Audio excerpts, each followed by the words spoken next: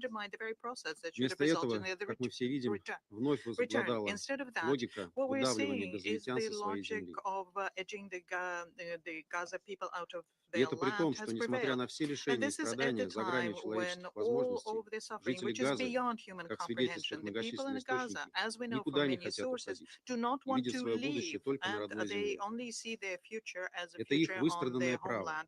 This а is the right that обязанность they have международного suffered for, сообщества and сделать the все, duty of чтобы оно было international реализовано. community is to make sure that everything is done, Газовитяне that должны this right получить is шанс на implemented. безопасное, They достойное have to будущее get a на chance территории for анклава, a а safe палестинский and народ в целом dignified на future создание in своего the Strip государства. and the Palestinian people as a whole a chance for creating their state.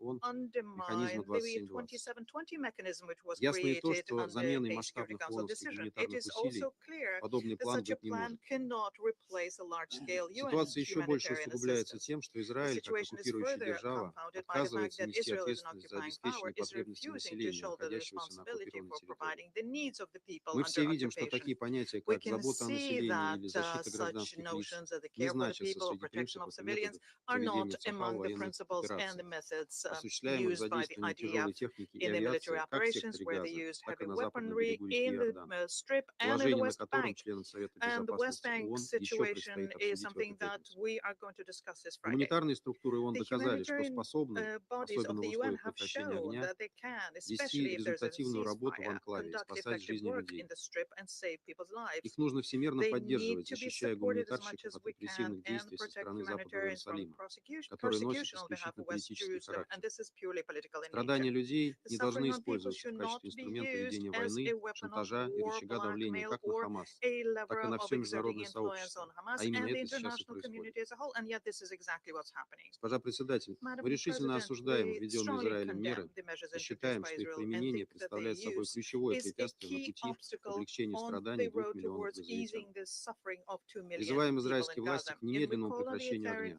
Israeli а также authorities to к отмене immediately lift the рестрикций на проведение restrictions and гуманитарных to операций end на to всей end the оккупированной палестинской restrictions on территории, humanitarian включая action сектор in Газа the и западный entire берег реки OPT, Иордан. including the Вновь Strip подтверждаем and нашу the West Bank. последовательную и We неизменную reiterate our линию на consistent and императив constant безусловного и постоянного прекращения line огня, for освобождения всех a заложников и удерживаемых ceasefire, лиц, the release of all hostages налаживания and беспрепятственного detainees, гуманитарного ensuring there's доступа на unimpeded оккупированную humanitarian палестинскую access территорию, to the а OPT, также на возврат к and мирному the процессу return на to the основе peace формулы process on the двух basis государств для of двух the народов. 2 states for the 2 peoples formula.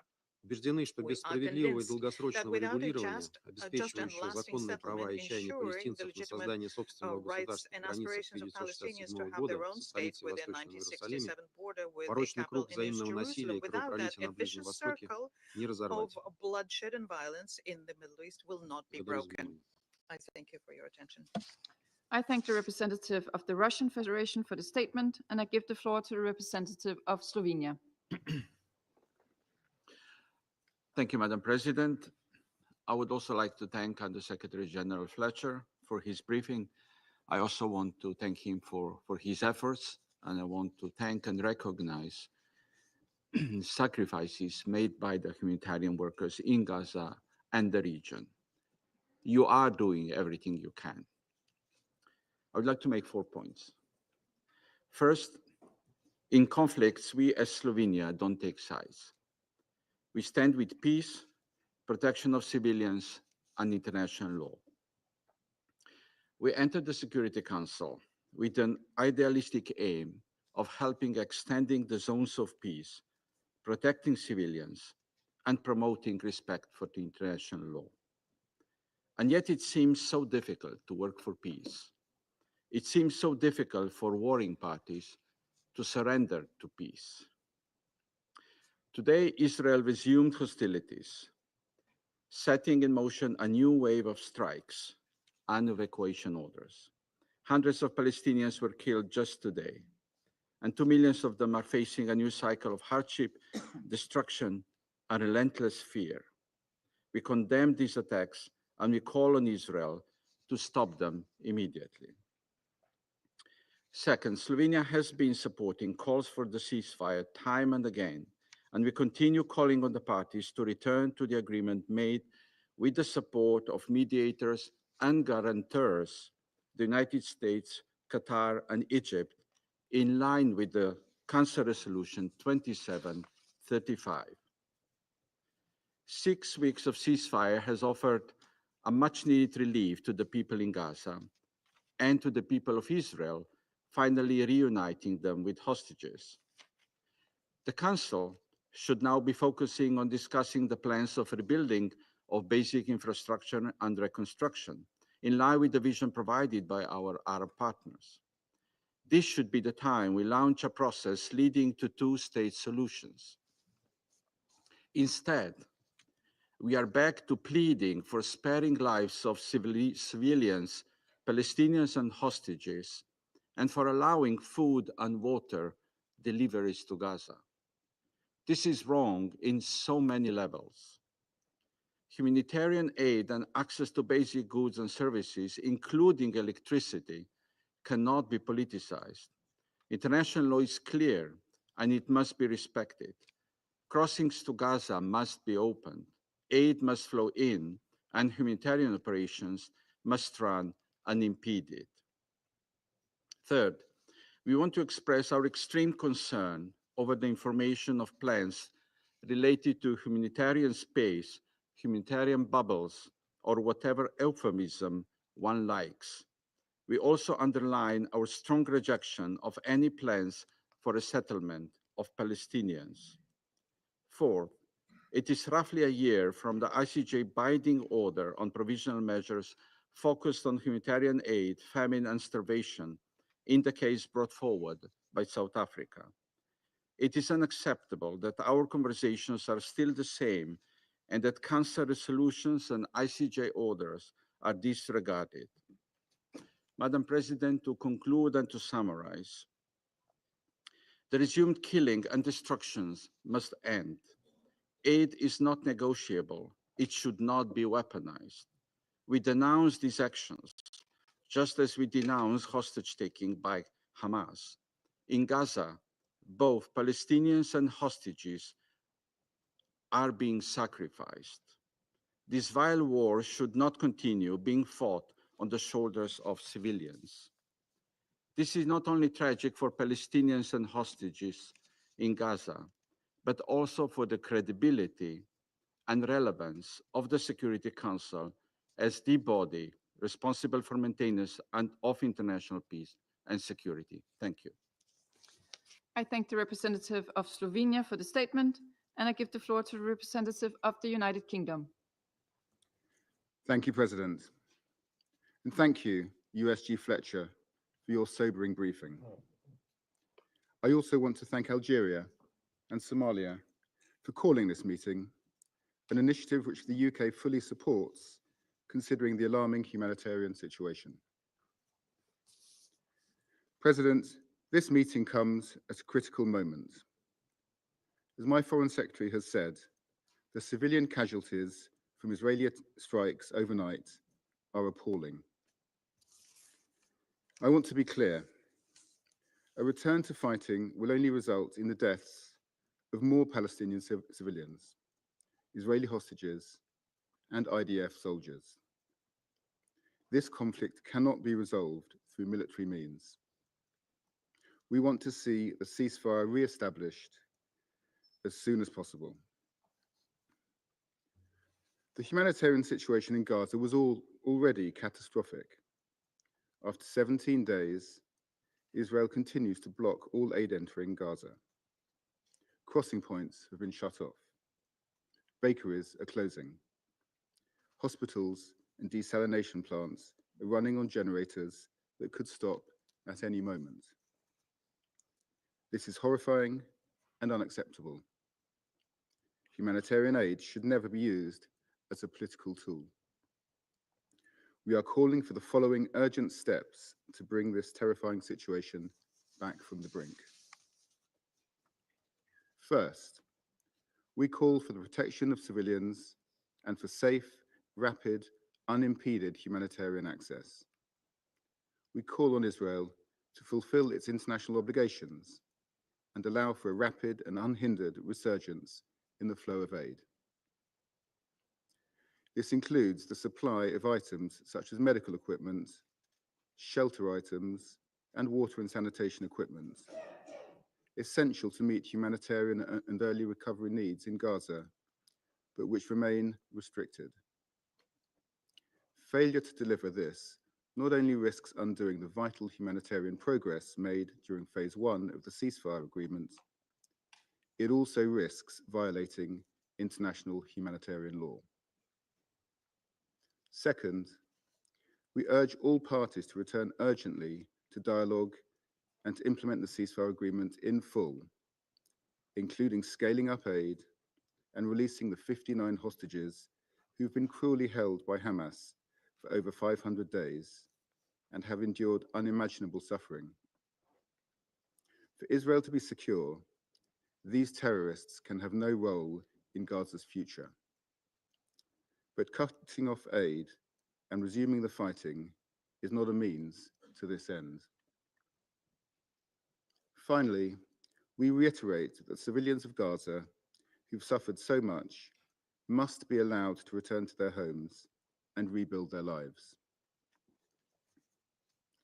Colleagues, we urge all parties to return to the ceasefire deal and get back to the path of peace. A negotiated two-state solution is the best way to ensure long-term security for both Israelis and Palestinians. I thank you. I thank the representative of the United Kingdom for the statement, and I give the floor to the representative of Greece. Thank you, Madam President, for responding to this urgent meeting request, and to USG Tom Fletcher for his sobering briefing. Colleagues, Middle East currently stands as a turning point, and the long-awaited ceasefire and hostage release agreement in Gaza was a great example of what could be achieved through political will. We are seriously alarmed by the resumption of hostilities in Gaza and the new huge death toll, and we call on all parties to show restraint and resume the ceasefire talks. Following the profound shock of October 7, 2023, Greece maintained a principled stance. We express our condemnation of Hamas terrorist attack and the ongoing detention and cruel treatment of the hostages, and we reiterated our demand for the immediate and unconditional release. The people of Gaza have endured a second winter under extremely difficult circumstances. Tom Fletcher today and other briefers who have preceded him in this council have tried to describe living conditions almost beyond our comprehension. We echo the calls for humanitarian aid to flow back to Gaza immediately and the crossings to open as soon as possible. Reports by OCHA and the World Food Programme of the inability to transport food supplies into Gaza due to the closure of all border crossing points is of utmost concern. The suffering of the civilian population must come to an end. We call on Israel to allow and facilitate the safe, unconditional, massive and unhindered delivery of humanitarian aid at scale and restore access to electricity and water, as well as to ensure the protection of civilians and other protected persons, including humanitarian workers, in line with international humanitarian law. Millions are in urgent need of primary health services, education and shelter, as Gaza territory has been reduced to rubble. Thousands of children were left dead, injured, separated from their families, and internally displaced. Hence, the unhindered and continuous flow of aid into all parts of Gaza should remain a priority. UNRWA's role remains pivotal and indispensable. We support all efforts to ensure that humanitarian aid reaches Gaza and have consistently supported the Cypriot-Amalthea Maritime Corridor and other initiatives in this regard. Within the EU, we took an initiative so that EU member states can assume the treatment of injured and sick children from Gaza. In this context, we welcome 10 children and their families from Gaza who are currently receiving treatment in Greek hospitals. OCHA warnings of increased settler violence across the West Bank is also alarming, as is the displacement of people, the unfolding security situation in Jenin following the intensification of operations and terrorist attacks in the West Bank. Madam President, we need a permanent ceasefire that can pave the way for the release of all remaining hostages and for the reconstruction of Gaza. In this vein, we welcome regional efforts to cohere and out the single plan for the next phase in Gaza, and we stand ready to support and develop these ideas further. The Arab plan put forth by Egypt is a constructive proposal on the table. We are clear that any plan must not have no role for Hamas, must ensure Israel's security, must not displace Palestinians from Gaza. Any scenario of displacements would jeopardize regional stability and security, and it would undermine the prospect of achieving the two-state solution. Reconstruction efforts should also include governance and security arrangements, while ensuring the leading role of an empowered and informed Palestinian Authority in this process, capable of exerting effective governance over the West Bank and Gaza. It should also be ensured that Hamas will be excluded for any planning on the day after in Gaza, and that it will never pose a threat to Israel's security. For this to happen, though, the Palestinian Authority needs to be supported financially and institutionally, and Greece remains committed to providing assistance in this direction. Madam President, the political process must remain as a core objective of our collective efforts. We support the creation of a sovereign Palestinian state on the basis of the two-state solution, according to the relevant Security Council resolutions. I thank you. I thank the representative of Greece for the statement, and I give the floor now to the representative of Pakistan. I thank you, Madam President. First of all, I'd like to extend a warm welcome to our new colleague from France. And we thank Under-Secretary General Tom Fletcher for his very sobering briefing on the humanitarian situation in Gaza and the occupied Palestinian territories. Madam President, we are at another tragic milestone in the war in Gaza and the occupied Palestinian territories. This war and the manner in which the Security Council and the international community respond to the atrocities and actions that have been taken will have a lasting impact on the nature of the world order which we and succeeding generations inherit.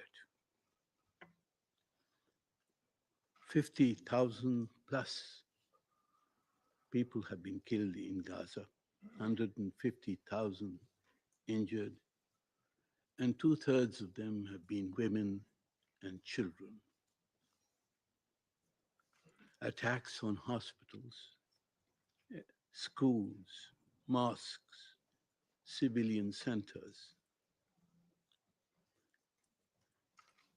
Every principle, every article of international law and international humanitarian law have been blatantly violated with impunity.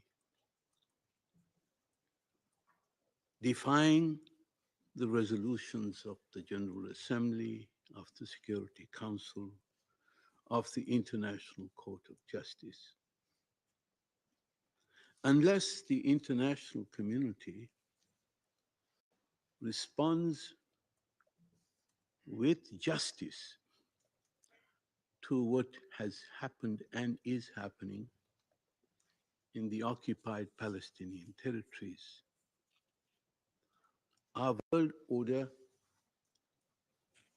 is likely to regress into the barbarism from which the Charter of the United Nations was supposed to rescue us. Madam President, the agreement of 15th January for a ceasefire, for a three-phase ceasefire, offered a sliver of hope for the Palestinian people, for the Israeli people, and for the world community. Phase one of that agreement was implemented, and serious consideration was continuing for the negotiation, elaboration, and implementation of phase 2 and 3 of the agreement as outlined in Resolution 2735 of the Security Council. The Arab and OIC Reconstruction and Peace Plan was under consideration in capitals. It offered a road to peace. But obviously, this glimmer of hope and hope for peace was not to the liking of the extremist leaders who rule Israel today. They see their survival in the continuation of the war. But is this in the interest of the hostages? Is this in the interest of the Israeli people? Is this in the interest of the Palestinians? And is this in the interest of world order? I think the answer is obvious.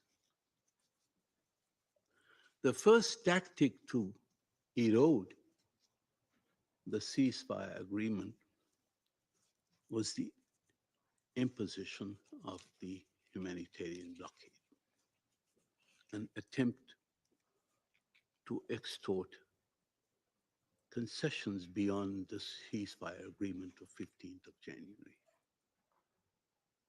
Blocking trucks, cutting off electricity and water, restricting NGOs, preventing access for Muslims to to access the holy Al-Aqsa Mosque during the holy month of Ramadan. These are all tactics of the oppressor. And now they have escalated to blatantly violate the ceasefire and resume attacks against the helpless Palestinians in Gaza who were just returning to rebuild their homes. 400, mostly men, mostly women and children were killed just last night. And if this bombing and artillery attacks continue, hundreds more may be dying as we speak. The Security Council's response must be clear, must be quick, and must be just. Firstly, we must demand a halt to the Israeli attacks in Gaza and the implementation of Resolution 2735. I would like to add that even if there are military targets in civilian facilities, under the Fourth Geneva Convention, there is a prohibition to attacking such targets, even if there are military targets within those civilian facilities. It is a clear injunction of international humanitarian law and cannot be offered as an excuse for the killing of civilians, innocent men, women, and children. Secondly, we hope and ask that the negotiations on phase 2 and phase 3 of the ceasefire agreement reflected in Resolution 2735 must be resumed. We call for full implementation of all phases of the Gaza ceasefire agreement, including permanent and comprehensive cessation of Israeli hostilities, return of displaced persons to their homes, withdrawal of Israeli forces, opening all crossings, adequate humanitarian access to all parts of the Gaza Strip, and a comprehensive reconstruction plan for Gaza. 3, humanitarian assistance must be immediately resumed, and the restrictions that have been imposed must be lifted. According to Amnesty International, Israel's, and I quote, Israel's decision to block humanitarian aid to Gaza is a war crime and amounts to collective punishment of the civilian population. It's a continuation of the policy to impose on Palestinians conditions of life calculated to bring about their physical destruction. This is genocide, unquote. Madam President, we demand that adequate funding should be provided for coordinated efforts that are crucial to enable OCHA's 2025 flash appeal for the occupied Palestinian territories to be funded. Donor contributions today are only 173 million of a 4 billion that is required. And UNRWA's unparalleled capacity to deliver emergency, shelter, food, and medical assistance is irreplaceable and must be allowed to operate without obstruction. Fourthly, and President, the Israeli aggression in the West Bank must end. Forced displacements, illegal land annexations, and settler violence must be reversed in accordance with Security Council resolutions 2720 and 2334. Finally, Madam President, we must ensure the revival of a credible and irreversible political process towards a two-state solution and the establishment of an independent, sovereign Palestinian state within the pre-67 borders with Al-Quds al-Sharif as its capital. This is the only viable path to durable peace. The upcoming June conference, co-chaired by France and Saudi Arabia, is an important opportunity for the peaceful resolution of the Palestinian question and the implementation of the two-state solution.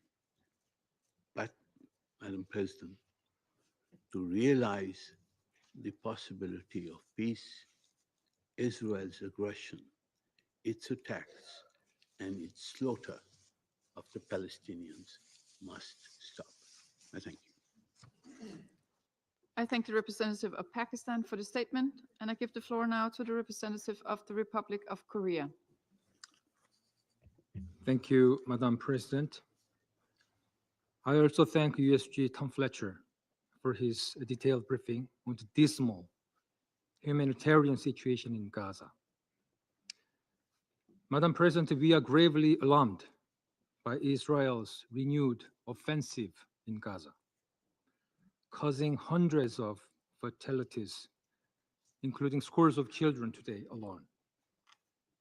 We are also seriously concerned over the precarious fate of the hard-won agreement for ceasefire and release of hostages, as well as the quickly deteriorating humanitarian situation in Gaza.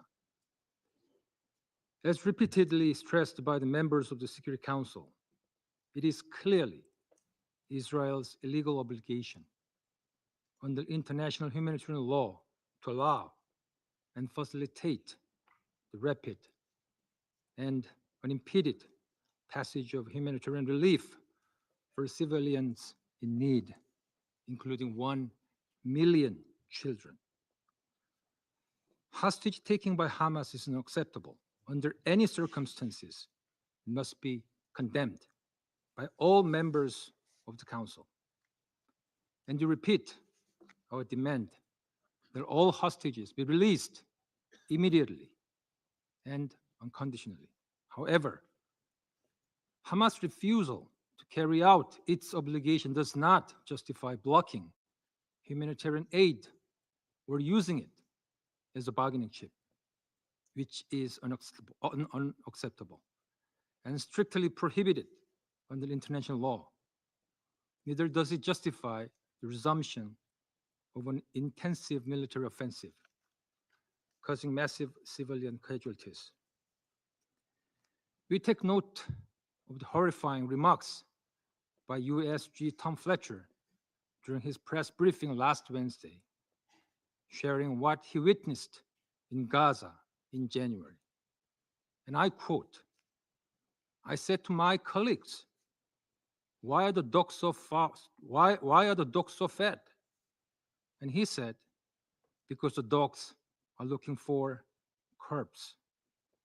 And you notice that the people are thin for miles and miles and miles, unquote. During the implementation of the first phase of the ceasefire agreement, we witnessed the crucial impact of political will in easing the immense suffering of Palestinian civilians in Gaza. However, once again today, we are seeing and feeling with the shock and concern a grim sense of deja vu in relation to the unfathomable sufferings, insecurity, destruction, and hunger that has haunted civilians in Gaza for more than a year. Madam President, the horrendous terrorist attacks by Hamas on October 7th and Israel's massive military operations resulting in extreme anguish highlight once again the imperative to move toward a just and long-lasting solution to the conflicts between Israel and Palestine. A sober approach based on the acknowledgement of the legitimate rights and concern of both Israelis and Palestinians is the only option for durable peace and stability in the region. We call on Israel to immediately cease the offensive and all parties return to the negotiating table. We hope the mediating countries, including the US, Qatar, and Egypt, exert utmost effort to secure the ceasefire and the release of hostages.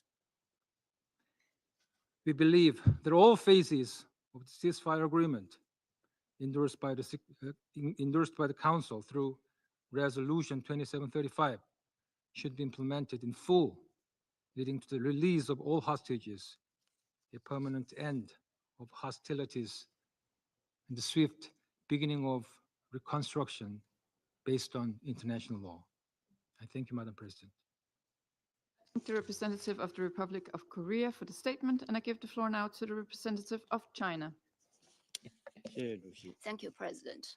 我感谢 I 阿尔 thank 及利亚和索马 Algeria 里 and 倡议召 Somalia 开今 for 天的 calling 会议， today's meeting, 感谢 and 弗莱彻 thank 副秘书长的 USG 通 Fletcher 报， for the briefing.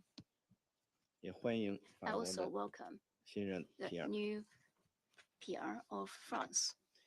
在1月19日加 With 沙 the 10天停 implementation 火 of the 后， ceasefire 加 on 沙民 January 众获 19, 得了 people 期 in 盼已久 Gaza 的喘 had 息， a long-awaited respite, 人道灾难一 and 定程度上 humanitarian 得到了 disaster 缓 was 解。 relieved to some extent. 但在第一阶段 However, 停火于 as 3月 the 1日 first 到 phase 期 of the 后， ceasefire expired on March 停火 1st, 协议 the 未能 ceasefire 进入 agreement 第二阶段。 failed to enter the second phase. 尽管国际社 In 会 spite of the 强烈 strong 呼吁 calls 延 from 长 the 加沙 international 停火， community to extend the Gaza 尽管加 ceasefire, 沙民众盼 and 望 the strong 强烈 desire of 盼 the 望恢复 Gaza 和平安宁， population for the resumption of 局 peace 势 and 依 tranquility, 然朝着 the 反方向 situation 发 has 展。 moved in opposite direction.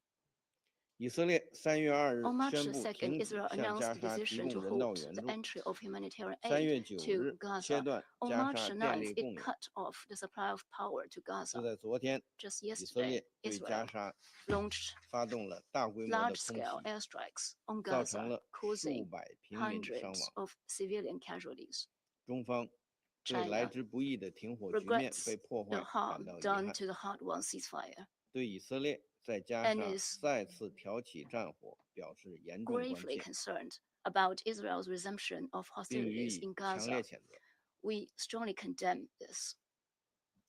我们强烈敦促 We 放 strongly 弃 urge 武力至上 the 的迷思， abandonment of the force logic of 军事 supremacy 手 of 段 force. 不是解 Military 决 means 巴以 is 问题 not 的出路。 the way to solve the Palestine-Israel 15个月的 question. 血腥冲突和42天停火的鲜明对 The 比已经 stark 清楚说 contrast 明， between 15 months of 滥 bloody 用武 conflict 力 and 42不是 days 解 of 决人 ceasefire 质的 clearly 正 shows 确方式， that indiscriminate use of force is not the right way to bring back hostages, 反而可能给他们带去 and may 更多的 even 危 put 险。 them at greater risks.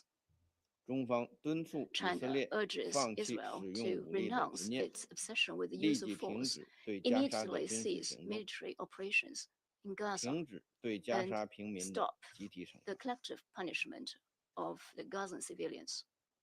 我们强烈要 We 求实现 strongly 加沙 demand 持久停 a 火。 permanent ceasefire 既 in 然达成了 Gaza. 停火协 The 议， ceasefire 就 agreement 应 was 当 reached. 以善 As 意、 such, it 严 should 肃 be 的态 fully 度 and 全面 seriously 执行， implemented in good faith, 而不能寻 and 求 no 中途 attempt 更 should 改 be made to 和 alter 破坏协 or 议。 undermine it midway.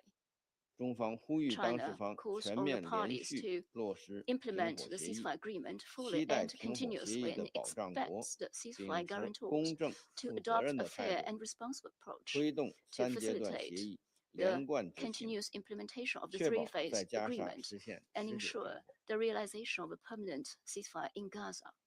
我们强烈反对 We 把人道 strongly 救援武 oppose 器化 the 和政治化的 weaponization 行 and 为。 politicization of 截 humanitarian 止今 aid. 天， As of 已经 today, 连续17 for天没有 70任何 consecutive 物 days, 资 no 进入加 humanitarian 沙， supplies were allowed 海 into 水淡 Gaza, 化厂也 and 因 the 失 loss 去 of 电力 power 供应 disabled 难以 the 运转， desalination 导 plant, 致水资源短 worsening 缺危 the 机加 water 剧， shortage crisis. 把人道救援 The 作 use 为 of 谈判 humanitarian 筹码， aid as a bargaining 违 chip 反国际 is 法， a violation 特 of 别是 international 国 law, 际人道法， especially international 中方予以谴 humanitarian 责。 law. China condemns such practice. 我们敦促以色列 We 履行 urge 占领方的国际 Israel to 人道法 fulfill its 义务， obligations 立即全 as 面恢复 occupier 加 under 沙的 international 人道物 humanitarian 资 law 补 and 助。 immediately restore full humanitarian access to Gaza. 我们强烈呼 We 吁重 strongly 振 call 两国方 for 案 the 的政治前景。 reinvigoration of the political prospects 落 of the 实两国 two-state 方案 solution. 是解决巴 The 勒斯坦问 implementation 题 of the 的 two-state 唯 solution 一 is 可 the 行 only 出路。 viable way to resolve the 加 question 沙 of、约旦 Palestine, 和西岸， Gaza, 包 and the 括 West 东 Bank, 耶路撒冷， including East 都是巴勒 Jerusalem, 斯 are 坦国 all 不可分割的组 inseparable 成部分。 parts of the Palestinian state. 我们支持埃 We 及和阿拉 support 伯 the 国 Gaza 家共 recovery 同 and 发起的 reconstruction plan 加 jointly 沙恢 initiated 复 by 和重 Egypt 建 and 计 other 划， Arab states, 支持 and 以巴人治 support 巴原则 an early 尽 launch 快 of 开启重 reconstruction 建， underpinned by the principle of Palestinians governing 让巴 Palestine, 勒斯坦人民在 whereby 自己 the 领土 Palestinian 上 people 重建 can 家园。 rebuild their homes in their own territory. 国际社会应加 The 大努 international 力 community 推 should 进 step up 两国 its 方案的政 efforts 治 to 进程， advance the political 并为 process 此 of the 提供必 two-state 要的保 solution and 障。 provide necessary support to this end. 主席， President, 过去一段时 for 间， some 我 time 们 now, 在 we 中东地区目 have 睹了一个 witnessed 危 a 险的迹象： dangerous sign in 国 Middle 际 East, 法治和国际 as the 秩序 international 遭 rule 到 of law and 违反 international 和 order 削弱， are violated and undermined. 弱肉强 The 食的 law 丛林 of 法 the 则似 jungle 乎正在 seems 大 to 行其 reign. 道，这令人担忧 It 和 is 关切。 worrisome and a cause for 安理会 concern. 作 The 为维 Security 护国 Council, 际和平与安全的 as 首 the 要机 primary 构， body for maintaining 应当 international 及 peace 时 and 制 security, 止这种乱 should 象。 put a timely end to such chaos. 我们支持安理 We 会 support 为推动加 further 沙持 actions 久 by the 停火、 Council to bring 恢 about a 复中 permanent 东地区 ceasefire in 和平、 Gaza, 实现 restore 巴勒斯 peace 坦 in the 问 Middle 题 East, 全 and 面、 achieve a 公正、持 comprehensive, 久解决， just, 采 and 取进一 lasting 步的行 solution 动。 to the Palestinian 谢谢 question. 主席。 Thank you, President. I thank the representative of China for the statement. I shall now make a statement in my capacity as representative of Denmark. And I would like to join to colleagues in thanking Undersecretary Fletcher for his sobering briefing and his very detailed description. I worked on their reading instruction, we disagreed with the district. We received an independent educational evaluation, and it revealed that both of them had, among other diagnoses, severe dyslexia and dysgraphia. Unfortunately, the district had no dyslexia-specific programming. Instead, they offered 30 minutes of sight word support a week, which we knew would not help remediate their dyslexia. During this time, we first learned of Arizona's Empowerment Scholarship Account Program, and after jumping through a variety of hoops for the next several months, my boys finally qualified for Arizona's ESA program, and this changed everything for my boys and for our family. With the $7,500 ESA scholarship, we finally had access to a variety of dyslexia-specific educational resources, audiobooks, and amazing online programs like Synthesis School, things that boosted their confidence as they progressed in their reading and writing. The ESA scholarship has been truly transformative in shaping the trajectory of my children's future. According to the latest NAEP scores, tens of millions of children across the country cannot read proficiently. It is a national crisis. Like my boys, I know many of these children would benefit tremendously from an ESA. Through our work at Love Your School, we have seen how Arizona's ESA program has been a revolutionary lifeline for thousands of children. Once Arizona's ESA program became universal in 2022, meaning every school-age child now qualifies, the program has rapidly grown from around 12,000 children to, as of yesterday, a little over 87,000. Arizona's ESA program is the most flexible in the country when it comes to accessing educational expenses and tutors and therapists, and it's by far the most supportive of students with disabilities. Arizona's ESA scholarship is 90% of the state per pupil funding, and that includes weighted funding for students with disabilities.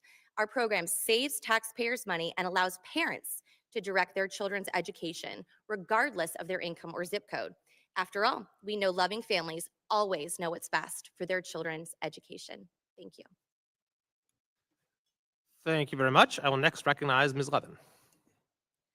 I thank this subcommittee for allowing me to offer testimony today. My name is Jessica Levin, and I'm the Litigation Director at Education Law Center, a nonprofit organization that pursues justice and equity for public school students. I also direct Public Funds Public Schools, a national campaign led by ELC to ensure public funds for education are used to support and strengthen public schools, the cornerstone of our democracy. Let me begin by saying that private school vouchers do not benefit students and families, nor the public. There's an ever-mounting body of evidence that they do not provide a better education for the most vulnerable, high-need students, and in fact cause great harm to students, families, and communities. I've submitted lengthy written testimony supported by extensive citation, so today I will highlight a few points.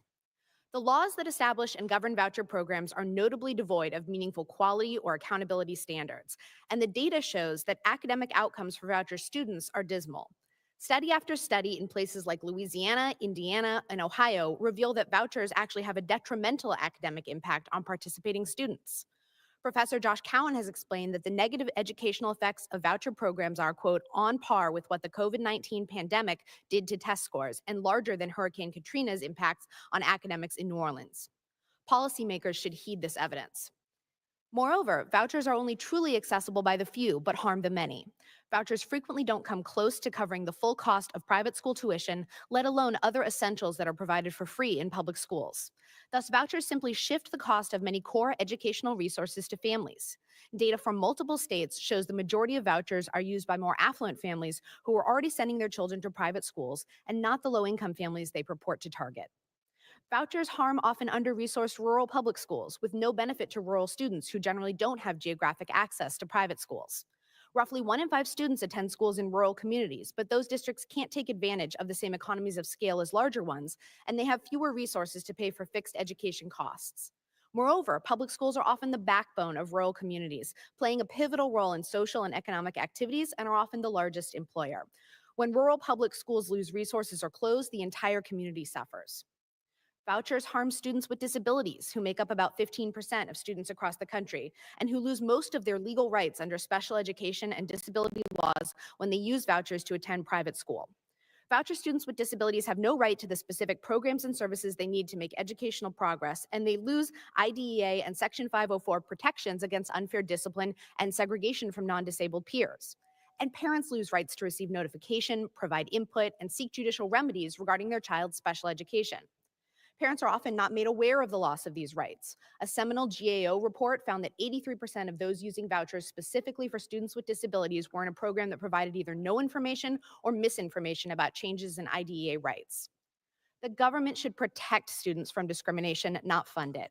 But students who use vouchers to attend private schools are not covered by many essential civil rights laws. Thus, voucher programs funnel taxpayer funds to schools that can and often do discriminate against students with disabilities, English learners, LGBTQ students, students of minority religions, and others.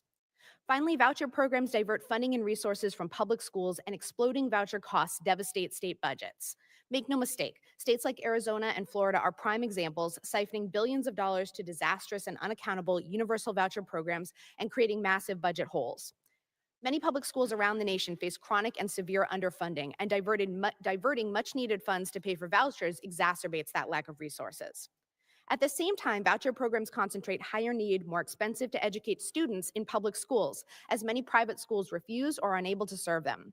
Often students who took a voucher but did not receive the promised benefits return to public schools, but the funds don't return with them. In the meantime, the loss of funding may have led the public school district to make difficult cuts and even to close neighborhood schools with devastating consequences. It's a myth that public school families lack any educational options.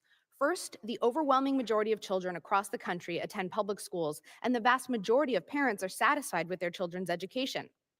Second, there are numerous public school options in addition to a student's neighborhood school, including magnet schools, interdistrict public school choice programs, and charter schools. We know what needs to be done to help all students succeed. Adequately fund evidence-backed programs in public schools that welcome all students. Vouchers are not a solution to the issue of educational choice, nor any other challenge facing our schools and nation. There's already quite a bit of school choice in public education, and the affluent families that take vouchers are already paying for private education. In fact, vouchers are a windfall for them and a significant harm for the nation's public schools and students. Thank you for the opportunity to speak with you, and I'll welcome your questions. Thank you. I will lastly recognize Mr. Blanks for your testimony. Mr. Chairman and distinguished members of the Committee on Education and Workforce, my name is Walter Blanks Jr., and I am a spokesperson for the American Federation for Children. And I am here today because school choice changed my life. And before I begin, I would like to Thank my wife, because today is our son's first birthday. Instead of partying like most families would in Nashville, we are here doing very important work, and it's an honor to have my son growing up seeing his father do work that is very, very important to him. So I grew up in Columbus, Ohio, where my local public school was failing me. Every day I walked into a classroom where I felt unseen, unheard, and unchallenged. I struggled academically, and my parents knew that if something didn't change, I would never reach my full potential. But like so many families, we could not afford private school tuition on our own. My parents reached their breaking point when I found myself sitting in the principal's office after being jumped by a group of other students. And instead of addressing the immediate issue, the principal turned to my mother and said, "If you give us 5 years, we'll have the middle school turned around and the high school turned around, and Walter will be able to thrive." And without hesitation, my mother, who took off work to come and see her baby bruised up in school, looked at him in the eye and said, "In 5 years, Walter will either be in jail or in a body bag. And we don't have time for either of those things." She took my hand and we left. And from that moment on, I never stepped foot in that school again. Thankfully, my parents applied for and I received a scholarship, a school choice scholarship through the state of Ohio's Ed Choice Scholarship Program, which gave me the opportunity to attend a private school that completely transformed my life.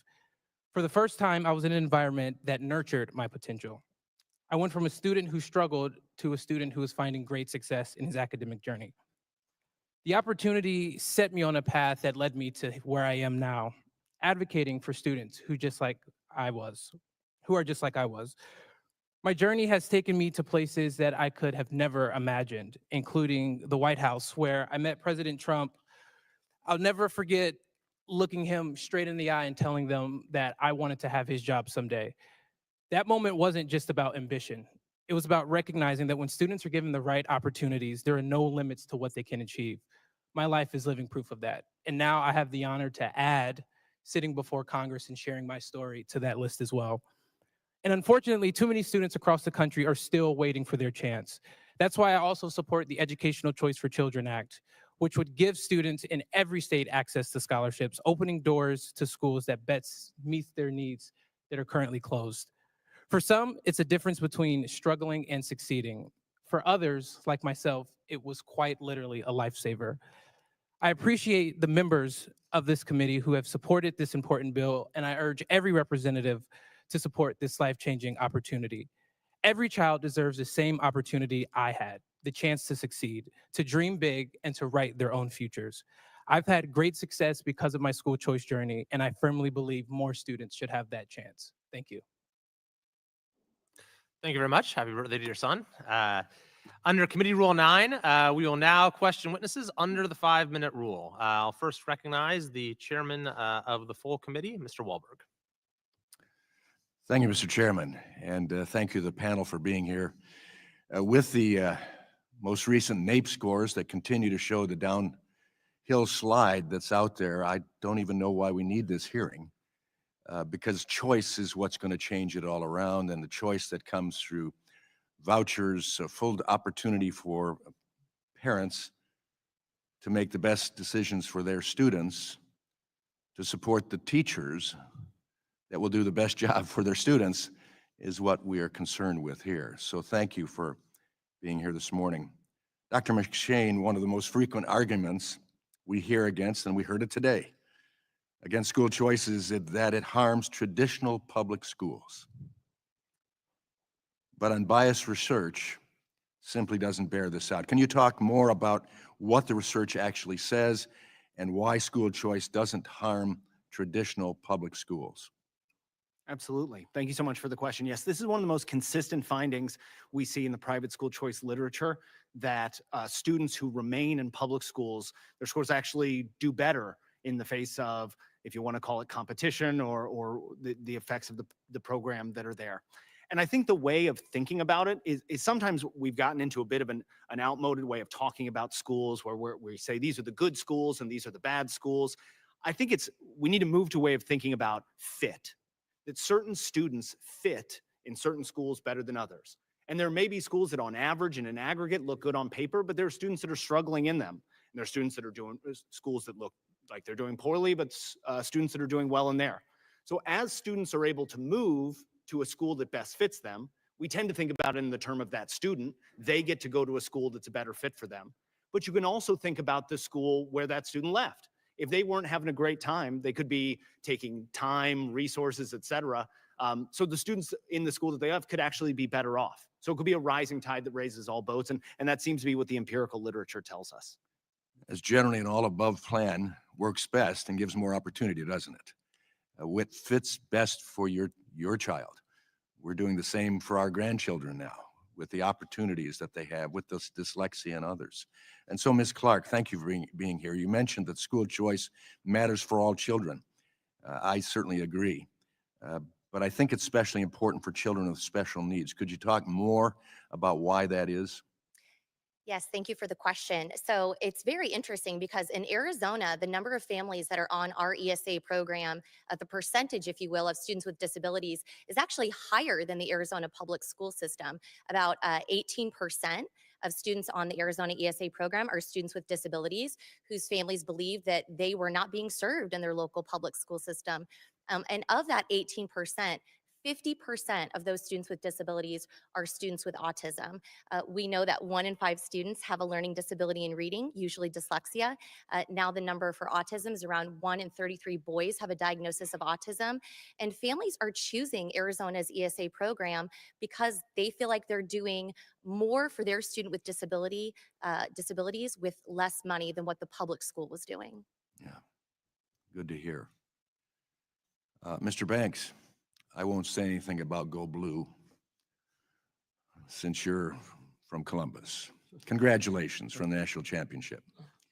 But let me ask you this, and I appreciate your life story that you have to give. Many critics of school choice say that private schools cream skin, which in other words says that they only take the most academically gifted and talented students, and that's why some of these schools have high scores. Tell me about the school you attended with a voucher. Do you think your new school only accepted most talented, accomplished students? Well, thank you for that question. And that championship was long overdue. Yeah, so the school that I attended, actually, I failed the entry test twice. And the principal and the superintendent took a liking to me for what reasons, I'm not sure, but they saw a lot of potential in me and they chose to bring me on anyway, and accepting me actually forced them to open up an entire 6th grade wing, so they had to take on more students to justify just bringing me on. And so we often refer to ourselves as the class of rejects, because most of us were coming from schools that had failed us in lower academic outcomes, and so all of us struggled during that time. And so in my experience, the school did everything that they could to bring the students who were struggling the most and coming from tough environments to a school where they could actually thrive. They wanted to perform education on you. Correct. And, they made the cream of the crop. So thank you for being here. My time has expired. I yield back. I'll now recognize the ranking member for 5 minutes. Thank you, Mr. Chairman, and thank you to the witnesses. Nearly 1 in 5 K-12 students attend school in a rural community. And rural schools are, in particular, are reliant on the federal funding. They typically have a smaller population, which means a smaller tax base.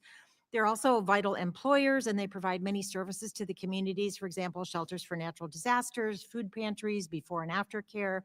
And importantly, students in rural areas do not have private schools geographically close to them to make a voucher useful. We've seen many conservative state lawmakers from rural districts oppose statewide voucher programs for that reason, including recently when 16 rural Republicans in Georgia voted to defeat a school voucher bill, and in Texas, where the House voted to block any state funding from being used for vouchers. So I want to ask you, Ms. Levin, how does the implementation of a school voucher program affect rural schools and the funding of rural schools? And are vouchers a viable alternative to the students who go to school there? And how would vouchers affect the greater community in a rural area? Thank you for the question. Vouchers are devastating to rural communities and they don't provide any benefits. So as you and I have mentioned, there are very few private school options for students in rural communities. But the rural public schools that serve them have less elasticity, less room in their budget than many larger urban and suburban districts. So any cuts to their budgets can be devastating for school programs, including for them to cover their fixed costs, such as a library or the heating or cooling in a school. And I know as a former state legislator, and I know there are other former state legislators here, it's not always easy to find the funding to fill those gaps. That's exactly right. And so when voucher programs take money away from state budgets or public education budgets, specifically statewide, that's going to affect rural school budgets. They're getting no benefit, but they're losing those programs and services, as well as devastating the wider community that Appreciate relies that. on it. And I have another question too. We know that private schools often deny admission to children with disabilities or subject them to inappropriate or unfair discipline and even expulsion.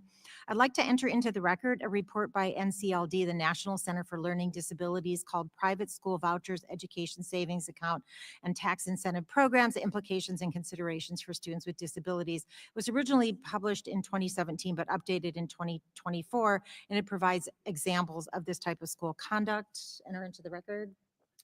Without objection. Thank you. And Ms. Levin, when students with disabilities do attend a private school under a voucher program, they're considered parentally placed in a private school, and thus they forfeit many rights and protections under the IDEA. And as a result, the schools are considered to be complying with the law, even when the students are not receiving the same quality and quantity of services they would in a public school that are mandated with an IEP, individualized education program, such as speech, occupational, or physical therapy. So, Ms. Levin, do private school vouchers adequately serve students with disabilities? They do not, and they actively hurt their rights. As you said, the students lose many of their rights. Their parents lose the right to participate and have close contact with their education, and they lose rights under Section 504 and the ADA as well. So just to clarify, the families of children with disabilities, when they take a private school voucher, they actually lose their rights. That's correct. Under They the lose the vast Individuals with majority of their rights. And now, Mr. Blanks, I thank you for sharing your story. I just have a yes or no question. Your organization, the American Federation for Children, that was organized and funded by the DeVos family. Is that correct? Just for context, yes or no? Thank you. I appreciate that. I'm going to yield back the balance of my time. Thank you. The representative from North Carolina, Mr. Harris, is recognized for 5 minutes. Yes, thank you, Mr. Chairman, and thank all of you on the panel. I've had the pleasure of reading your testimonies as well as hearing you this morning, and very appreciative of you being here and your time. Parents in my district have told me time and again that school choice is a priority of theirs, and they really long for anything that we can do at the federal level to make that easier. And Mr. Blanks, today, I appreciated your testimony. It was inspiring. And yet we've heard lots of claims from the other side of the aisle made in opposition to school choice.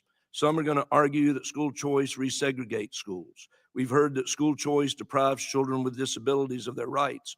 We've heard that support for school choice is really a smokescreen for trying to destroy public education. Is it just me, or is the conversation that one side of this debate is having is totally disconnected from the conversations that real families are having around their kitchen tables about how best to educate their kids? Yes.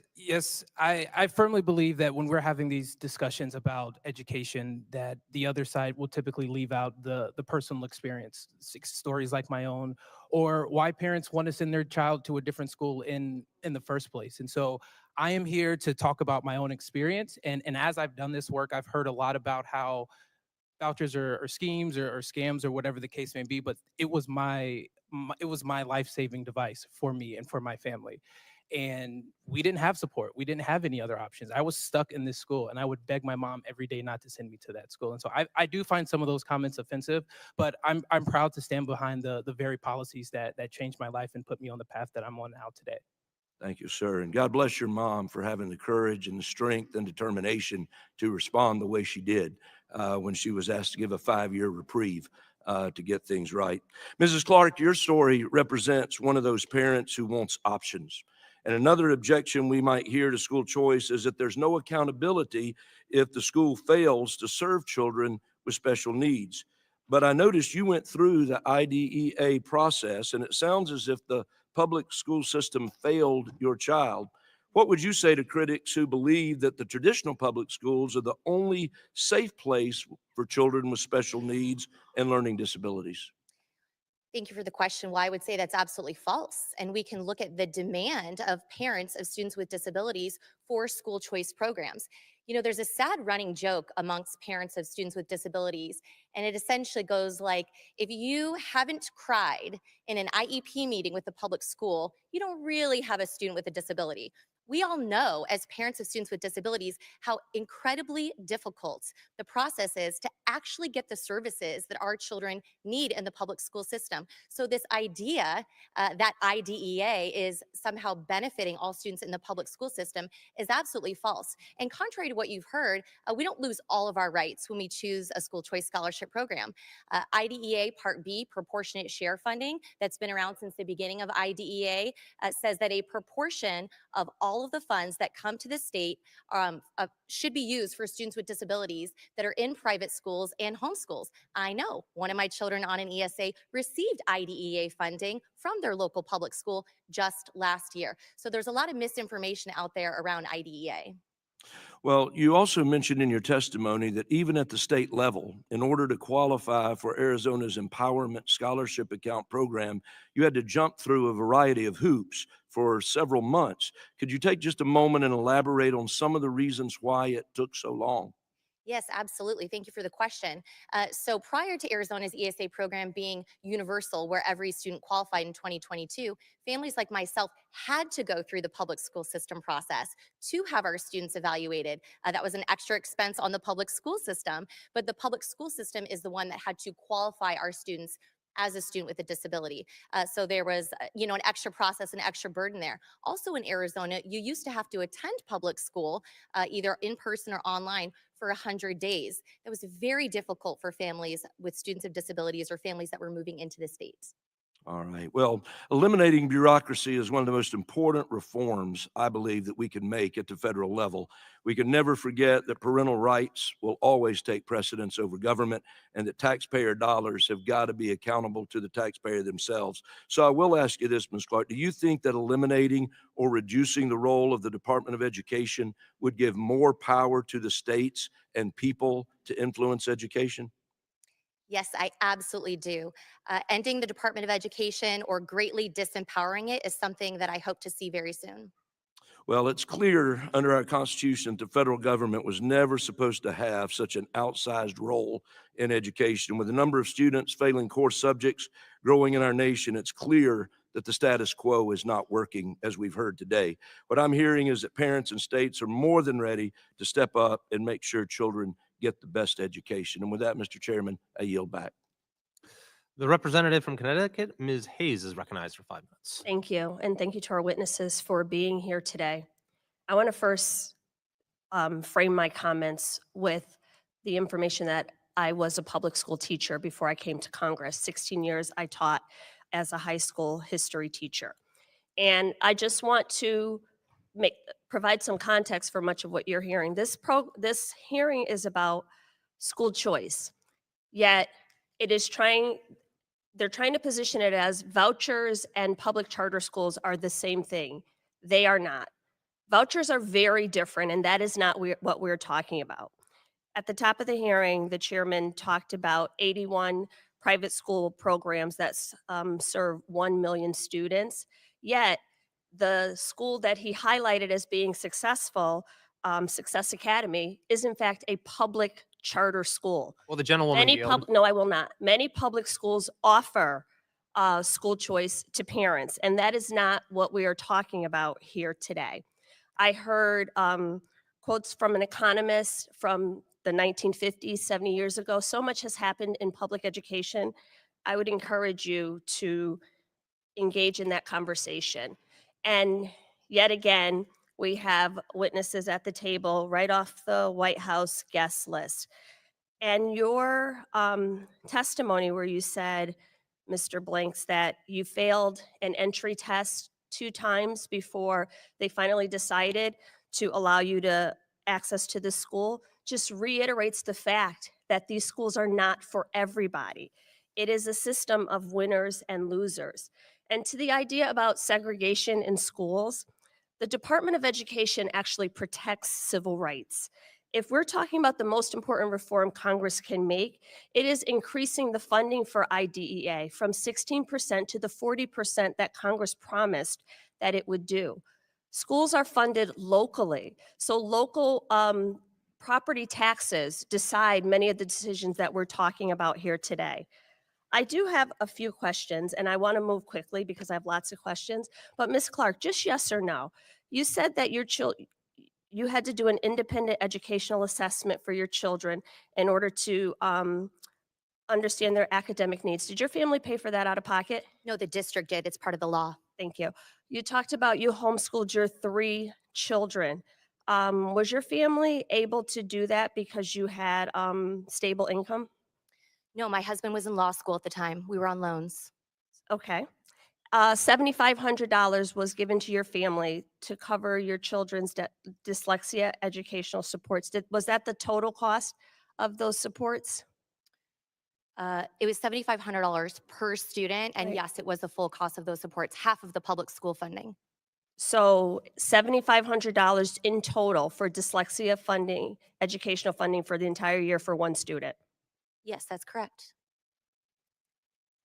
I would disagree with that because, and I can tell you why. Public schools offer many of the wraparound supports and services. So it's not just what happens in the classroom. It is the occupational supports, the technical supports, the social workers, all of those things. I know, and anyone who's ever looked at a public school budget knows that those services are not provided for $7,500.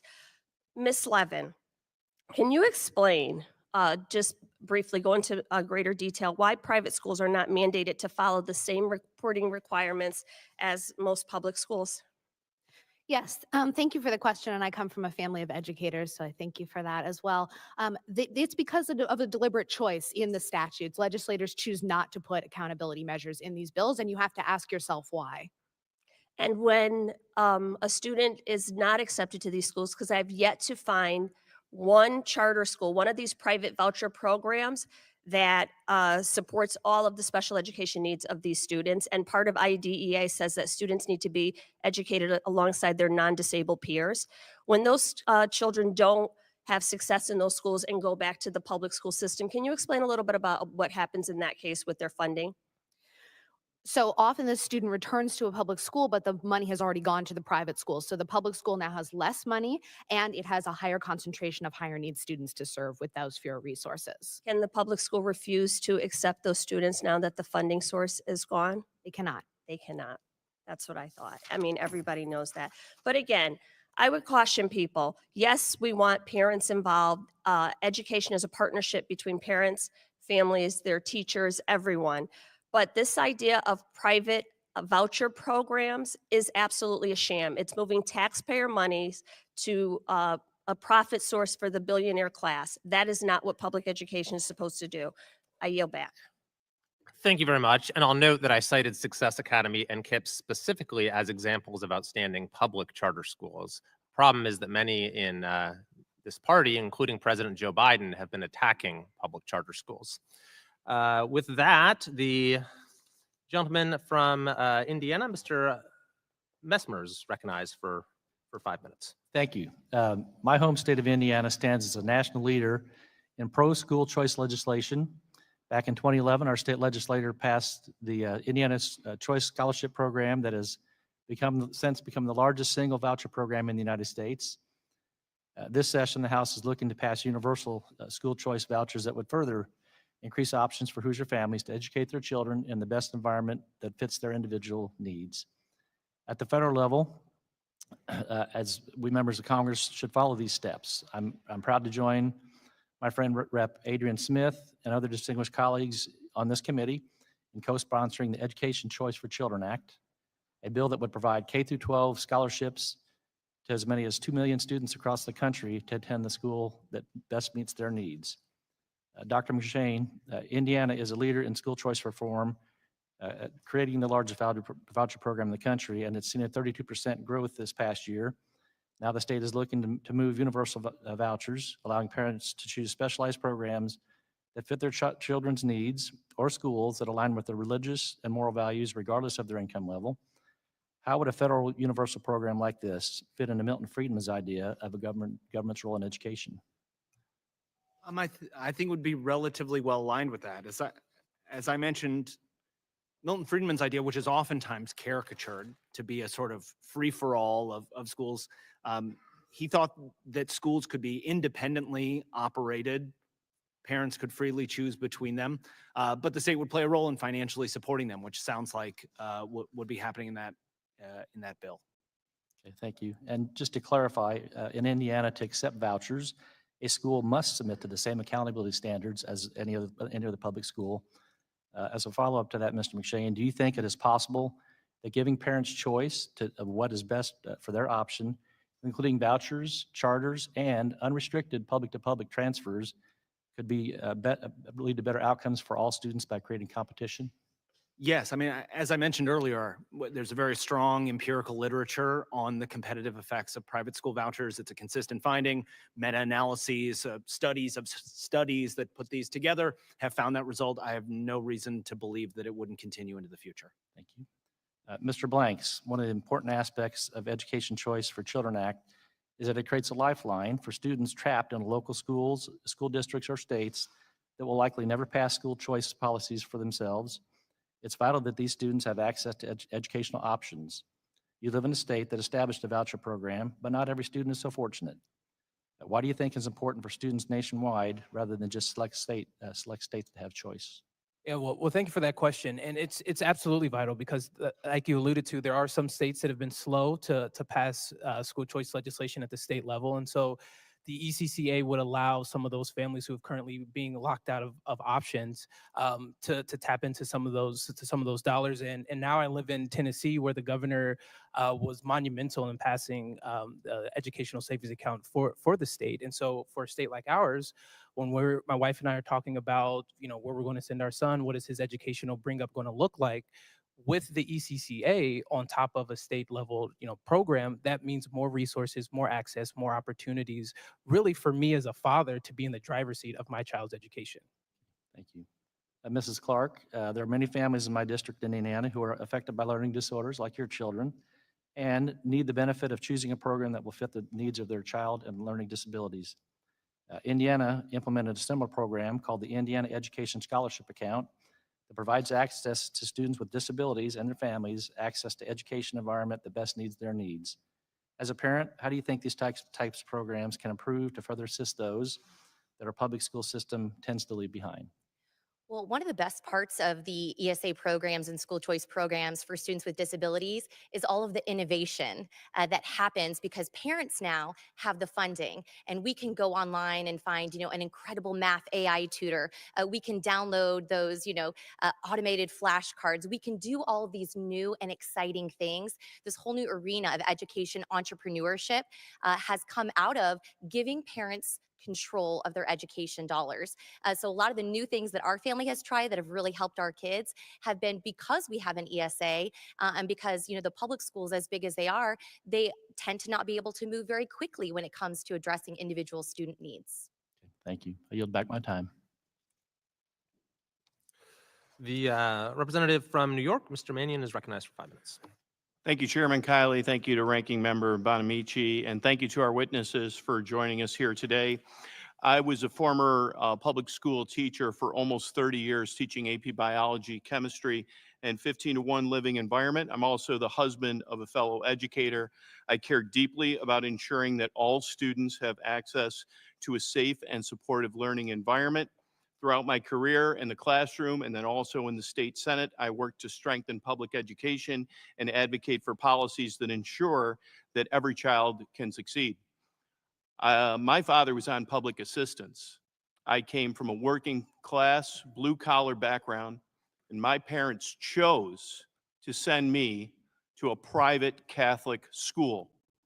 My parents paid school tax dollars, property tax dollars, but they made the decision because they emphasized Catholic education for me and others, my wife the same, to send me to a Catholic school. When my wife and I had our first child, our plan was to send our children to Catholic schools till my son at 3.5 was diagnosed with autism. He had speech levels of a 9-month-old. At that point, we made the very difficult decision to send him through the public school CPSE process. We attempted to send him to a private pre-K school, and he was not accepted. We knew that the only way that our son would receive the necessary intensive early intervention for him to be successful was to send him to a public school. Then my 2 children younger than him also attended public schools. They're all thriving, including my oldest, who is a college graduate, lives independently, drives his own vehicle, which he purchased.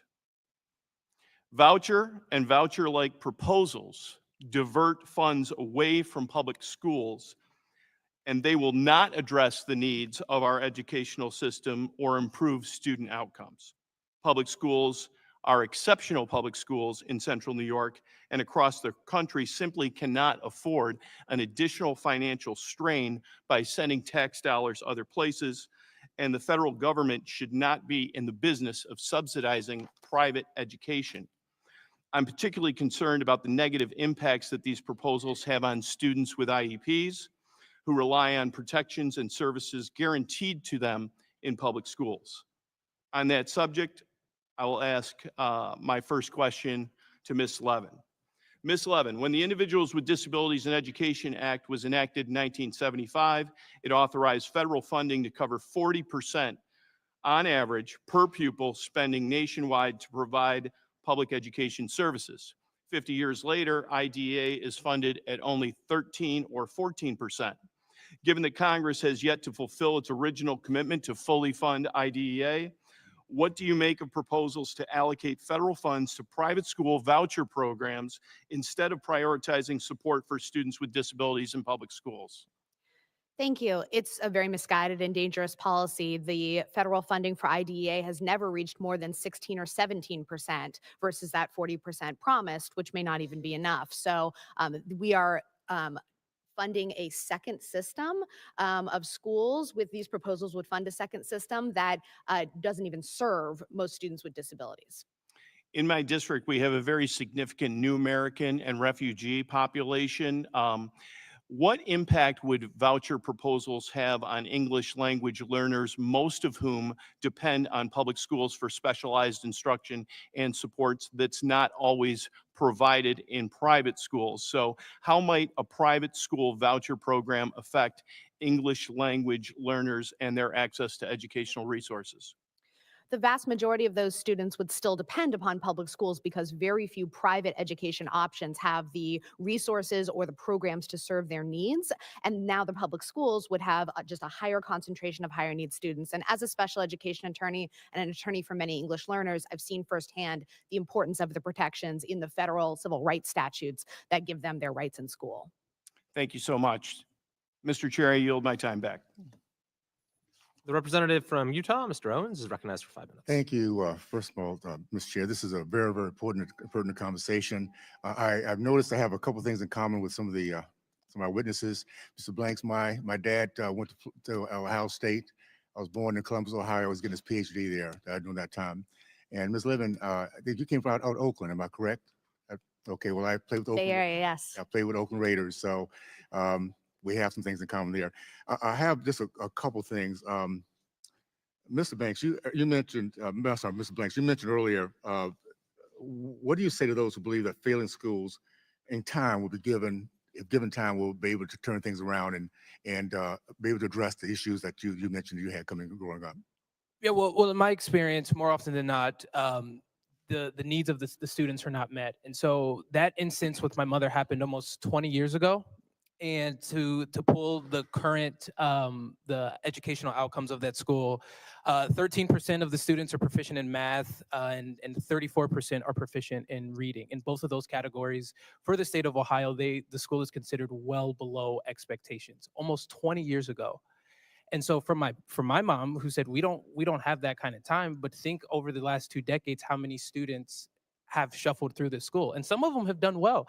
I know one in particular that was in the same class I was is now playing for the Buffalo Bills, doing very well. So the public education system was great for him, but it was not for me. And so I needed another option. And so to tell my mom to wait 5 years was not an acceptable answer. Good for your mom. That's called wisdom. And by the way, I've been hearing this for 40, 50 years. Just give us time. Meanwhile, we're losing kids by the drove. So I have Miss Levin. I'm of course very impressed with your background.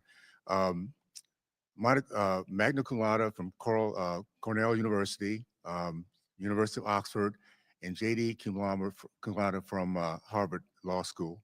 I'm going to guess that's because you had a remarkable foundation. You have parents that truly focus on your education during that process. Am I correct?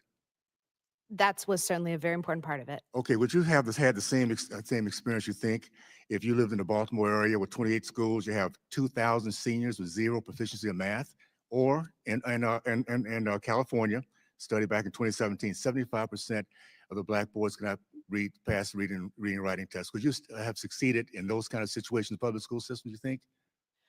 I think that we need to fully fund our public schools to make sure that all students have the opportunity. And Education Law Center advocates for that across the country. Private school choice. So did you go to a public school system? No, I went to a private school. Okay, you went to Head Royce School. Why? I spent time in Oakland. You had a choice in Oakland to go to public schools also. Why didn't your parents do that for you? Well, I would remind you that children generally don't choose the school that they go to. No, your parents So did. Your parents had a correct. choice. And your parents paid $30,000 to $50,000 a year for your choice. What gets me is how people like yourself, I would say this across the board, parents who have an option, they put their kids in the best schools. They know that's an investment for their kids' future. And yet you come here and say how well it doesn't work. I just want to read this real quick. In reality, students who use voucher experience worse educational outcomes than their public school peers. Obviously, your parents didn't think that way because they put you in a private school. In private schools, they're subject to few, if any, quality and accountability standards. I guess my question is this. If we had a system in which we were focused on the student versus the institution, if parents had a choice, like your parents did had a choice, and it did not come out of the state funds, we have something called Education Choice of Children's Act. It does not come, not one risk, it comes out of the district, out of the local. Would you be okay with choice if that was the case? If parents had a choice, but it did not come out of public schools, which obviously have very focused on, would you be okay with that kind of choice? No, we oppose any type of private school choice program. I would note that I, as an independent person, have looked at the evidence and looked at policy and made my own independent judgment. Would you put your children in the school system here in Baltimore?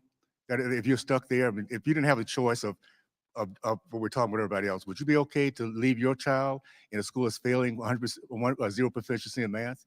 I will absolutely put any children I have, including the one I'm expecting, into public schools. As I said, I come In a from good a family. public, and these Baltimore public schools, we're not talking about good public schools. We're talking about schools that are failing our kids. Would you be willing to put your child in a school that everybody else, all these parents are trying to get their kids out of? I don't believe that our public schools are failing. I believe that that's a narrative created at the I think there's a national lot level. of there's a word called huspa. It's a lot of huspa. When I sit down and talk to people at your table here, they're dealing with this every single day, and their kids are failing. We've had too much of this. Anyway, that being said, I'm excited about the fact that we're going to have a choice process, and kids are going to be able to get out and be successful in the future. So I look forward to that. I yield back. Thank you, Mr. Owens, for that very revealing line of questioning. Ms. Adams from North Carolina is recognized for 5 minutes. Thank you, Mr. Chairman, and thank you to the witnesses for your testimony and for being here. I know that we all want what's best for students, but let's be clear. This isn't about choice, it's about privatization. Now, I went to public schools. My children went to public schools, my grandchildren as well. I taught 40 years as a college professor and prepared students to become teachers, so I know a little bit about this. But 84% of American kids are in public schools. Instead of strengthening them, this agenda pulls funding away. sending taxpayer dollars to private schools with little oversight and no accountability. Now, I've always been about fairness, Mr. Chairman, and so I'm going to request that we hold a hearing on investing in public schools, because public schools aren't failing, they're being failed. And if we care about our kids, we should be investing in public education, not undermining it. So, Ms. Levine, my question to you, we know that diverse schools benefit students in real, measurable ways, higher academic achievement, better college and career outcomes, even higher lifetime earnings. Yet despite our country being more diverse than ever, our public schools remain deeply segregated, and the numbers are getting worse. A 2022 GAO report found that more than 1 in 3 public K through 12 students attends a racially segregated school. And so my question is, what impact do school choice and voucher programs have on segregation? Do they increase diversity and access, or do they just reinforce existing inequalities? Thank you for the question, and I also thank you for focusing on the research and facts rather than ad hominem attacks. Private school choice programs have been shown, and research continues to come out showing that they increase segregative effects in public school systems and in private schools. I also think it's very important to note that these programs were popularized in the modern era not just by Milton Friedman, but by segregationists who were trying to avoid the integration mandate in Brown versus Board of Education. And I think that we need a very strong justification for continuing a policy that has those ugly origins, and we don't have it because those policies continue segregative effects today. Thank you. So when public schools mismanage funds, there's oversight, there's accountability, and there are consequences. But with private voucher schools, we're seeing cases where taxpayer dollars are flowing to schools that barely exist, or in some cases don't exist at all. I represent North Carolina's 12th district. We had a school taking public money, but the state couldn't even confirm where it was physically located.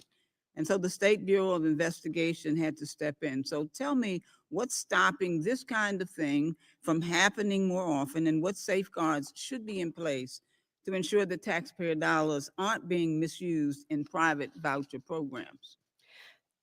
There's almost nothing stopping it. And I can tell you from having read hundreds of voucher bills over the years that they are having fewer and fewer accountability and transparency measures. This is a deliberate choice by legislators because they do know about the fraud, abuse, and waste that happens in many states, including North Carolina. There is no type of amendment or reform that can make a private school voucher program a good public policy, not to mention constitutional under state law. But if we are going to give money to private schools, we have to ask, why are we not subjecting them to any of the accountability requirements that apply to public? Thank you. So President Trump says that he had nothing to do with Project 2025, but let's be clear. The plan is right there in black and white, a 10-year roadmap to completely dismantle the federal role in K-12 education. And so I'm here to stand up for our students, but it alarmingly seems that President Trump has a different vision, one that puts low-income students and students with disabilities at severe risk. And so Secretary McMahon, she's already laying the groundwork to make that happen.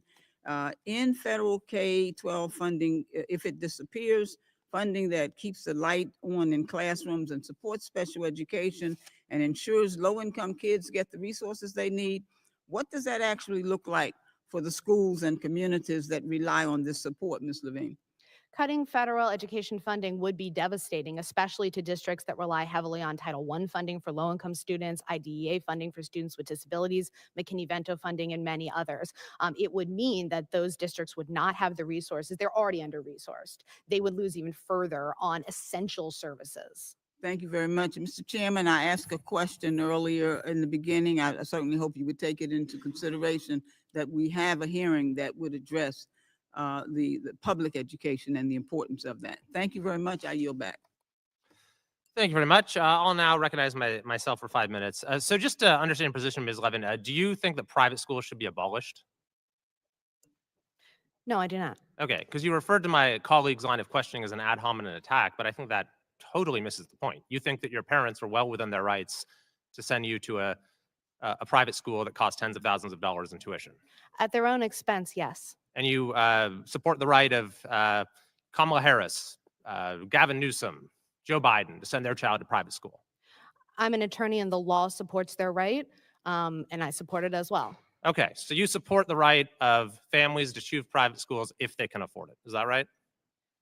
That's correct. I do believe that public education, though, is the cornerstone of our democracy, and I, as an individual, firmly support it.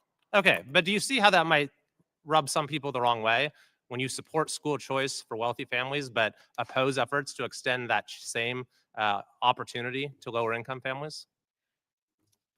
Because I believe that our public schools should be as well funded and as wonderful as our private schools, I think that that is something that the American people widely agree on. But policymakers need to find the political will to finally fully fund our public schools and the evidence-backed programs that help all students in places that welcome all students. So you talked about rural schools. Let's say that you are in one of these rural communities that only has one public school, and unfortunately, it's not very good. What would you tell the parents in that community? I would advocate alongside them, as we do, for better public funding for their public schools. Okay, and maybe that'll solve the problem. Maybe it won't. Meanwhile, their child isn't being taught to read. You just tell them tough luck? No, I, as an attorney, would advocate for their rights under the law, which I would note largely do not apply to private school students. Okay, and you think that that's going to somehow instantly transform this school so that they're taught to read? I think that there's no chance of people's rights being enforced when they don't have them. Let's think about Arizona, Ms. Clark, if you're a parent in that same situation. So this is their sort of example that's come up again and again. What about in a rural community? If you are in this situation where there's really only one public school and you have access to an ESA, what are your options then? Well, we have thousands of families in Arizona in rural communities who are utilizing our state's ESA program, and they're utilizing it because it works. They're not trapped by maybe one public school that isn't serving them well, maybe isn't teaching their child to read. They can launch a micro school, they can create a co-op, they could hire a teacher and pool their ESA funds with other families, which many of them have done. They can do online schools. There's thousands of incredible online schools. They would have access to all of those things with an ESA. What do you think, Ms. Levin? Might that get you better results in the near term than writing a letter to your state legislator? The research says that it would not. The overwhelming research shows that online schools do not perform as well as brick and mortar schools, particularly for our most Well, I don't know about that. I mean, Dr. McShane gave us a lot of research that says quite the contrary. But I mean, you're from California, and you've told us again that the solution is just full funding. California is pretty well funded. How's California doing with education? The solution, to be clear, is not just full funding. Okay. Full funding is a necessary, though not a sufficient condition for an adequate education. Okay, what are the other things? We need policy. We need to fund policies that are evidence-backed and that work. Like what? Like teacher preparation, like preschool, like sufficient services for students with disabilities. And I'd be happy to provide the committee with much more research-backed evidence. Okay, so in California, we're not doing well. You didn't answer the question, but that's the truth. So I guess even though we have all that funding, we just don't have the right policies in those other areas. Is that what it is? Well, California has improved its public school funding. That doesn't necessarily mean that it has sufficient funding to serve the needs well of every student. Are you aware that California had the longest school shutdown in the country during COVID? Do I will take your word for it. you think that was a good thing, or was that a mistake? I believe that during a catastrophic early years of a pandemic, that schools sometimes needed to stay closed to protect both students, especially students with So you disabilities. support California's decision to stay, to have its schools closed longer than any state in the country? I support the decision of each state and locality in making the choice that was right for them. Okay, interesting. But you don't support that when it comes to issues like school choice? When it comes to issues like school choice, I support the policies that are going to benefit students, not harm them, and the evidence is Well, overwhelming. the evidence is overwhelming that school closures harm students. That's not even really up for debate at this point. You are a supporter of charter schools, though, is that right? Yes, though they have to be, like all public policy, implemented well, designed well, and with safeguards to protect students' rights. Okay, so when President Biden tried to cut federal charter school grants, did you speak out against that? Well, President Biden was a little more targeted than I think you're characterizing. For example, I do not support, an education law center does not support for-profit charter schools. They should not be funded with federal money. And just for the record, do federal civil rights laws apply to private schools? Yes or no? Largely not. Federal civil rights laws, you're saying do not apply to private schools? Largely not. Some provisions do, but many do not, of IDEA, Title VI, the EEOA, Title IX. Some of them only apply, many of them only apply to schools that receive federal funding, which is an increasingly low number of private schools, especially high schools. That's largely untrue. There's a federal, for any employer, there are federal civil rights protections that don't depend on whether you're a public or private employer. But in any case, I will now recognize the, who's the next Democrat witness? Ms. Lee from Pennsylvania. Thank you, Mr. Chair.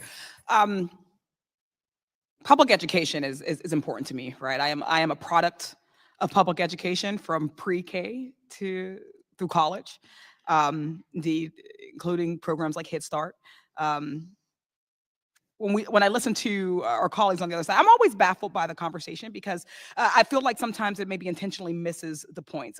We've talked and we will continue to talk about good public schools or passing public schools versus failing public schools, instead of talking about failing public policy, failing funding schemes, failing bureaucracy. We know that we have a system of inequitably funded schools in this country where the quality of your education can largely be determined by your zip code or your family's wealth. In my home Commonwealth of Pennsylvania, our funding scheme was so inequitable that the court said we needed to go back to the drawing board. Republicans would love to believe that the solution is dismantling the Department of Education to give us local choice. But what they're actually giving us is the responsibility of subsidizing education to localities where people will pay higher property taxes to fund the discrimination of children. The burden of the federal government divesting from public education will be shouldered by first-time home buyers, for instance, in Pittsburgh, where homeownership is already becoming unsustainable, or by seniors in my home school district of Woodland Hills, those neighborhoods who are already strained and facing the loss of their Social Security benefits. These additional tax dollars will help charter and private schools hand select students that will improve schools' outcomes while maximizing schools' bottom line. Our tax dollars won't help the children who will never be able to avail themselves of discriminatory school choices. Our public education system serves the child who is unhoused or transient, the child in the foster care system who doesn't have two well-connected parents to push for scholarships, or the family facing the digital divide who will miss application deadlines reasonably, the child who didn't have access to Head Start or preschool like me because we didn't invest in those. And that child is behind in reading. We need to invest in public education because it's the only option for children that so-called parents' rights movement has decided are not worth investing in. It's also no coincidence that the school choice movement is financed by billionaires like Jeffrey Yass from my Commonwealth, who's trying to turn my state's education system into his own personal business.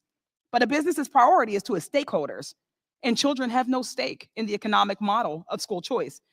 Ms. Levin, I want to ask you about charter schools run by for-profit management companies, as you ended in the last question line. If a company is maximizing profit, it's not spending all public dollars on students, especially students who require more resources, which is why charter schools educate fewer students with disabilities than traditional public schools. And in your opinion, Ms. Levin, are these for-profit charter management companies maximizing profit at the cost of students and families? Yes.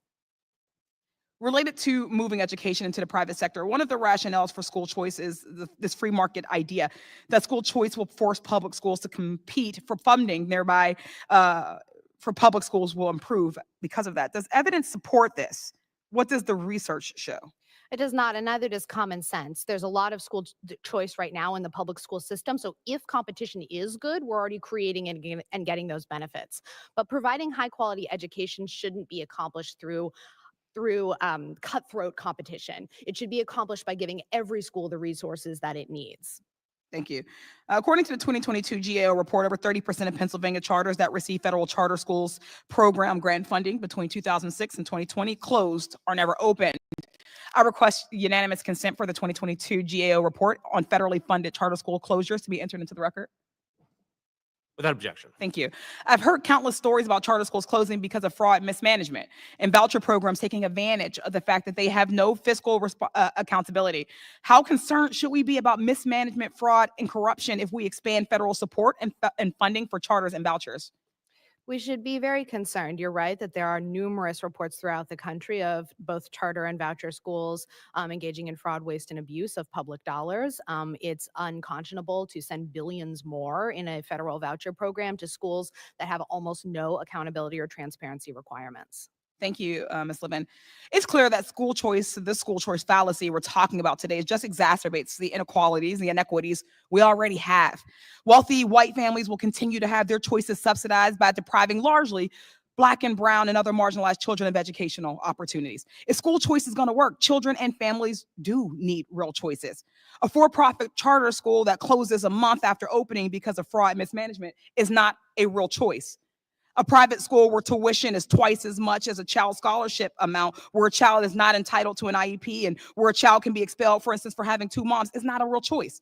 An underfunded neighborhood school with larger class sizes, fewer books, substandard wages for teachers, and deteriorating infrastructure because everyone's increasing tax dollars are being used to subsidize charters and private is also not a real choice. Families and children are owed fully funded, high quality, well-resourced public schools, and we can accomplish that, but not by giving away more handouts to billionaires that will discriminate against the most marginalized students to turn a profit.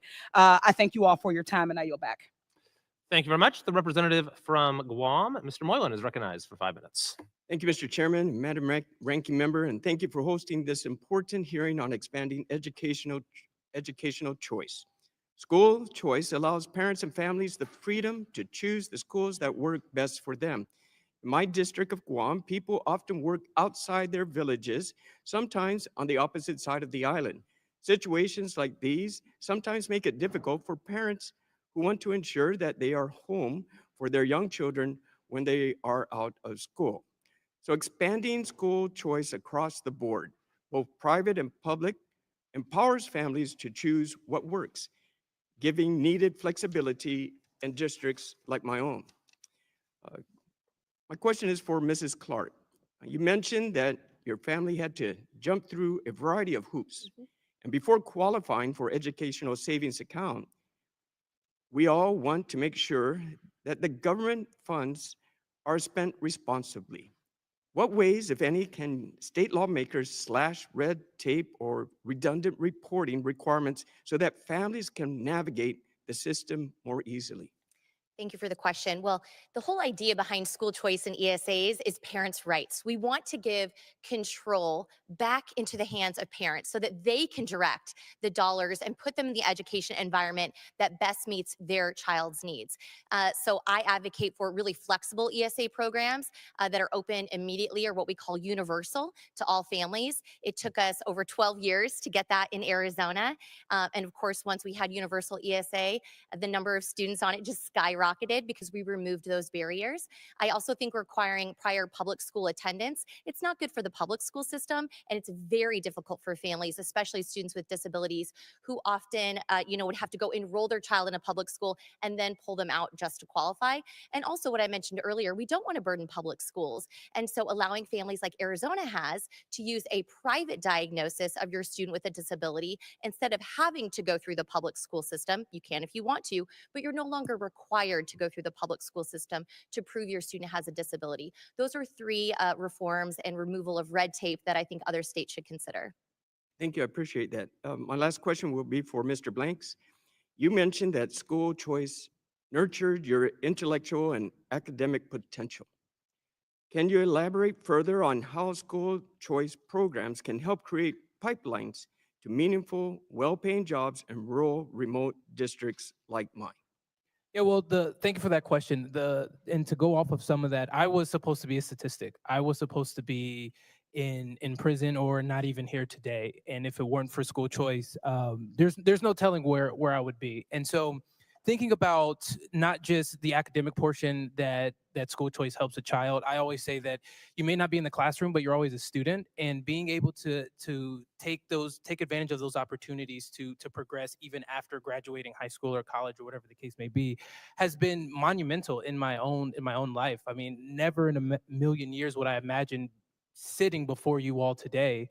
And it was all because of my educational journey. And we can stop a lot of the criminal justice aspect of middle-aged people and people my age if they have a great education. And so I believe that when we're talking about school choice, and we didn't hear a lot about why, once again, as I said earlier, why families want to send their children to a different school in the first place, or why are they not a part of the conversation when we're talking about education. I've seen up until this point a lot of protection for the bureaucracy, and I'm here to fight for students. I'm here to fight for parents and be that voice for them, because even just looking in the room, there's not too many of them here. And so my perspective is we give every single family school choice and allow parents to drive where they send their child to school, because that's the most important thing that a parent can do for their child. Continue the fight, and we're here to support you. Thank you very much to the panel. Thank you, Mr. Chairman. Thank you. I have about a minute here. Dr. McShane, we've heard various claims regarding the data when it comes to school choice programs. Could you just take a moment to address what we've heard from the minority witness? We've certainly heard a lot. School choice, particularly private school choice, has been studied an incredible amount over a long period of time. I have in my written testimony a summary of, I think, over 188 different studies across a variety of different indicators. The overwhelming weight of those is positive. That's not to say that there aren't some studies in some places that have shown negative results, but whether you're talking about student achievement, those students that participate in the program and their test scores, talking about student attainment, which is later life outcomes like high school graduation or college matriculation, whether you're looking at, actually, there's been some discussion of segregation. My understanding that I think of the 8 empirical studies that have been done, 7 of them showed positive results and only 1 showed negative results. Civic values, a host of other accounts. By and large, the weight of the evidence is positive. So it sounds like they're cherry picking either poorly designed programs or outlier examples to try to create a narrative. Those would be your words, not. And by the way, we hear that there might be some charters or private schools where there's waste, fraud, and abuse. Nothing like that ever happens in the traditional public school system, right? I'm from Kansas City, so we were home to one of the most famous and long-running school desegregation lawsuits that spent billions and billions upon dollars. And the federal judge, when he dismissed at the end, basically put his hands up and said, we spent so much money and so much of it was just wasted. Pursuant to the previous order, the chair declares the committee in recess, subject to the call of the chair. We'll plan to reconvene promptly in 5 minutes at 11:50. Thank you. The committee now stands in recess.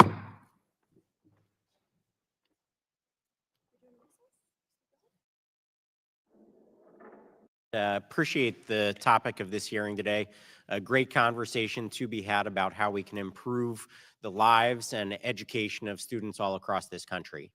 And what I'd like to talk about, I'd like to give just a little background. My experience in Pennsylvania is that we have a system where charter schools coexist with traditional public schools. And because they are all public schools in Pennsylvania, that's how they are characterized in our state law, and that's how they should be viewed, is all being equal public schools. And so what I see is that all too often in America today, the wealthy have an unlimited set of choices. They can go to private school, they can go to parochial school, they can do whatever they want because they have that access to resources. As you move down that socioeconomic ladder, often the number of choices narrow. And oddly, though, maybe the middle class face the worst or least set of choices, because there are scholarships for lower income individuals, and that's wonderful. I'm not saying that's a bad thing, but ultimately those middle class families who don't have the wealth and opportunity to go to the school of their choice, and they don't qualify for resources that are and scholarships that are available for low income students, they're left in a situation where they have the least number of choices possibly. And so this is more just a broad conversation that I want to have about how we can expand choice for everybody across the spectrum, but at the same time, reduce the hostility that I see for choice. Because we see that in Pennsylvania, these schools coexist. They are both public schools. That's what they are. But for some reason, there are folks that want to demonize the choice of a family that is going outside of the traditional public school system. And so what we see all too often is that it is pitted one against another, which is this really odd thing, I think, to do when you are talking about the education of children. Demonizing the alternative educational system is not helping a child. That is not helping them get a better education. And so, but all too often we see it as a 1-0, you win, we lose scenario. So I would just like to hear from our panelists about what we can do to bring down the negative rhetoric that is demonizing the alternative, the hatred that is out there, that is existing in the hearts of so many people that want to restrain choice and restrain options. How can we have these systems coexist, and what can we do to encourage choice and opportunity for everybody as opposed to demonizing the alternatives? I'll start, and I've got good news for you. So I run a Facebook group of over 11,000 Arizona ESA families, and they span political spectrums, socioeconomic spectrums. Their life and their lifestyles look very, very different. And there's one thing they all have in common. They're on Arizona's ESA program. And so a lot of the rhetoric that we hear is perpetuated by large special interest groups that are more focused on propping up failing systems than they are focused on students and parents and their rights. So the good news is that at the very ground, most grassroots, most basic level, families love school choice programs, and they are doing everything they can to make sure that their voices are heard and that their voices surpass the special interest rhetoric that we hear from the other side. And I would jump right behind what Mrs. Clark said. Keeping the conversation student-centric will be far more beneficial, not just from checking the temperature on it, but also actually creating meaningful policy. Because at the end of the day, that's the purpose of education, not just public education. Education as a whole is to ensure that our future is secured through educating our children. And so when that's the focus and those are the conversations, it doesn't really matter if it's a private school or a charter school or homeschooling or whatever the case may be. The end goal is to ensure that children are actually being educated. And similar to what Mrs. Clark said, there are a lot of political interests that have power and are navigating things across the board. But when it comes down to how the children are doing, it's pretty simple. And this conversation is a great example of that. We've heard that vouchers don't work, or that vouchers don't help the lower income minority community. That's me. I am that student that was low income minority and didn't have any other options. And so when the conversation is framed that way, it's really hard to jack up the temperature. And some people will try. And I've had a lot of experience in that. But at the end of the day, if we're helping children, that should be our main goal and our main priority. Well, I want to thank you for that. I think we do need to elevate and raise up these voices of individuals that have succeeded through school choice, because we know all across the country, there are good and bad scenarios in both traditional and charter or other alternative school systems. We want to elevate those wonderful outcomes and experiences that are being had across the spectrum, regardless of where they are, and ultimately leave that choice to the families and the parents, because they are the ones that are going to best determine the situation and the setting that is going to benefit their child and their educational outcome. So I just want to thank all of you for being here to raise up these voices, and we want to continue this conversation. Thank you. The ranking member of the full committee, Mr. Scott, is recognized for 5 minutes. Thank you, Mr. Chairman. Mr. Chairman, I've always been intrigued by the strategy of dealing with totally dysfunctional schools by helping a handful of people with a voucher get away and leaving the vast majority still stuck behind in the failing school system. Did nothing for the vast majority of students except give them less resources than they had to begin with. Ms. Levin, can the private schools charge more than the voucher amount? Yes, and they often do. They also have been shown to raise their prices when vouchers come to their state. And who pays the difference between the voucher amount and the tuition? That's on the backs of families as well as other non-tuition expenses, making them only accessible to the wealthy. Now, when these voucher programs start off, is there any explosion in private school seats? Yes, there's often fly-by-night private schools in strip malls and other places that aren't suitable that rise up to take advantage of the funds. Yeah, has that quality been assessed for the new schools? Yes, they're often low quality and they often close. I believe research shows that about 20% of schools close within a few years. In Florida, it's 30%. So that when they actually get there, they don't have any better opportunity than they had to begin with. That's correct, and they also don't have rights. Well, And, well, we'll get to the rights in just a second. And do the schools have their own admission standards? They do, and voucher laws are written to explicitly allow them to keep those standards, even if they're discriminatory. Now, Mr. Banks indicated that he's an example of that. He said he was denied twice to the school he applied to. What oversight is there on admissions policies? There's basically none. Is there any guarantee that those who get a voucher can get into a private school? There's not, and I've spoken with many families that may have started with high hopes, especially for students with disabilities, and then found that there was no school that would accept their child. And then what happens to them? Then they remain in public schools, which now have fewer resources to serve them. Do schools set their own discipline standards? They do, and in most places, private schools are not subject to anti-bullying laws like public schools are. Can they expel students? They can for things like their sexual orientation, their disability, their academic achievement ability, their English language ability, and many other things that would not be allowed in public schools. And what happens to those students? Those students depend on public schools, which again now have fewer resources. And tell me about the civil rights protections. You said even if discriminatory? That's right. Civil rights protections are substantially lower for private school students than public school students. I know employment law was mentioned, which is different than the rights for students. Now, you mentioned Title VI. Disparate impact cases can only be brought by the Department of Education. Are Title VI cases brought against private schools?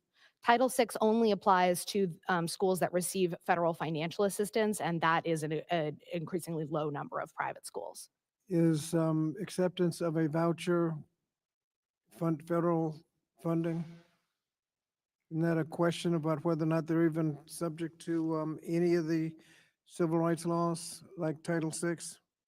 Correct. Private school students do not enjoy the protections of many federal civil rights statutes, including Title VI, unless there's federal funding.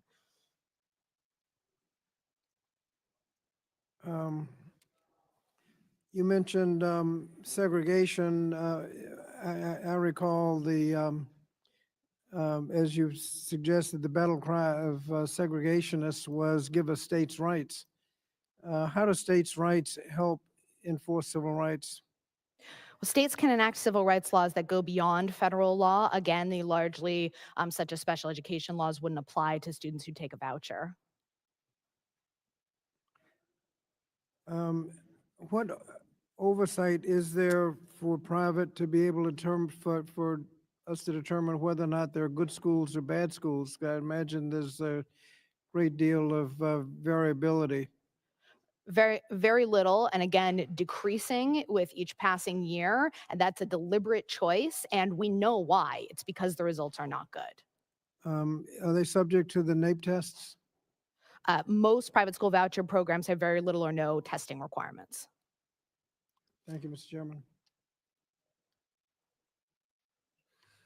Mr. Allen, Ms. Miller, the representative from Illinois, is recognized for 5 minutes. Thank you, Chairman, and thank you to all of our witnesses. This is such an important hearing. Our children are the future of our country. So first of all, Ranking Member Scott just said how concerned he was that students are leaving the public schools and that it would leave a vast majority of students behind in a failing school system. Exactly, this is the point. And whether they're leaving or escaping, I'm not sure. They're also concerned that there's mismanagement, fraud, and corruption in alternative schools or in how the money would be used. But I want to remind everybody that the Chicago public schools are spending $29,000 a year per student. It's a 97% increase since 2012. They're reading under 30% at the grade level, probably substantially below that. Math, their proficiency is under 20%. These results are dismal, and the focus should be what's best for the students and empowering the parents. So, Mrs. Clark, thank you so much for your testimony. It seems like Arizona's Education Savings Account program has been truly transformational for your family.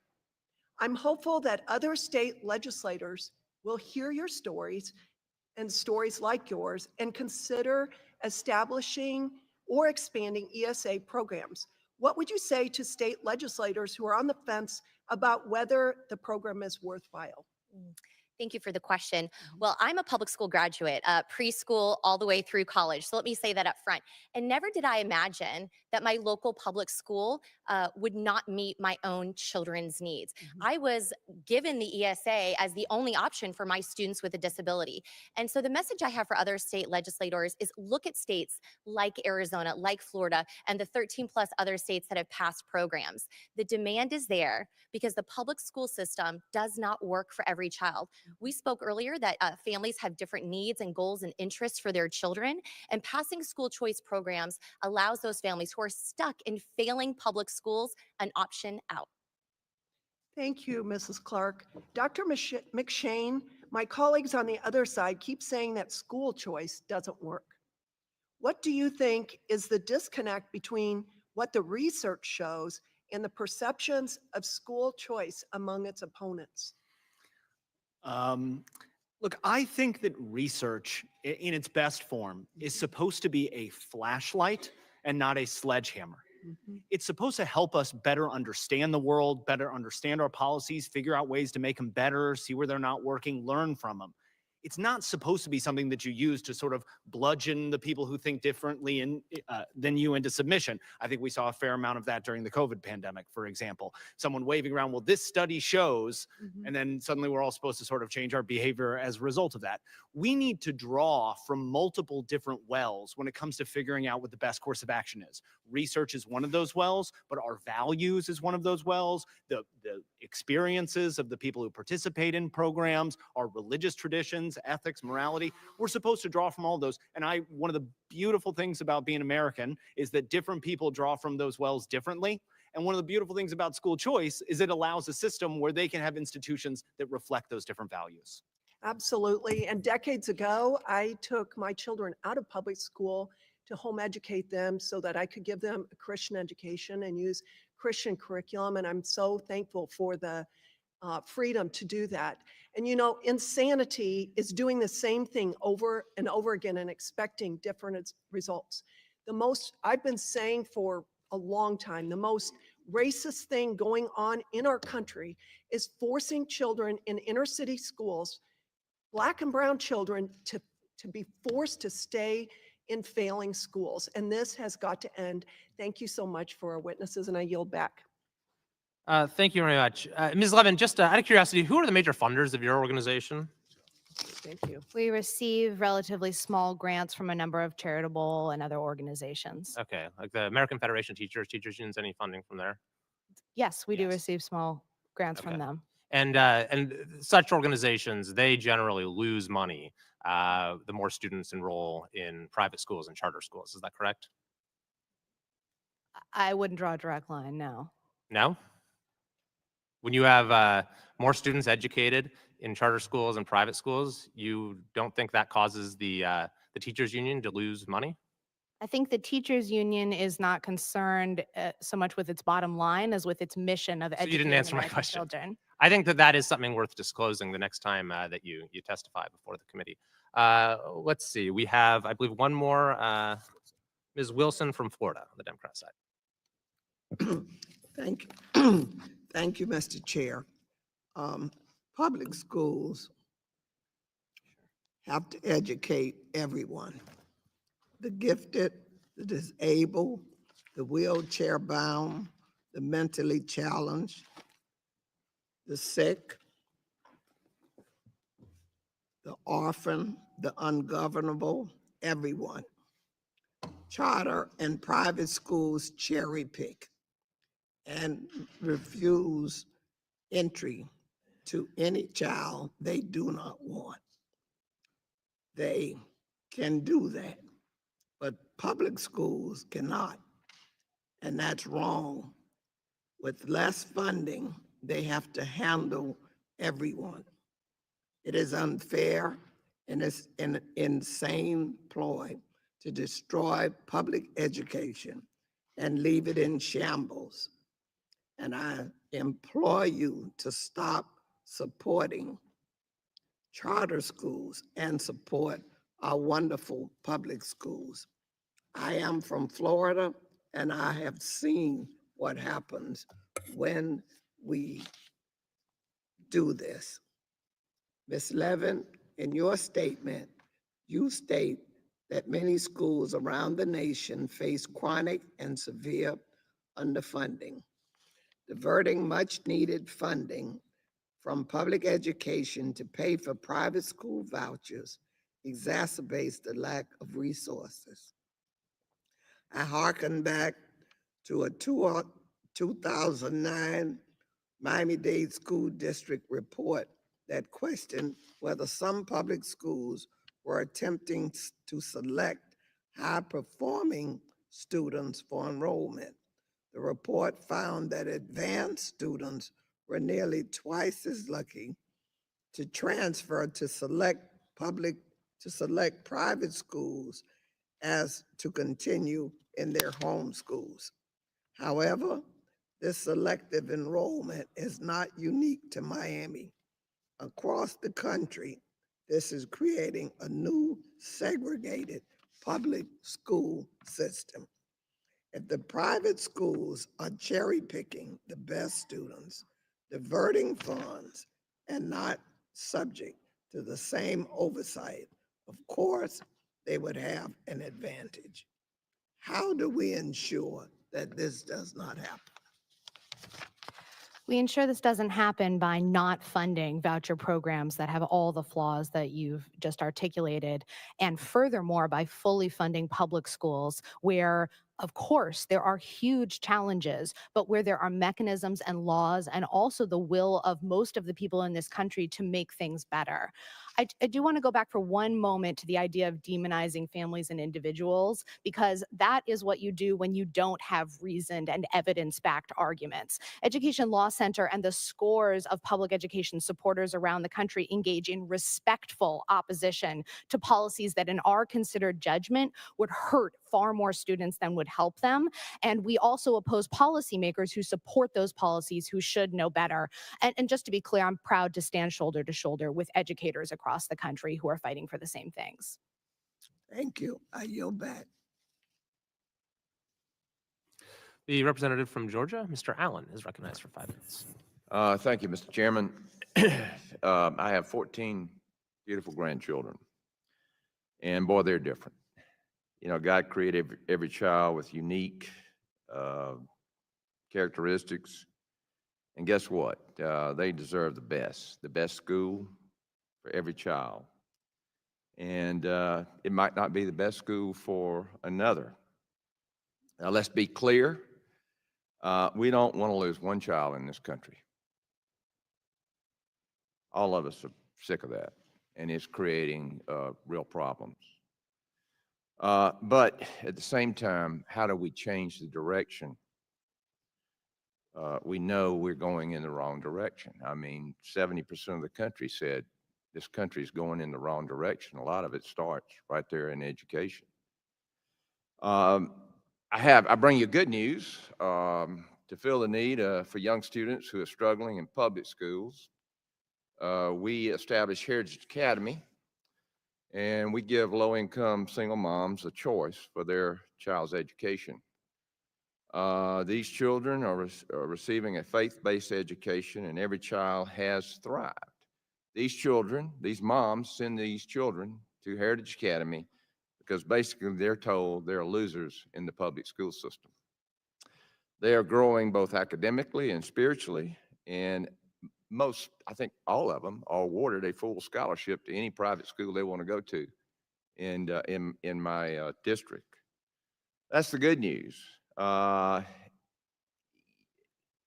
So, and again, in my state, school choice is an 80% issue.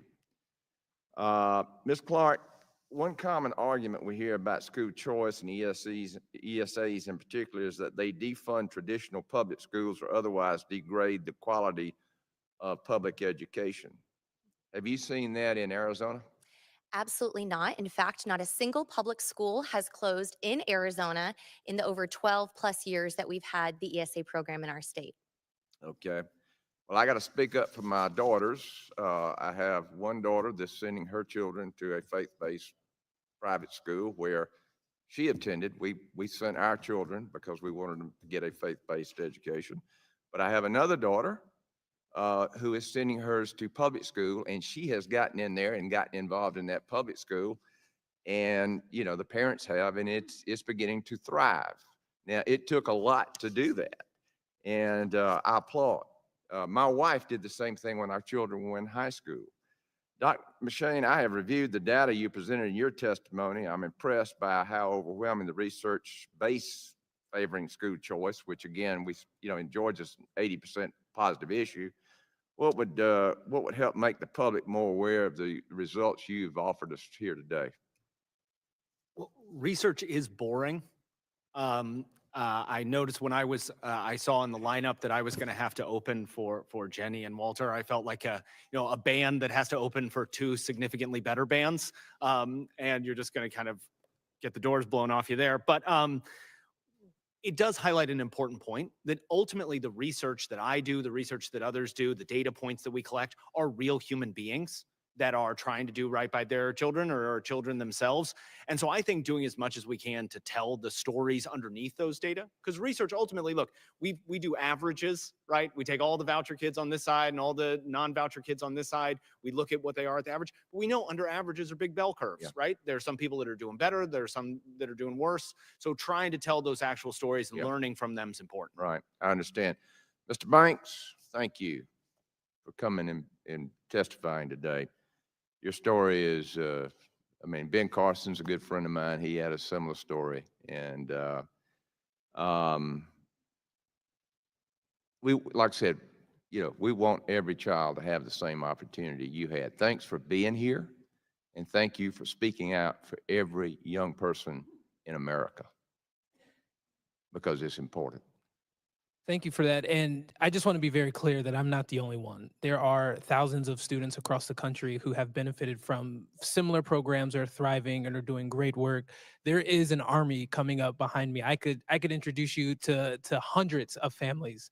And to quote Coach Prime, I ain't too hard to find. I'm going to continue this work because I believe in it, and I've benefited from it, and I've seen the results, and I believe that every child should have the same experience that I did. Well, that's what has made America the great country it is today. Thank you. Thanks to all of you. And I yield back. Thank you very much, and thank you to all of our witnesses for your time and testimony today. I now recognize the ranking member for closing remarks. Thank you, Mr. Chairman. Before I turn to my closing, I want to clarify that public opinion does not support private school vouchers. When people were asked as part of a recent poll whether they prefer increasing federal funding to support public schools or providing funding to support private school vouchers, the majority of voters on both sides of the aisle chose public schools, regardless of their age, gender, race, political views, education level, or the state that they live in. In fact, 68% of voters chose public schools, while only 24% chose vouchers, and that number was even higher for parents of school-age kids. This includes 2/3 of all voters in Alabama, Louisiana, Oklahoma, and West Virginia, all states that have private voucher programs, and I might add that overwhelmingly supported President Trump. Voucher proposals failed on all 3 state ballots where they appeared in November: Colorado, Nebraska, and Kentucky. In fact, voters across the country have rejected every ballot measure proposing a voucher scheme since 1967, a total of 17 times. So I'd like to enter into the record a document entitled "The Public Wants Public Schools, Not Vouchers" by All for Ed. Without objection. And then I would also like to enter into the record the following documents: a letter from Americans United for Separation of Church and State opposing school vouchers, a letter from the Consortium for Constituents with Disabilities Education Task Force opposing the Educational Choice for Children Act, a letter from the Center for Learner Equity opposing the Educational Choice for Children Act, a letter from the National Coalition from Public Education opposing the Educational Choice for Children Act, and 2 articles from ProPublica about Arizona's voucher program. The first is school vouchers were supposed to save taxpayer money. Instead, they blew a massive hole in Arizona's budget. And the second, in a state with school vouchers for all, low-income voters are not choosing to use them, primarily because they can't afford the additional costs like tuition balance and cost of transportation. Without objection. Thank you, Mr. Chairman. I'm not an educator like my colleagues, Representatives Wilson and Hayes and Mannion, but I'm a parent, and I spent years and hundreds of hours, if not thousands of hours, as a volunteer in public schools. And I was fortunate to be able to do that, but I always thought about all of the kids. At one point, my son said, "Mom, do you have to be at school all the time?" I thought about all of the students who did not have involved parents. And as Ranking Member Scott was saying, what about all the rest of the children who don't have maybe an involved parent like Mr. Blanks?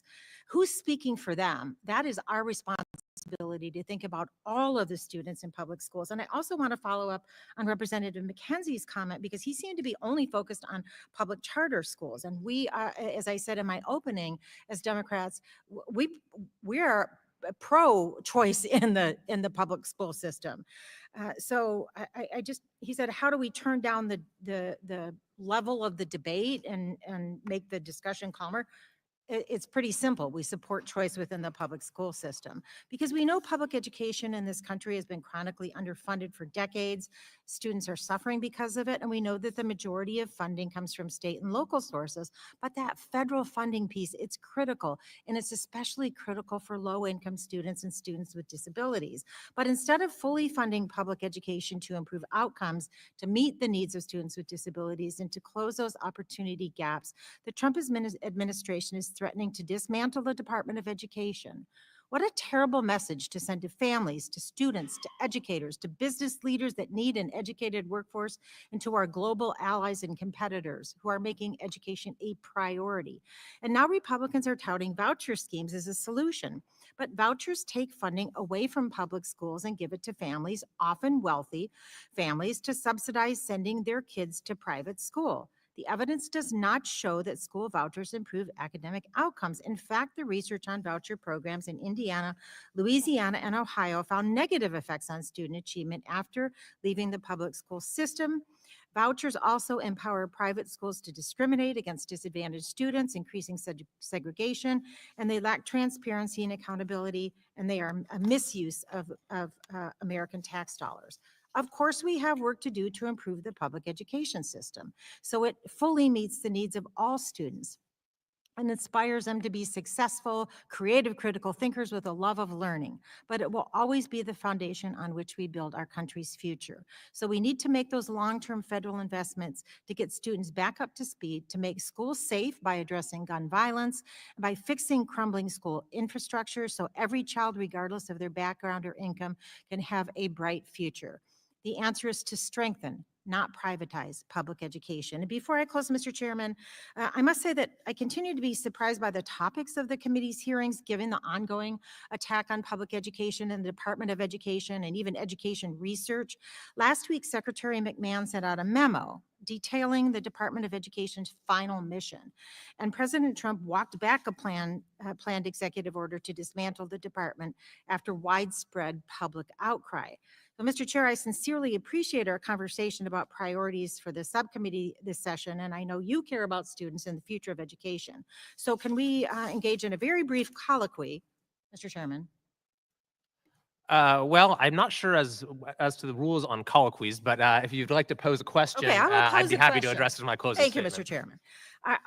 Do you share concerns about the Department of Government Efficiency and Elon Musk's ongoing efforts to disrupt IDEA, to eliminate funding for rural and low-income schools, and access students and families' sensitive personal data? And also, if you could also answer, I expect that the majority will call Secretary McMahon to the committee soon, but across the country, people are asking what DOGE is doing. Can we work together so our subcommittee has both oversight and input into the reshaping of our country's public school system by bringing in, as well as Secretary McMahon, Elon Musk, who's the leader of DOGE, either before the full committee or the subcommittee? Well, I have not heard anything about many of the items that you mentioned, but you used the word disrupt, and I do agree that our public education system is in need of disruption. We have seen our results fail our kids for too long, and they've gotten worse and worse and worse year after year, even though we're spending more and more money. But the good news is that we see examples throughout the country where this sort of positive disruption is occurring in a way that lifts up all students and has gotten amazing results for students. We've seen some good examples in DC. We saw it in New Orleans after Katrina, where they became an all-charter network.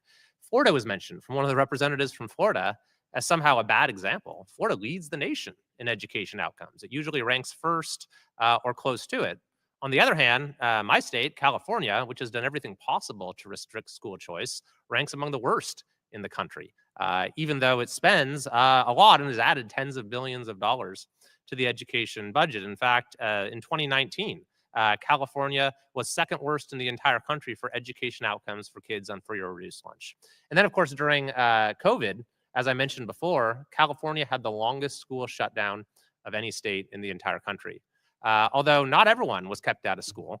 For example, Gavin Newsom, the governor who ordered the school shutdown, he sent his kids to in-person private school during that time. And I think that just underlines a theme that comes out of today's hearing, is that we already have universal school choice in this country for people of means, those who can afford it.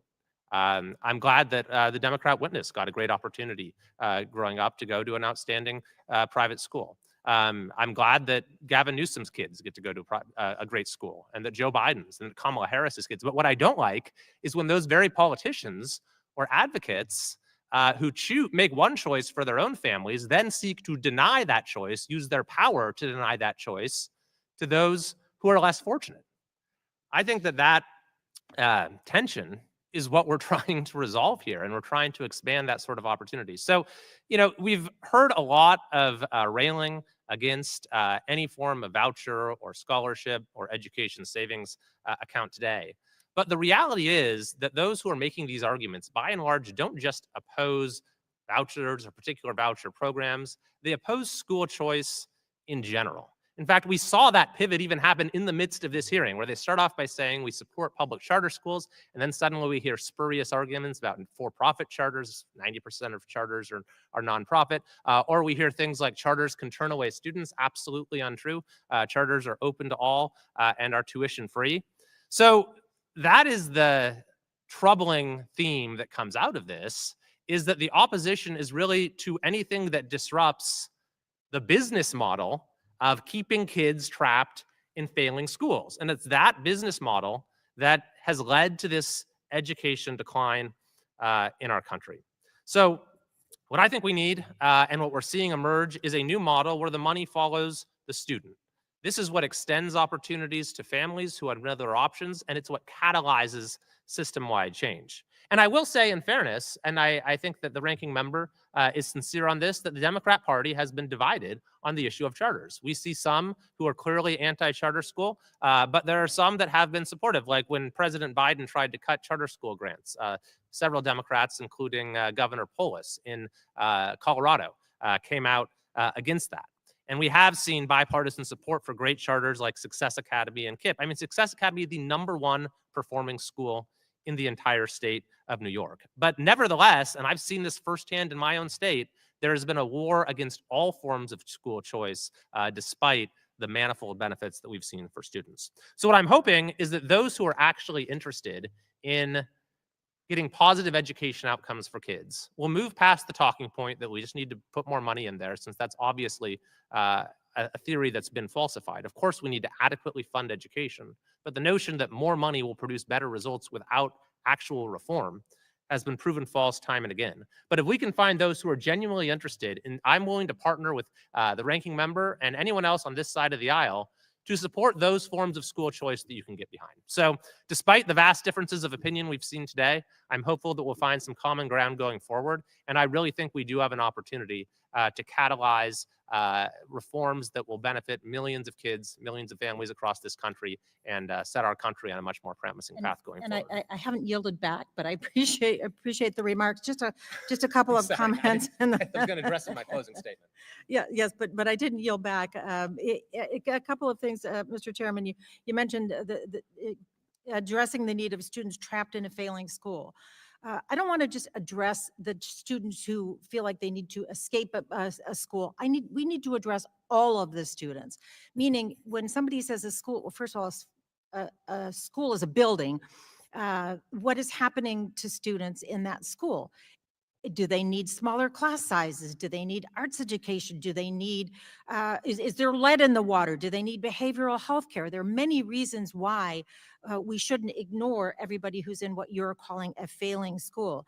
And also with regard to success, if you're using the NAEP scores to measure success, we understand that, as I mentioned, Mr. Chairman, the score is one way to assess a student, but when you adjust by income, it is truly the low income students who are really struggling.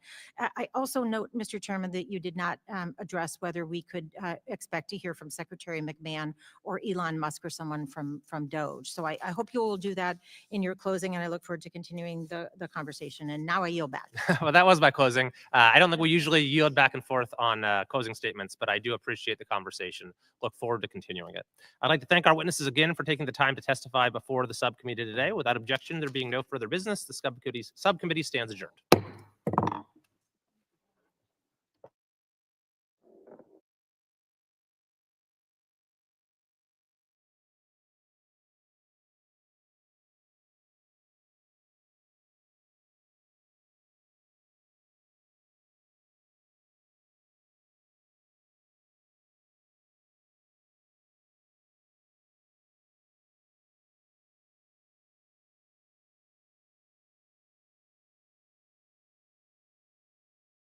or may contain a hazardous substance, pollutant, or contaminant, which in turn complicates efforts to expand, redevelop, or reuse the site.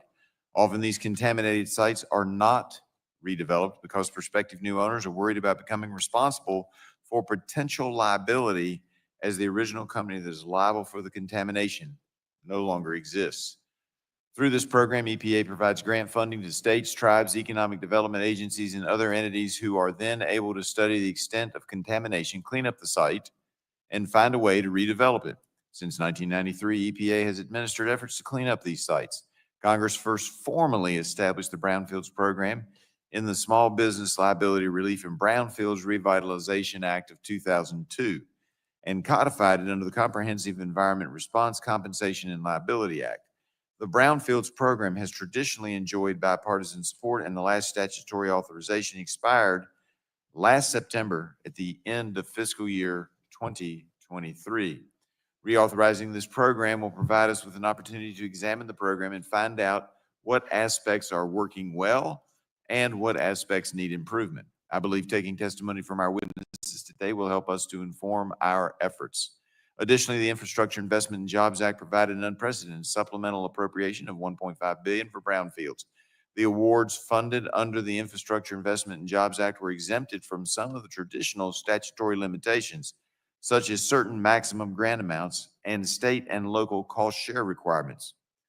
We will need to examine these changes and understand their advantages and their disadvantages. EPA estimates there are more than 450,000 brownfield properties in the United States. This amounts to a lot of unused or underutilized land with great economic potential. Broadly, we also know that we will need additional infrastructure and facilities to support our growing economy and process the materials and components needed for new, innovative technologies. The Brownfields program may also be a good tool to help secure American leadership in emerging industries and traditional manufacturing.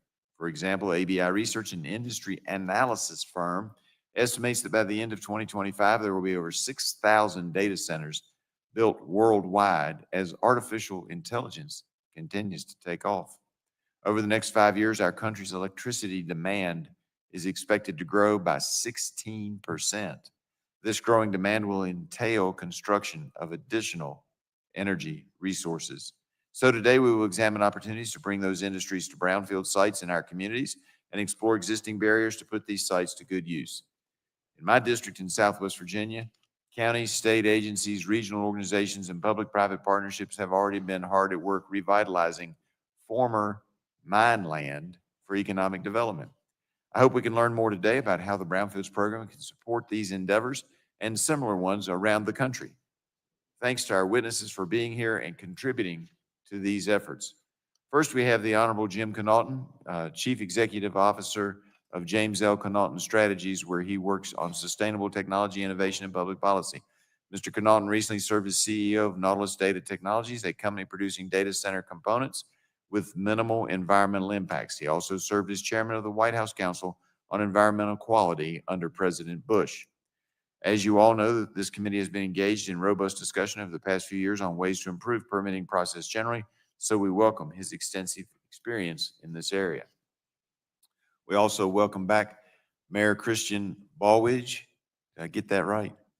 All right. From the city of Elizabeth, New Jersey, the committee greatly appreciates him lending his knowledge and expertise to our efforts to reauthorize the Brownfields program. We will also hear from Krista Stoneham, President and CEO of the Houston Land Bank. Thank you for being here today and sharing your insights on the program and efforts to revitalize the areas your organization serves. Last but not least, I'm excited to recognize and to welcome my constituent, Dwayne Miller, Executive Director of Lennowisco Planning District Commission. And if you want the definition of what that is, we'll give it to you later. But my staff and I have had the privilege of working with the commission for years. They've played an integral role in attracting emerging industries to our region, creating jobs, and cleaning up abandoned sites in Southwest Virginia. Thank you all for being here, and I look forward to a good discussion today. And I now recognize the ranking member of the subcommittee, Mr. Tonko, for his opening statement.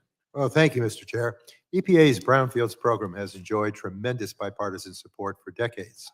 I do hope we can continue to work together to examine and strengthen the program in the 119th Congress. I'm certain we all share a love for the places we have the privilege of representing. And like so many districts across the country, New York's 20th has an incredible manufacturing history that is foundational to its story. Along the Mohawk and Hudson Rivers, many mill towns once thrived. Factories produced carpets and collars and leather products, to name just a few. But sadly, many of these sites have closed, leaving valuable properties, often on the waterfront, abandoned or underutilized. And this too is part of my district's history. But the story of these former industrial communities does not need to end here, with blighted properties and years of disinvestment.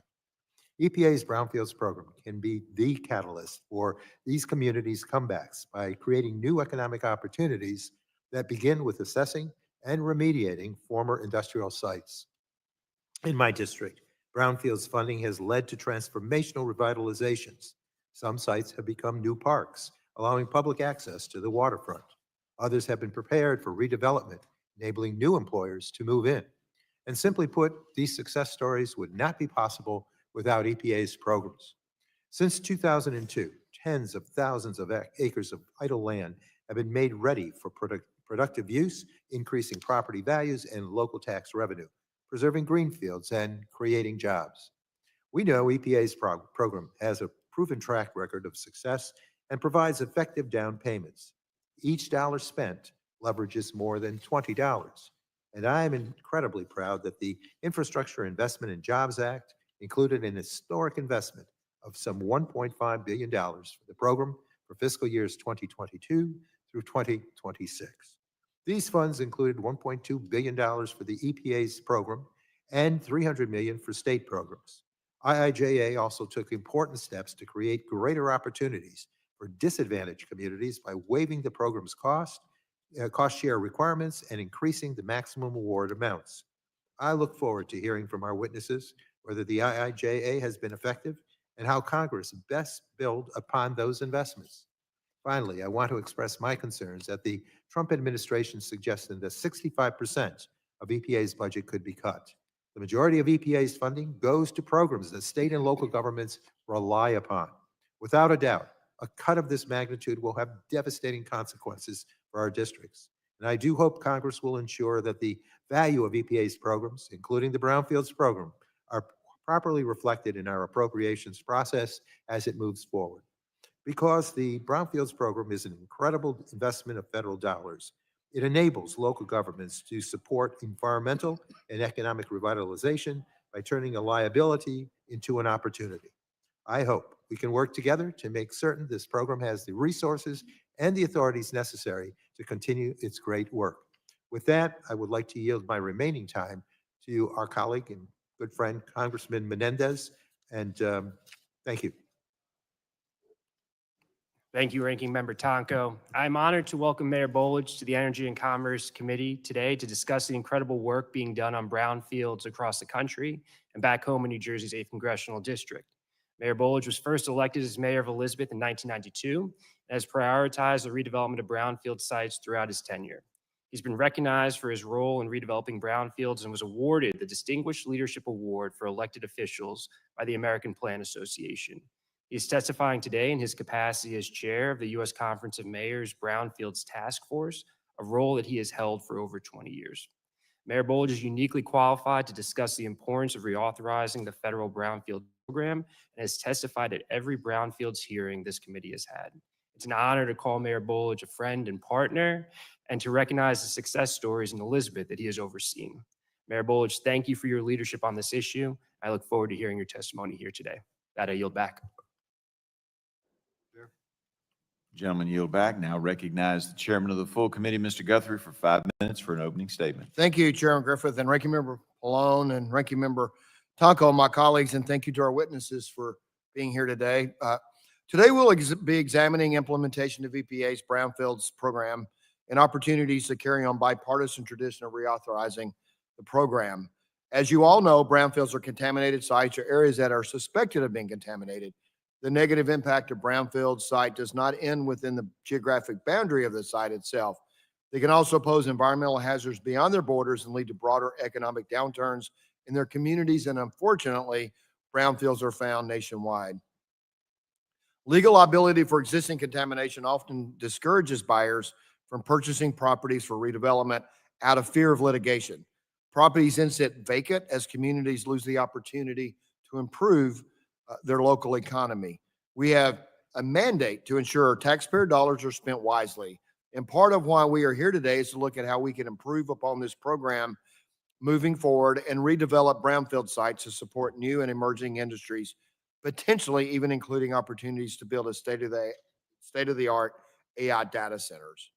The Brownfields program has been successful in aiding economic development while prioritizing environmental contamination. Just look at my home state of Kentucky. The Commonwealth of Kentucky and the historic Fayette County Courthouse in Lexington was used for over 100 years before the courts transitioned to a bigger facility. Shortly after becoming vacant, workers discovered structural defects, water damage, high levels of lead paint, asbestos, and other hazardous materials. The public-private partnership between the developer and the EPA through the Brownfields program made its revitalization possible. This building now houses a restaurant, visitor center, event space, and is a focal point for the community while maintaining historical integrity. You have major sites like the Hudson Yards in New York City, which is built on a Long Island Railroad yard. When completed, Hudson Yards is expected to contribute $19 billion per year to the local economy. And I went to school just up the Palisades Parkway from Elizabeth, and so I consider northern New Jersey, Manhattan, my college town. And my daughter went to intern a couple of summers ago in New York City, and I saw the address. She was in a college dorm, and it was near Hudson Yards, adjacent. But I didn't know that it really existed till I moved her in, and I know the difference between what it was and what it is. So I was concerned when I saw the neighborhood she was moving into till I got there, and just saw how beautiful and nice it was. And absolutely, northern New Jersey is just absolutely fantastic as well. And so we have other brownfield sites across the country. I know that we're going to talk about today. One in Indianapolis was a vacant 19th century iron foundry, and it was given a second chance to make affordable housing. This program also helps us in our mission to expand nuclear power and restore American energy dominance. In the 118th Congress, I was proud to see my bill, the Nuclear for Brownfield Sites Preparation Act, signed into law as part of the Vance Act. My bill utilizes existing infrastructure to lower project costs and further our investments in nuclear power by allowing nuclear facilities at brownfield sites. The Brownfields program has been a bipartisan tradition here at Energy and Commerce Committee, and this hearing today upholds that legacy. I really appreciate our witnesses for being here. Look forward to hear what's going on in your communities, and I look forward to the further discussion. And Mr. Chair, I yield back. Gentleman yields back. Now recognize the ranking member of the full committee, Mr. Pallone, for 5 minutes of an opening statement. Thank you, Mr. Chairman. Let me thank all of the panel, but I particularly want to thank Mayor Chris Baldridge, who's, as you know, the chair of the I guess his official title is Chair, U.S. Conference of Mayors Brownfields Task Force. But I think that kind of underplays the role that you've played for so many years in our Brownfields program from the very beginning. And I know you've been a trusted advisor to me on everything we do at Brownfields. So thank you for all that and for being here today. We're discussing the Brownfields program, which continues to be a shining example of how government can protect the public health of our communities while also stimulating economic growth. In 2002, I partnered with the late Representative Paul Gilmore of Ohio, who chaired this subcommittee at the time, to write the Brownfields law. And over the last 20 years, the Brownfields program has consistently enjoyed bipartisan support and has been an economic engine for local government and communities looking to turn former contaminated sites into economic centers and green spaces. And every congressional district is home to at least one of these sites. As part of the program, all right, everybody.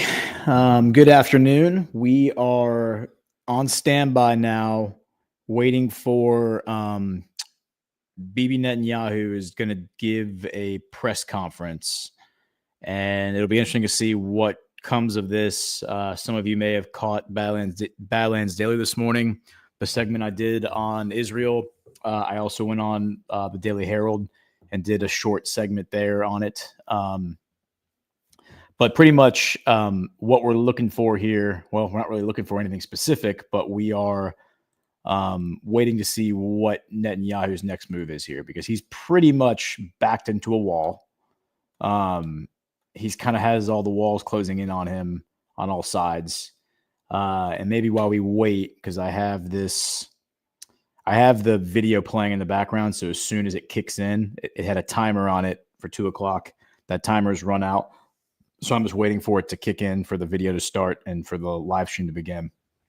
As soon as it does, I will go live with it. I'll bring it on screen. So until then, what do y'all think? Should we run through some news related to Netanyahu? What does the chat think? Let me pull up the chat.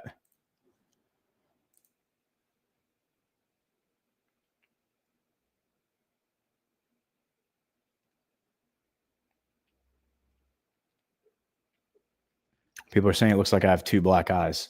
No, that's just the weird lighting in my house, where all the light comes in from these windows, and sometimes at like this time of the day, it can be like really, really dark in here. And I also have like really bad rosacea, but no black eyes. I'm not in the black eye club. Oh,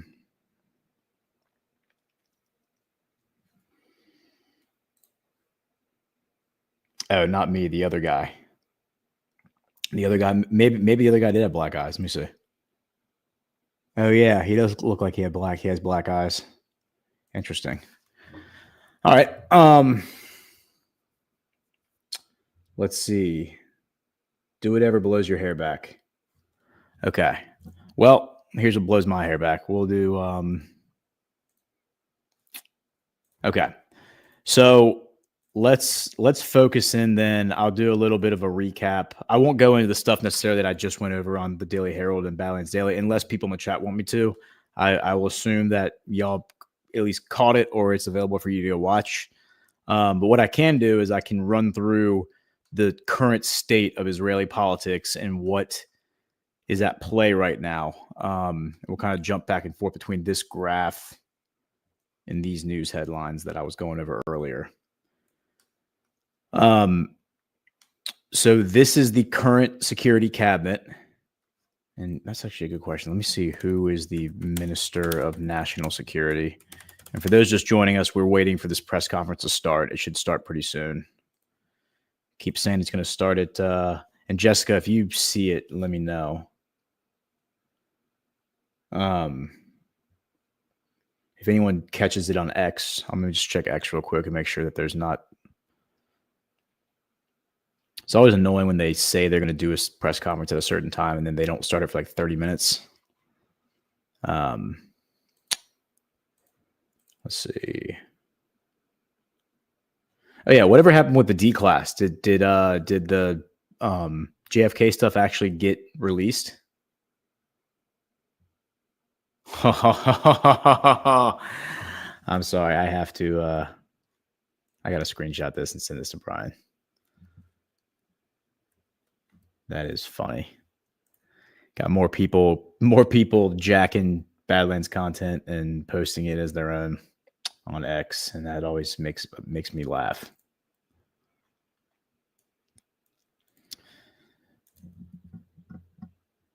Haters will hate, but that's all right.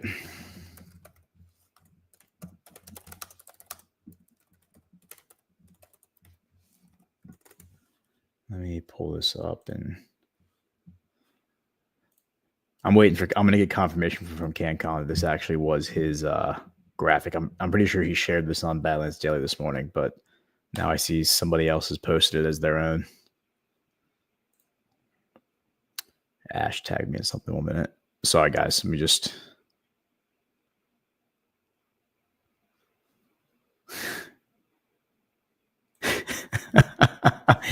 All right, I will share this one. This is from Ash. We might as well. We got some time to kill before this thing goes live. Apparently, we're waiting for it to go. Ash tagged me in this. It says scientists at Exeter University have reconstructed this 3D model of how Moses may have looked.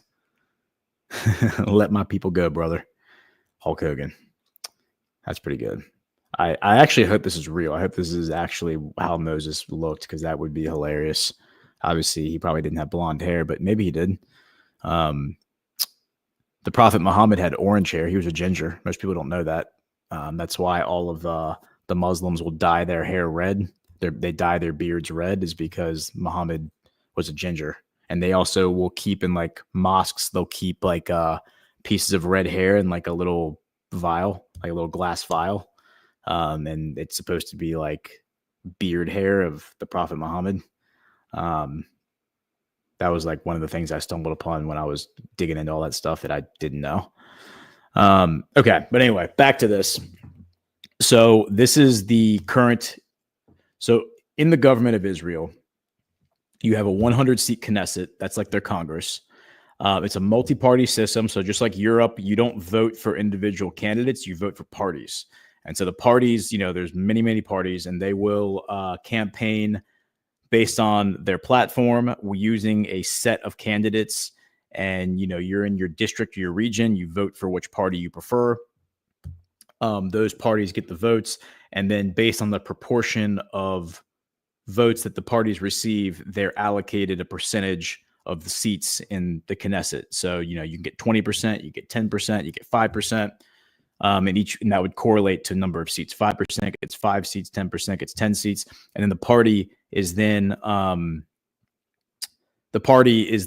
empowered to select who gets put into the seats. But, good practice, good politics would be to use the people that you deployed for the campaign, because they were, the figureheads, the faces of the campaign. But at the end of the day, it's up to the party who sits in those seats. It's not necessarily up to the voters. And that, as I understand it, is how most of the European governments also operate, the multi-party systems. So in order to be the prime, once the election is over, the party that receives the highest percentage of seats is then invited by the president. The president, I think, I have to look into how the president is decided, but the president is then invites that party to they get the first crack at forming what's called a coalition government. And so what that means is they have to get 60% of the Knesset, so 60 seats, to sign on to support one person to be prime minister. And that means you got to go around and you got to make deals with all of your allies, so to speak, because a lot of these parties are of the same political persuasion. They're just different factions within the persuasion. So like, if this were America, you might have like a MAGA, you might have like 3 different parties that are MAGA parties, right? And they're each just like have slightly different viewpoints or whatever. But, and then you might have a party that's like the neocon party, and you might have like 3 different parties that are the woke parties, right? I mean, you get the gist of it. So Netanyahu was forced to. 2 different scandals broke. One of the scandals was he was exposed for doing for a recording was released of him meeting with a Israeli newspaper magnate, a left-wing guy, someone who didn't like him, whose newspaper always like railed him in the media. And he basically promised this guy that they would get better access to the government, and they would be able to, and he would kind of elbow out Sheldon Adelson, who was the right-wing newspaper conglomerate or mogul, supporter of Donald Trump, #1 donor to Trump's campaign. And that recording was released to the public. Netanyahu was charged with fraud. He hasn't been prosecuted on it yet. There's 2 other charges from 2 other different events that Netanyahu was involved in. That one is probably the most open and shut. I don't know the exact nature of the charges, but it's something to do with fraud. But that scandal, which I think broke, I want to say 2017, 2018, that led to Netanyahu losing massive support in the Knesset from the moderates, like the moderate Zionists, right? There was also another scandal, and that was the one that I was talking about earlier on the Daily Herald and on Badlands Daily, and that was when Netanyahu walked millions of dollars into Gaza in briefcases and gave it to Hamas after Hamas's funding was cut off by the Palestinian Authority because they tried to kill the Palestinian prime minister. And we know all this because one of his cabinet members at the time was so disgusted with the move that he resigned from office and then went public and told the public what happened. He blew the whistle. And so between those 2 scandals, Netanyahu lost the necessary support that he would need to stay in office. He actually ended up having to leave office like in 2021, I think it was. And this other guy named Nafaldi, I think was his name. He was even more right-wing than Netanyahu. He was one of these like Zionist zealots, like the people who want to make greater Israel. He was in office for like 10 months and then Netanyahu returned. But so right now, the only reason that Netanyahu was able to return in 2022 is because he cut a deal with the people who make up his security cabinet. We'll get back to the security cabinet in a minute. Let me just make sure Jessica's saying something. Okay. All right. So there's some other streams we can play, but I'll just run through this, and if it's not done by the time I'm finished with my explanation, we'll play one of these other live streams. But this will give a good opportunity for people to get some background on the Israeli politics. So this story from the Jerusalem Post: Netanyahu supports canceling law banning racists from the Knesset. The backstory here is that there's this guy named Meir Kahane who was literally a Jewish terrorist. He planned to fly a plane full of explosives into the Dome of the Rock, the mosque in Jerusalem, and blow it up in the 1980s. He was arrested for that, went to jail for 6 months, gets out of jail, and then I think it was 1984, he runs for, it was either 1984 or 1986, he runs for office in the Knesset. He wins his seat, and he serves a 4-year term in the Knesset. And he was basically so despised across the political spectrum that whenever he got up to speak in the Knesset, everyone else would get up and leave the room, including the Likud party, which is Netanyahu's party. The Likud party is kind of considered like the most right-wing, like they're like the right-wing mainstream party. And then you have people who are considered like more right-wing than them. And those are the religious zealots that you see sitting right here. These are the people who believe that, in Jewish supremacy, and they want to kill all of the non-Jews ostensibly, or at least at the very least, the Palestinians and the Arabs and the Muslims. And, they'll say into a camera that they support Christianity, but the fact of the matter is this guy sitting right here is the national security minister, Itamar Ben-Gvir. And here is Itamar Ben-Gvir with his client, Benzi Gopstein. Benzi Gopstein was the protege of Meir Kahane. Meir Kahane was murdered in New York City in 1990. And then the 2 guys who murdered him were then brutally murdered themselves, and widely speculated that Benzi Gopstein is the one who went and murdered them. He's like a straight up thug, just a total like gangster is the best way to describe him. And so he was indicted in 2015 for saying that, for calling for violence against Christians, for saying that Christians are blood-sucking vampires, for lamenting the fact that here it says, and this is all like recorded. This is like in a recorded interview. He said this. He says, "Let us remove the vampires before they once again drink our blood." He wrote that in an article. He also said that Christian Jews the Christian church is our Jews' deadly enemy for hundreds of years. He laments that the disgust for Christianity has disappeared with the good life of the democratic age, meaning that the golden age of Jews, the 20th century, Jews have stopped hating Christians, and he says that's a bad thing. So, bad guy. So he gets indicted for inciting violence in 2015. He doesn't actually go to trial until I think it was I want to say it was January 2024. But his lawyer is Itamar Ben-Gvir, who's a lawyer in Israel who went on to become the national security minister. But what happens is that in 2022, this is December 2022, Ben-Gvir and these other zealots meet with Netanyahu, and they're like, look, you have no support. You need people in the Knesset to support you. These people, these zealots are all elected in the West Bank settlements. So you've probably heard of like the Israeli settlements in the West Bank. Those settlements are inhabited mostly by these kind of religious zealots. They elect these people into the Knesset because they get representation. And these guys are like, you're going to need our support in order to return to the prime minister, being the prime minister. So in exchange for lifting this law, because after Meir Kahane is murdered in 1990, in 1994, the Knesset passes a law that says anyone who has racial supremacy, including Jewish supremacy, as part of their political platform is not allowed to serve in the Knesset. Meir Kahane was a Jewish supremacist. And so Netanyahu in 2022 has the law amended to say that if your racial supremacy is part of a religious doctrine, then it is okay. That's the exemption. And so these guys all claim that their Jewish supremacy worldview is based on the oral Torah, not the written Torah, but the oral Torah, which is the Talmud, and that it's part of their religion. And because of that, it's legitimate. The other condition they put on Netanyahu is that they get to serve in his security cabinet. So now we can talk about the security cabinet.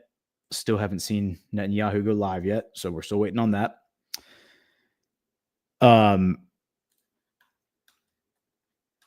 so let's talk about the cabinet of the prime minister. And so this is the original cabinet, and then we'll talk about how it's changed. But so as of like 2023, October 7, 2023, this is what the cabinet looked like. And the cabinet is made up, the core of it is called the security cabinet, and that includes the prime minister, the deputy prime minister, the minister of justice, and you can also hold, the same person can hold multiple titles. So you can be one person and have like 4 different titles, which is very strange, but that's the way they do it. So it's the prime minister, the minister of justice, the minister of defense, the minister of national security, the minister of foreign affairs, the minister of finance, and I believe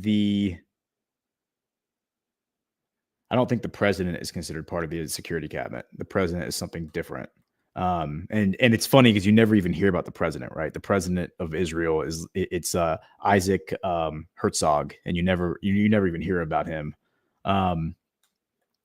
But so the way, like outside of that, you then have these additional members and observers of the security cabinet, and that's how it's billed. It's billed as these other people are basically people who sit in the room and observe the members of the security cabinet as if they're like, second class ministers. And before we get to them, you have the permanent invitees of the security cabinet. And so these are people who attend every security cabinet meeting. It includes the attorney general, the national security advisor, the military secretary to the prime minister, the military secretary to the defense minister.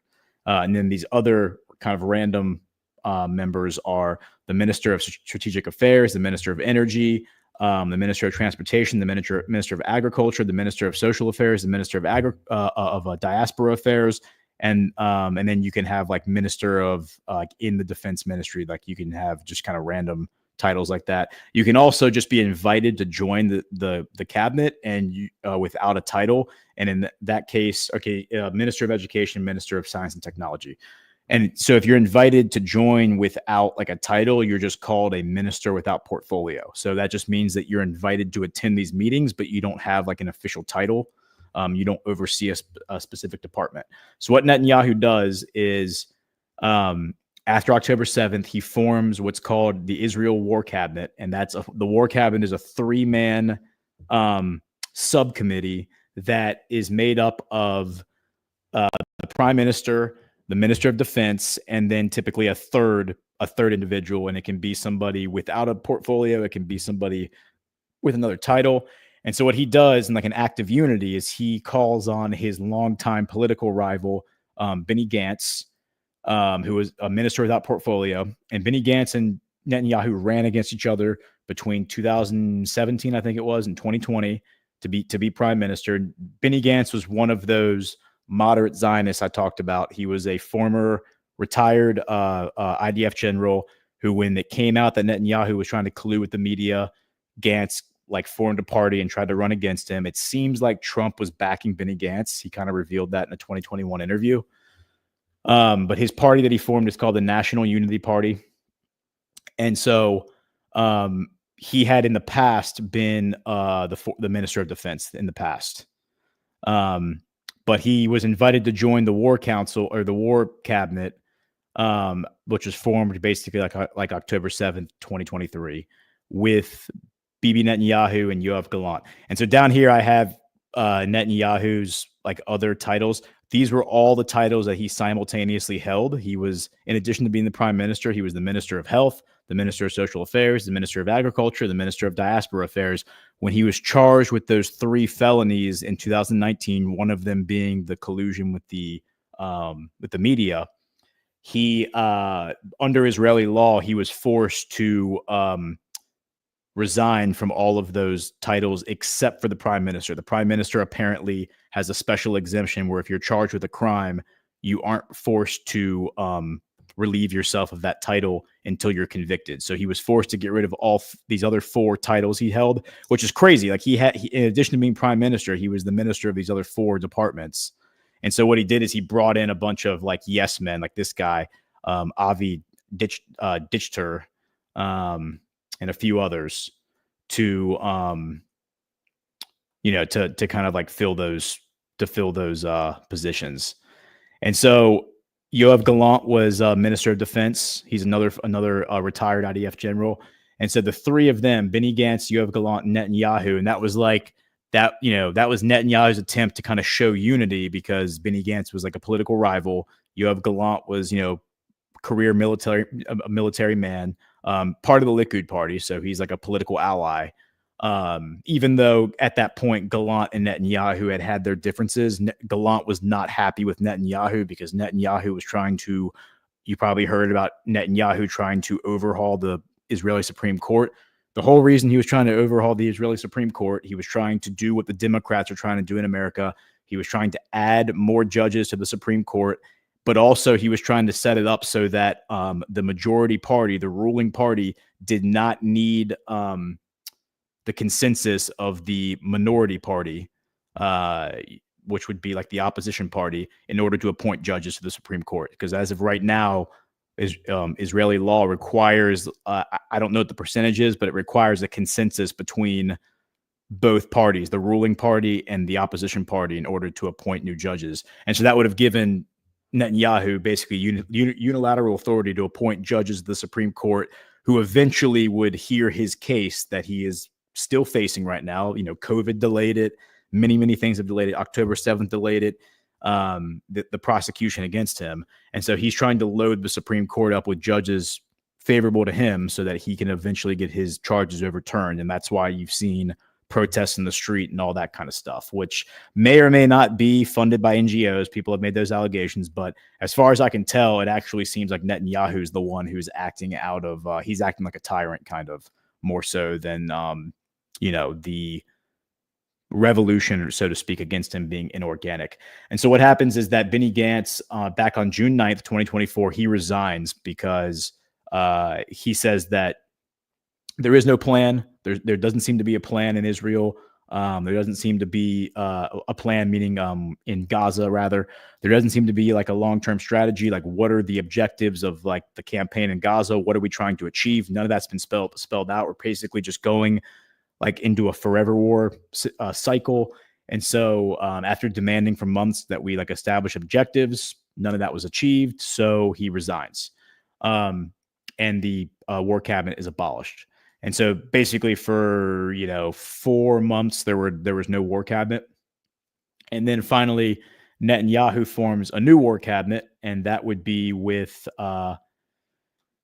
he brings in Gideon Sar. And so Gideon Sar is another political rival from the New Hope Party, where he actually is he's a pretty radical zealot. Like, he's pretty far out there in terms of like being he's pro-war, and he seems to be in like the pro-Greater Israel camp, but him and Netanyahu don't see eye to eye, and they've always kind of been like at odds with one another publicly. So he kind of brings in Gideon Sar thinking that this is like a unity play, like he's going to present themselves as being in unity.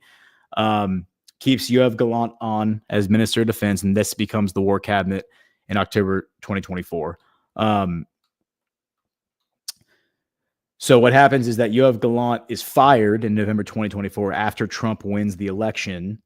Yoav Gallant is fired, and that was something that people saw coming for a while, because Gallant and Netanyahu were not getting along, and Gallant was not was kind of voicing the same criticisms that Benny Gantz was. Benny Gantz and Gallant have also been political rivals for a while, but they were like united for a minute there, because they were both saying the same thing. We don't have clear objectives. There's no end in sight.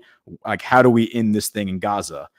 And so Gallant basically forces Netanyahu to fire him by just being like a public dissident. And so Netanyahu fires him and then forms another. So basically that second Israeli war cabinet only lasts for about a month. He fires Gallant. He then brings in another guy. Well, he doesn't really bring in another guy. He moves Israel Katz. So Israel Katz was down here, the Minister of Foreign Affairs. So that's the same thing as like the Secretary of State, the chief diplomat. And he appoints him as the Minister of Defense. He then changes Gideon Sar to, what is Gideon Sar now? Gideon Sar, pretty sure Gideon Sar is now I need to change this. He's not Minister of that portfolio. He is the, sorry guys, just gotta make sure my thing is updated. He's the Foreign Minister now. So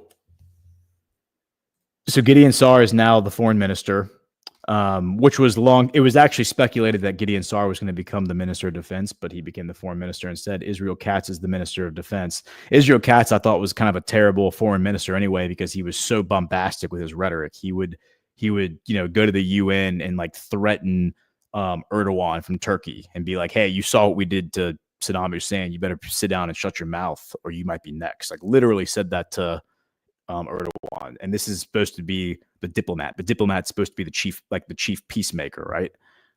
You leave that kind of rhetoric to the other guys and you focus on making peace. That's kind of your role as the diplomat. So Israel Katz is defense minister, Gideon Sar is foreign minister, and Bibi Netanyahu is prime minister. And the three of them are now the current Israeli war cabinet. And the war cabinet, as I understand it, is the three-man team that votes on basically all the things that are going to happen related to the war. Now, how much power do they actually have versus it just being kind of a figurehead position? I'm not sure. Like, that requires a greater level of knowledge than I possess.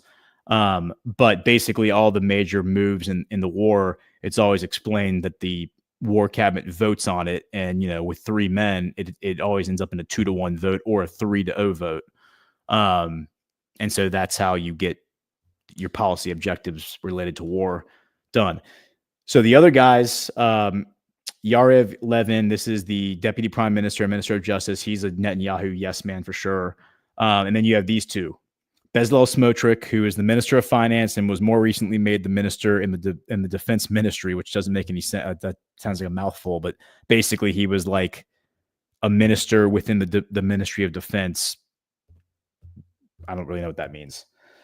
And then you have Itamar Ben-Gvir. This is the lawyer I was talking about before, and he's the Minister of National Security. And so Ben-Gvir is kind of a cartoon character. He's like a total clown when it comes to like optics and interacting with the media and interacting with the public. He's the one who goes out there and is extremely bombastic and is like, let's just go kill all these people in Gaza, and just says the most like provocative stuff you can imagine.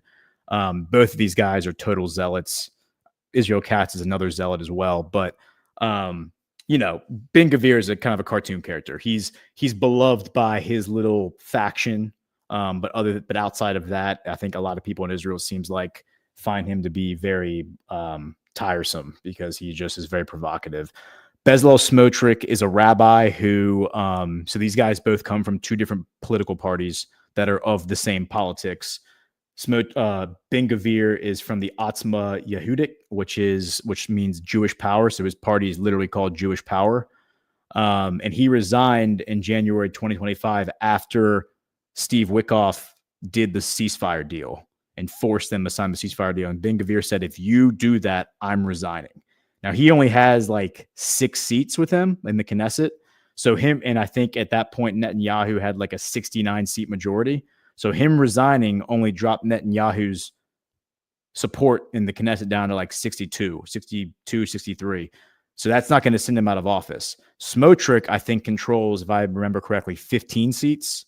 So if Smotrich had resigned without Ben Gvir resigning, then that would have caused the collapse in the government. But Ben Gvir, who's far more, you know, unstable, I would say, in terms of just a political ally, him resigning is not the end of the world for Netanyahu, though it does mean basically if anyone else in the support coalition resigns, even if they only have 3 seats, they could potentially remove Netanyahu. Smotrich, though, so all this pressure goes on Smotrich from Ben Gvir and the other allies in their coalition to resign and to be like, hey, you can't stop the war with Gaza. We want that land. We want these people gone. And Smotrich makes it very clear to Netanyahu that if the war doesn't resume, I am going to resign. So you better keep this war going somehow. He is a rabbi. He's much more of a statesman. I think he's more respected. Like he's viewed as much more of like a calm demeanor, so to speak, but he is every bit, in my opinion, the sociopath that Ben Gvir is, because he has openly talked about, like, why can't we just starve these people in Gaza? You know, the 2 million people in Gaza, we should be able to just starve them all to death, but the West won't let us do that because of their, you know, their grace and their mercy. They're too soft, that kind of thing. He's also openly talked about in interviews last fall about Greater Israel, about how Damascus was promised to them by God, and Damascus, the capital of Syria, will soon be part of Israel. And that's why I think they are going to annex it here in the next few weeks, probably. So that's where we are right now. But what's notable is that since the war has resumed in the past, 24, 48 hours, here's Ben Gvir. This is from today. It says far-right Jewish power returning to the government after resumption of war. So all it took for him to come crawling back, and here are his other Knesset brethren. Together in strength for the sake of the people of Israel, Ben Gvir exalts following end of 2-month stint in the opposition over party's objection to ceasefire deal. So he's back in the government now. Does he return to the national security role? Maybe, maybe not. It's hard to say, but yeah, he's back. So as far as I know, nobody's been appointed to that role yet. And maybe Netanyahu was keeping the seat warm for Ben Gvir, hoping he could coax him back, because he definitely needs all the support he can get right now to stay in power. How's everyone doing in the chat? Man,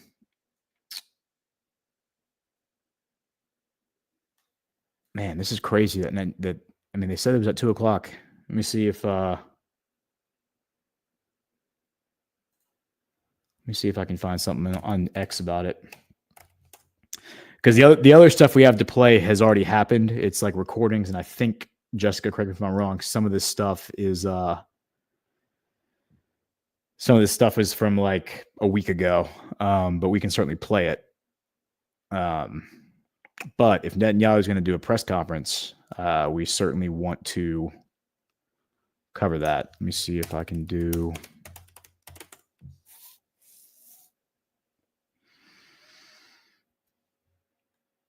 Okay, so 30 minutes ago. Okay, wait, here it is. So these other people just aren't playing it. This. Oh, wait, here it is. It just went live. I mean, can we get an English version?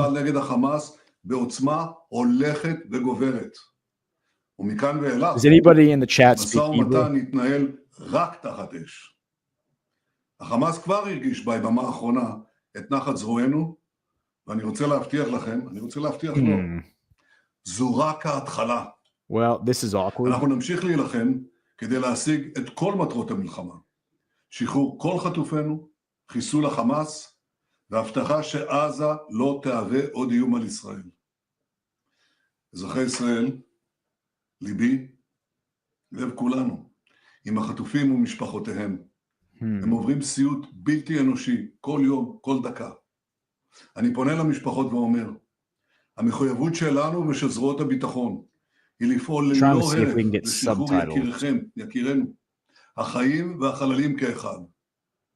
ועוד דבר, אני שומע את הפרשנים שמדווחים שקרים באולפנים, כאילו המלצת צה"ל ופעולות צה"ל נובעות משיקולים פוליטיים. אין להם שום בושה, אין להם שום קווים אדומים. הם פשוט מעדדים פעם אחר פעם את תעמולת החמאס. אז אני רוצה להגיד לחמאס, אל תבנו את זה. כי שום דבר לא יעזור אותנו מלהשיג את כל מטרות המלחמה. אני מצדיע ללוחמינו הגיבורים בצה"ל, לאנשי נשות השב"כ. So we don't have to listen to it because we can't understand what he's saying unless there's someone in the chat who can speak Hebrew.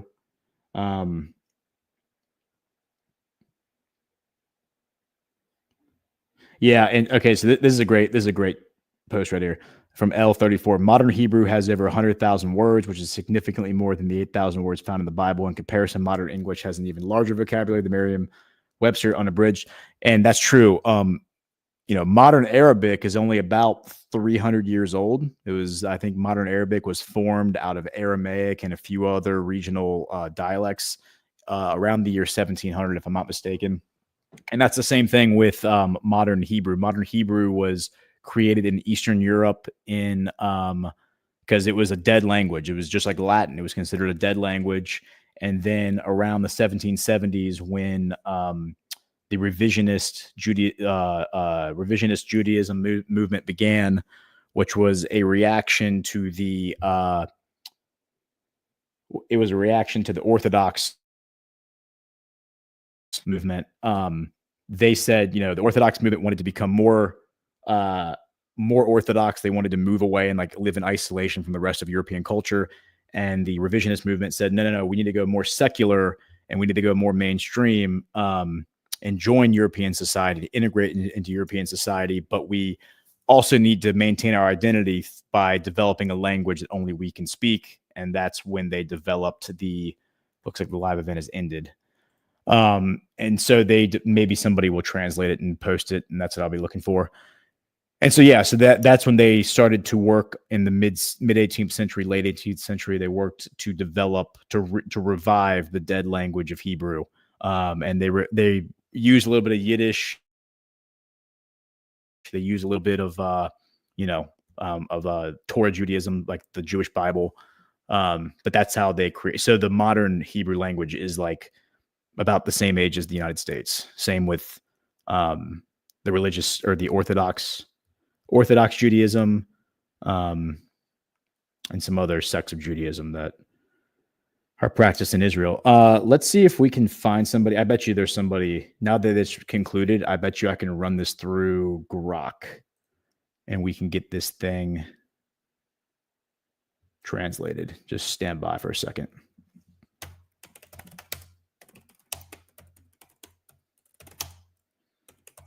Oh yeah, I just saw the Daily Wire co-CEO Jeremy Boring is stepping down. That's notable.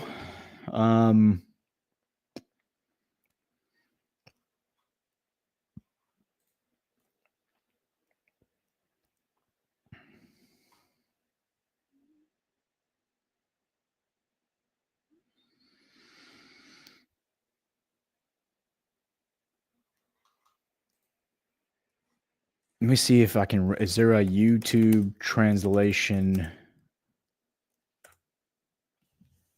Enable closed captions. Okay, so I think I can actually do this just on YouTube. Let's go and say,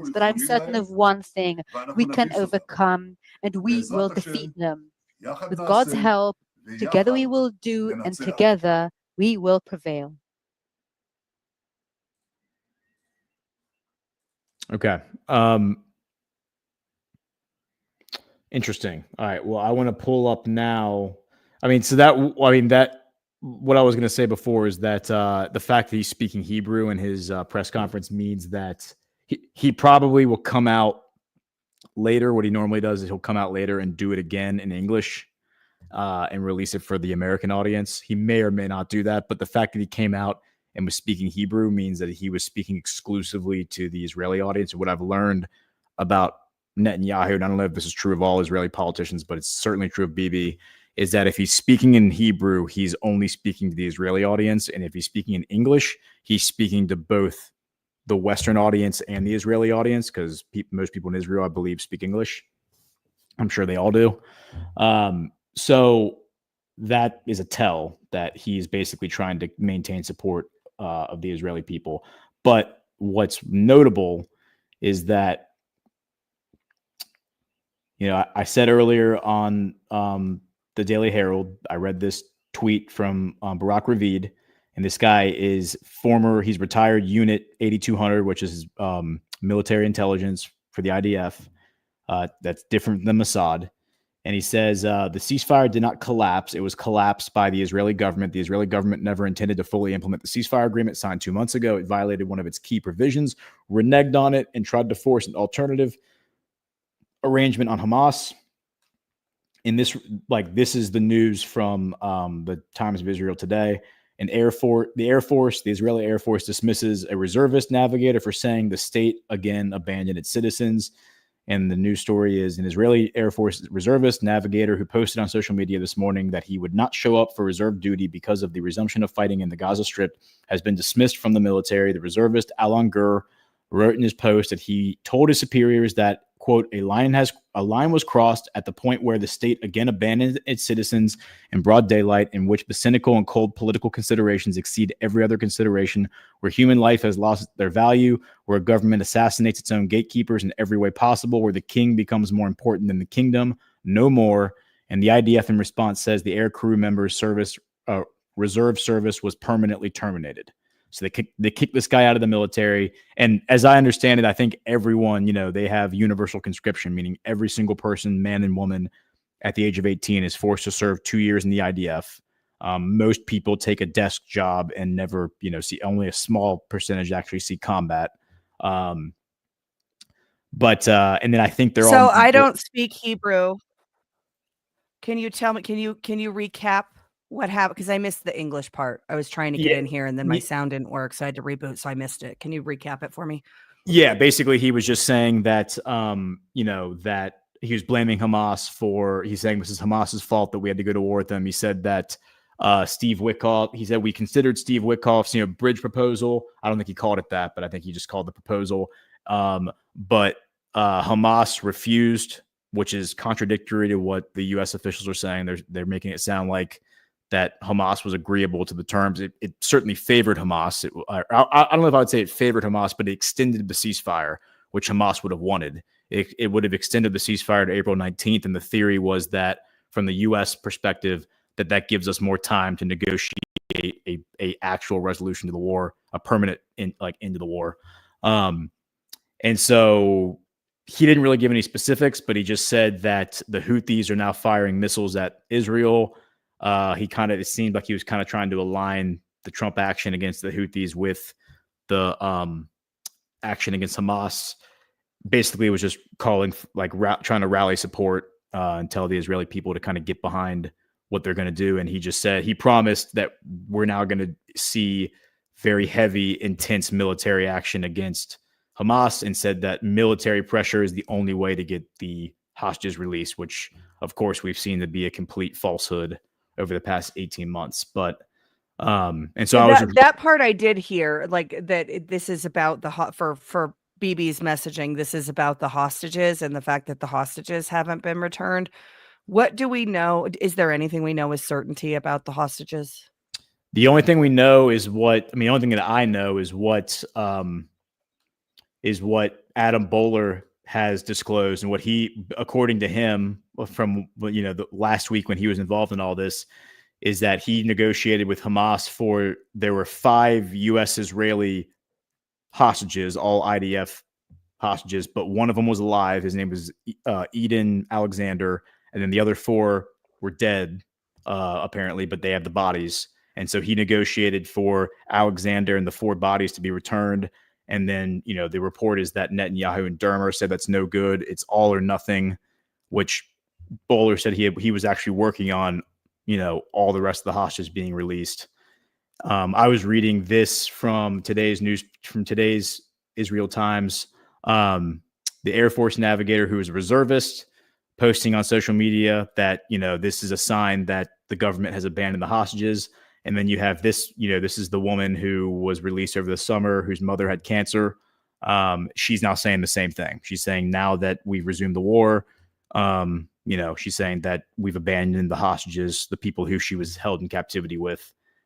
So it seems like I don't know if I'd say it's a consensus, but it seems like, you have IDF reservists, you have former hostages who are all saying that the fact that we're going back to war is not a very promising sign that we're going to see these hostages released anytime soon. Because of course, from the Hamas perspective, that's their bargaining chip.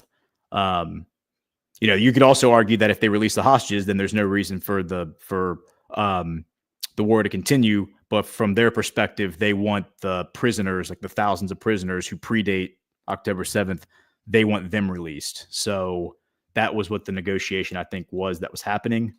But yeah. So who violated the agreement?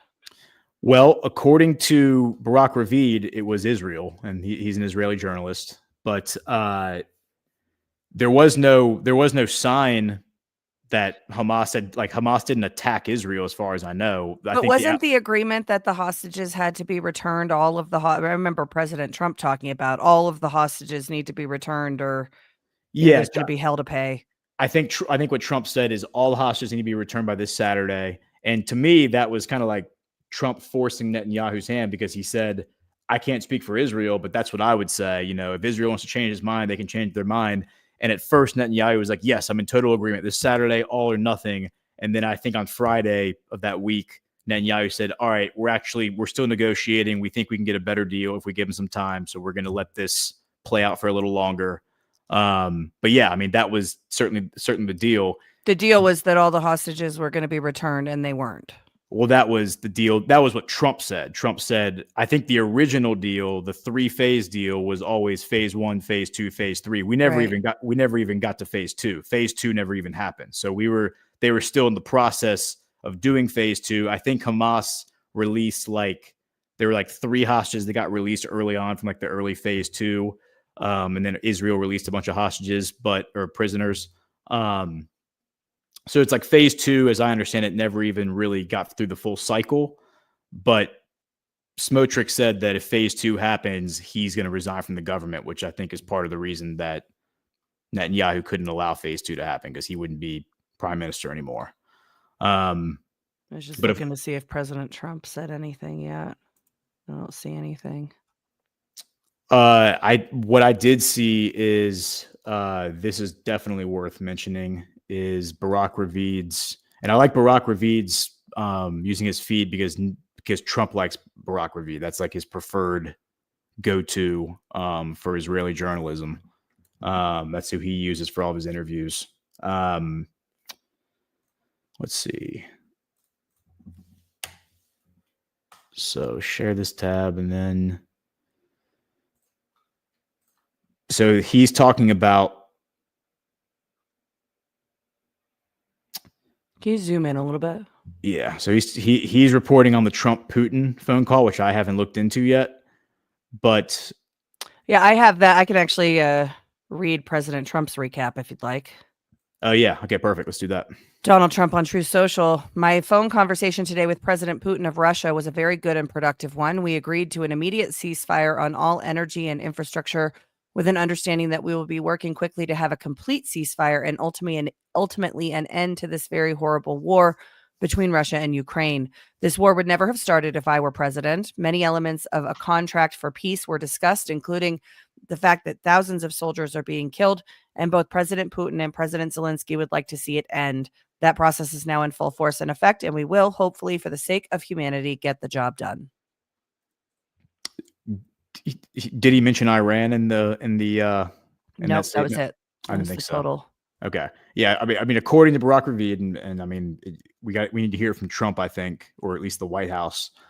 He says Trump and Putin agreed that Iran must never be in a position to destroy Israel. The White House said, and that I think is a very important caveat, because when you consider the security agreement that Russia and Iran signed 6 months ago, that's a pretty big deal. I mean, Russia has a lot of military personnel now in Iran. They have missile defense systems there. It was the reason that Iran was able to defend itself to some extent from some of the attacks that were launched against it from Israel. And then you also have China, which is their number one customer for their oil industry now. And Iran also now provides the majority of China's oil for their economy. So China is now inextricably linked with Iran the same way the United States was inextricably linked to Saudi Arabia post Henry Kissinger's petrodollar deal. It's not the same terms, of course. It's not like they're trading in the yuan, but if Israel is struck the oil refineries, and this was something I was talking about, back in October when that narrative was out there, that would basically be an attack by Israel against the Chinese economy, because China would not have access to oil, or they at least would have to scramble to get it. So I think between China and Russia, there's going to be the necessary, if you're of the opinion that Iran is out of control and that they need to have like handlers, basically, China and Russia are that calming presence, because they have a lot to lose mutually if Iran were to go to war with Israel, which would be ostensibly going to war with the West. Yeah. So I think this line right here from Barak Ravid, assuming it's true, is a big deal. And hopefully that leads to a peace summit that we may see materialize next month in Riyadh between Trump and Putin. And hopefully part of that peace summit, which is supposed to be about Ukraine, also involves Iran and Israel. I was on John's show earlier. I haven't had a chance to check the news much, but he was saying, John was saying how both Saudi Arabia, I did repost the Saudi Arabia one, but Saudi Arabia and Russia have both offered to be the mediators in the negotiations between Iran and Israel, meaning Iran and the United States. So that's promising. It is promising. Nothing. Somebody in the chat said the boss just posted, so I went, and it's still just the Russian readout is the latest one. But we'll keep an eye on that to see what President Trump has to say about it. Do we know if the JFK files have come out yet? No, that's what I was checking for.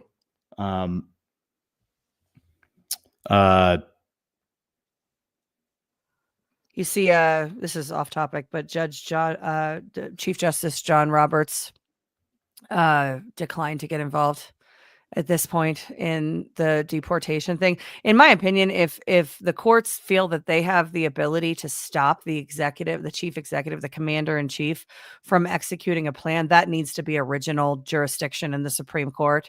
There's no universe in which a district court judge should be able to halt matters of national security. But that's where we are. Yeah, so we'll see what happens. I personally think they should just ignore them. Help me understand this. This district court, because I haven't looked into this story yet. This is the same guy that dealt with Ray Epps, by the way. Same judge. Yeah. Okay. Is this a federal district court? Yeah. Okay. So it's not like a state level court. It's a federal court. No, I think it's either DC. I think it might be DC. Hang on. But I agree with you. I mean, like a district, even at the federal level, a district court judge should not be able to stop the president from doing something that I would argue is national. I mean, I think anyone would argue is national security. It's insane. Yeah, DC, United States District Court for the District of Columbia. James Emmanuel Boasberg. Jeb is what he goes by, and he is he's on record about January 6th and suggesting that President Trump was responsible for inciting an insurrection on the U.S. government, which is a very silly story that we were told, in which President Trump said, march down to the Capitol and peacefully and patriotically make your voices heard. And the state court here in Colorado determined that that was a coded dog whistle for go take over the government with sharpened flagpoles, like sharpen your flagpoles and march down there and take over the government. That state court, obviously we covered that on Badlands. I was doxxed in the middle of it. We stopped covering it. That was hilarious. That went to the Colorado Supreme Court, and they said that the judge was correct in her ruling that there was an insurrection, but incorrect in her ruling that President Trump couldn't be removed from the ballot. So it went to the U.S. Supreme Court and was overturned. Obviously, President Trump was on the ballot. He won the election. And however, the value of that was the insurrection finding, which wasn't even part of the case, right? It was about it wasn't a specific charge that was being levied in that civil case. And the case was Norma Anderson, who is a Republican activist, mother of Pam Anderson, who was the executive director of the Center for Tech and Civic Life, the Zuckerbucks. Her mother filed this case with some other voters, some Republicans, some unaffiliated, who said that President Trump shouldn't be allowed on the ballot because he incited an insurrection and was therefore disqualified under the 14th Amendment. They sued Jenna Griswold on that. So it was Anderson versus Griswold. Then President Trump intervened. All along, it was Anderson and Griswold versus Trump, but it was kayfabe for how it was brought about in the courts, which in my opinion should be dealt with, right? I think that's a form of abusive process. For sure. When you have the two parties of the case colluding to bring about a legal outcome, but pretending like there's a legal dispute, in my opinion, that's a form of abusive process. But President Trump intervened. They, got the finding in the lower court that they were able to stay on the ballot. The Supreme Court, Colorado Supreme Court, ruling was that he had to be removed from the ballot. At the time that he was removed from the ballot, that's when they really showed their true colors. So all of a sudden, Jenna Griswold was no longer just the respondent in the case, but she was committed to preventing an oath-breaking insurrectionist from being on the ballot. So, kind of all fell apart there. And then, of course, it went up to the Supreme Court and was overturned. But this is the same kind, the real value of that and why we're still dealing with the fallout of it was the insurrection finding. There was a finding of insurrection in the lower court. Now, this is a civil court, right? There was not a criminal finding of insurrection. President Trump was never convicted or even tried for insurrection. Jack Smith tried, right, with the J6 case that was ultimately dismissed.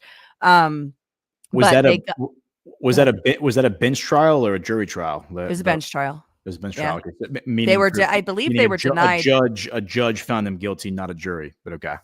So the judge in the district court found that President Trump did incite an insurrection, but that the 14th Amendment didn't allow her to do what the petitioners were asking her to do, which the latter part of that is correct, which the Supreme Court upheld basically her finding on that. But the insurrection finding it wasn't a part of the case. It's not a criminal court. There is no conviction of insurrection. This was a single state court judge who said she believed the information was sufficient to find that President Trump committed an insurrection. And it wasn't even part of her job to do that. When she read her findings, she said, everybody's put so much time and effort into this. I want to address all of the claims. And that's how the insurrection finding came up. That wasn't even a part of what was before the court. But that state court judge, Sarah Wallace, that finding is what has been used to continue the lawfare. Now we're totally outside the law when you're talking about a civil court finding by a single judge, not a jury, and based on what should have been inadmissible evidence, right? Like the J6 committee report was evidence that she used for that finding. And I've been very critical on President Trump's attorneys about this because their approach to that was to say, you can't consider the J6 report because it's political work product. And they had Ken Buck and others come in and say, yeah, this was a totally political process. It's political work product. And the judge said, yeah, no, I get it. I get that it's political, but I'm a judge and I can separate what's political versus what's evidence. And there is evidence in here. There's witness testimony. There's, documents and videos and records. So I'm going to look at it, but I can parse it out. At that point, in my opinion, I'm not a lawyer, but this was a formative experience for me, this case, the President Trump's 14th Amendment case. In that moment, they should have fought the substance of the report, and they never did. They didn't address it at all. They just kept doubling down on this is political. You can't look at it. You can't include it in your analysis. And she was like, yeah, I can. And then they never fought the substance of it. So the substance stood. And when the substance stood, she said, well, this is sufficient to for a finding of insurrection, even though that wasn't the matter before her in court. But it was largely, she was able to come to that conclusion because the President Trump's attorneys didn't counter it. They didn't counter the matter of insurrection. They ignored it and, just said that's political. That hasn't been litigated. So, yeah. But, maybe that had to happen. So it went to the Supreme Court so that what we all know is the meaning and reading of the 14th Amendment holds. We're going to see the 14th Amendment before the Supreme Court again in birthright citizenship. I think if Chris Paul were on here, we'd be having a conversation about how we need to remove the 14th Amendment because it was illegitimately passed in the first place. He might argue we need to remove every amendment after the 10th, after the Bill of Rights. Which actually, of all the people who've made the arguments about this, surprisingly enough, Kanye West, I think, has made the most compelling argument for why all those amendments are unnecessary, focusing specifically on the 13th Amendment, which is the amendment credited with freeing the slaves. And his argument, which I think was made, pre-October 2022, pre like going full-blown Nazi, was was that if you go back and you read the original Constitution in today's context, the language in the original Constitution extends to all people. And it already freed the slaves in the original Constitution. Yeah. And all the 13th Amendment really did was privatize the prison system and basically legalize slavery, actually, just in the form of indentured servitude through the prison system, which I thought was a pretty profound argument coming from Kanye West. Yeah. Well, we do need to look. The American people have no idea, right? The American people have no idea how the Reconstruction Amendments were passed. Mm-hmm. And it was nefarious. It was alternate slate of legislators to come in and pass the amendments in the wake of the Civil War. And that the fact that we're not taught there, I think is evidence of, us being misled. Now, I would keep the 25th. I think it's been proven repeatedly that we need the 25th Amendment. The 25th Amendment obviously was passed in the wake of Woodrow Wilson when he had a stroke on the toilet, fell and hit his head, and his wife, his doctor, and his cabinet hid that from the people and just decided to be president while he was incapacitated. We're now dealing with President Biden's, so-called ruler of the United States, Scrotus Biden's auto pen.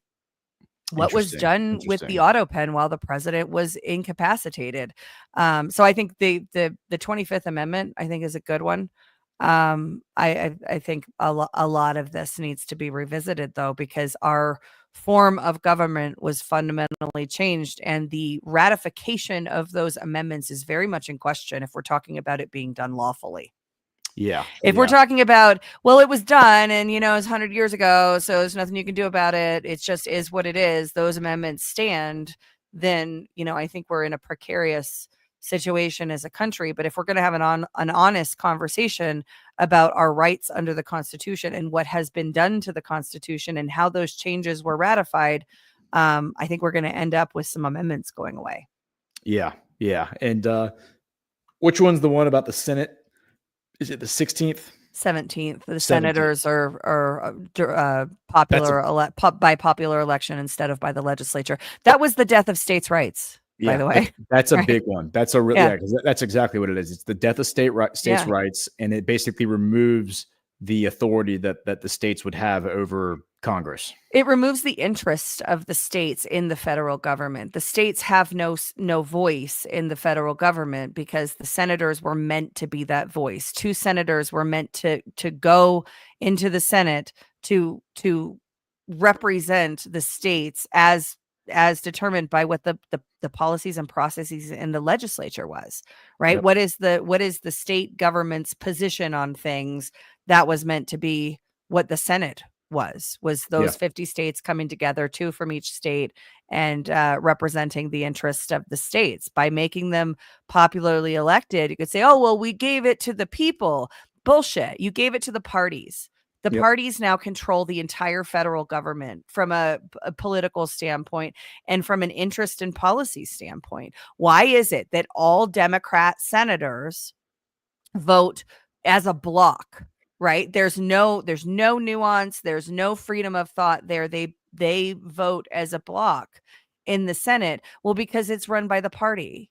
Yep. It's And the party party interest. It has decides nothing your to do with the interest of the states. and the party decides your committee assignment. So if you want a Yep. good committee assignment, if it's all driven by how much money you're fundraising, how your voting record is, like how are you performing in the eyes of the party depends on what your reward, so to speak, is going to be. And you're right, because when you pass the 17th Amendment, if you wanted pre-17th Amendment, if you wanted good senators, then all of the impetus, the pressure was put on state legislature elections. You better elect good people to your state legislature if you wanted them to send good people to the Senate. Now that's removed. And so, like, what do you have today? Can anybody even name their state legislature? Legislator? I mean, it's like the state legislatures are a total afterthought. Meanwhile, and Alpha can tell you all about this, if you get arrested, even if the FBI is involved, if the feds are involved in you being arrested, an investigation, most of the time it's the feds directing the state law enforcement officials on what to do. Like they're the ones providing like a supporting role, and the people who actually cuff you and charge you are still state law enforcement, and you're charged at the state level. So, Yeah, I can add on to that. So I had the JTTF show up at my house in the wake of January 6th. It was actually 4 days after I had given a presentation to Republican legislators about election fraud, and several months after January 6th. But they came to my house, I think just to intimidate me and to fish for information. But they came to my house under the guise of investigating January 6th. It was the FBI's how they introduced themselves. It wasn't until I asked for identification that I learned that it was a investigator from Jefferson County, and it was a sheriff's deputy from my county, Douglas County. So the FBI is the state law enforcement, local law enforcement is subcontracted to execute I said that to them. I'm like, who's looking out for my rights here? Like, aren't you guys supposed to be like the final line between tyranny and my rights? And they looked at me like with a dead look in their eyes and like asked me what encrypted messaging platforms we used, and I said I'm not going to answer your questions. Encrypted messaging platforms, yeah. No, I said we were talking on messaging platforms, and the guy perked up like super. He's like, which ones? I'm like, well, I'm not going to answer your questions about that. I'm not giving you any information. Wouldn't you like to know? Yeah, the WhatsApp is suing, I think it's Pegasus. It's either Pegasus or the Israeli government, maybe both, because they hacked into WhatsApp in order to steal the data from like law enforcement did, I think. But they did it using some software like Pegasus or whatever. So I know that's an ongoing case right now. And who I need to fact check everything I'm saying, but who the defense attorney is for Pegasus and or no, for the Israeli government? The NSO group case. Yeah, the NSO group. It's Rod Rosenstein. He's the defense attorney. Oh shit. Yeah. Oh wow. Yeah. Yeah. So, that's who it is. case. That's who it is. It's the NSO. The NSO group's being sued. Yeah, but that's kind of bumped up to the Supreme Court a few times, and they keep smacking it down and not taking it up. Yeah. It's wild what's going on with that case. And that case is, hey, you've been spying on all of us and selling the ability to spy on all of us to all of these other governments and entities. What the fuck? And apparently nobody wants to deal with that within the courts. We're just going to keep kicking the can down the road. Yeah, this is from July of 2024. Report: Israel seized files from NSO in apparent bid to prevent U.S. court subpoena. Seizure said to have been coordinated with companies' lawyers to head off serious diplomatic and security damage from disclosures about its Pegasus spyware and WhatsApp lawsuit. And then if I just go and I do a word search, here it is. Yeah, wow. One of the attorneys, Rod Rosenstein, a deputy attorney general under former U.S. President Donald Trump, asked if Israel would, quote, come to the rescue, end quote, of NSO. So, he Rod basically Rosenstein reached is out and asked if, representing NSO.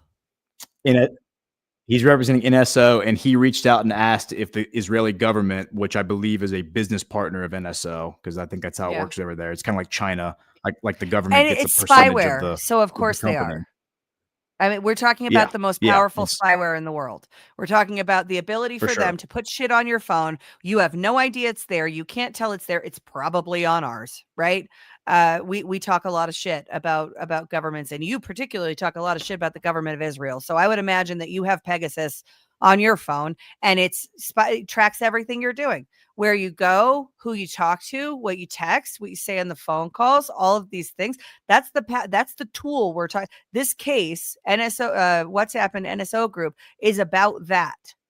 It's about that technology capability developed by a private company in Israel, allegedly, but also sold to all of the, nefarious and righteous, as if there is such a thing, governments around the world. We have Yep. no rights. We have no yeah, right. and they get to review, and that's the funny part is like every government in the world wants to contract to get access to this spyware so they can like spy on their own citizens and make sure that they're keeping their streets safe. And so that review process is done by NSO Group, but it's also like the government of Israel has a seat at that table. So they get, Yeah. If there's a government that's not playing well with Israel, Israel's like, yeah, you're not getting access to Pegasus. Not that any government should have access to that, but it's just funny how that gives them a lot of power. But you mentioned that the power that the FBI, the feds hold over local jurisdictions, and the way it's been explained to me, and I want to say it was Alpha who explained it to me, but it could have been somebody else. It's kind of like the way the federal taxes are held over the states. So when under the Bush administration, and I think even maybe the Clinton administration, when they started to militarize the local police forces and state police forces, because they had all this excess equipment from, Operation Freedom or whatever, they started pumping money from the federal level into all of these local and state police forces. And then those forces became dependent on that cash flow because it was built into their budget. They're like, oh, we're expecting X number of dollars this year from the feds to supplement, to pay salaries, to like whatever it is. And now the feds, this is how they also like get their hooks into the state legislatures and the state executive is they say, okay, you're now dependent on this money. If you don't do exactly what we say, we're going to pull your funding. And you're going to have to lay off people and, you're going to have to tighten the belt. And so now all of a sudden the state and local police forces are beholden to the feds because if they don't jump through all the hoops, they lose their funding. And that's going to mean layoffs. So same way that the federal government incentivized state governments to pass certain laws, the one that always comes to mind for me is raising the drinking age to 21, which being on this side of 21 now, I am not necessarily against. I mean, I was 18. I see how dumb kids can be. But what they do is they, like in that specific instance, is they coerce them. They said, we will pull the funding for the interstate. Like we give all of you funding to maintain your interstates every year. We will withhold that funding if you don't raise the drinking age to 21. And that's how they got every single state to raise the drinking age to 21. They do the same exact model for whatever it is they want done. And it's by withholding funds that the states have become dependent on because it's built into their budget. And that's why we have to dismantle the IRS and dismantle the entire tax system, because it creates a top-down incentive structure where the lower levels of government are jumping through hoops in order to receive money from the highest levels of government. And that's a total inversion of how it's supposed to work. Control. Yeah. They're being controlled through that. So here in Colorado, they're all freaking out because of the, threats to their federal funding. And we come to find out like they're just, and they just say it just so normally without any self-awareness or sense of shame. Colorado's budget, 40% of Colorado's budget comes from the federal government.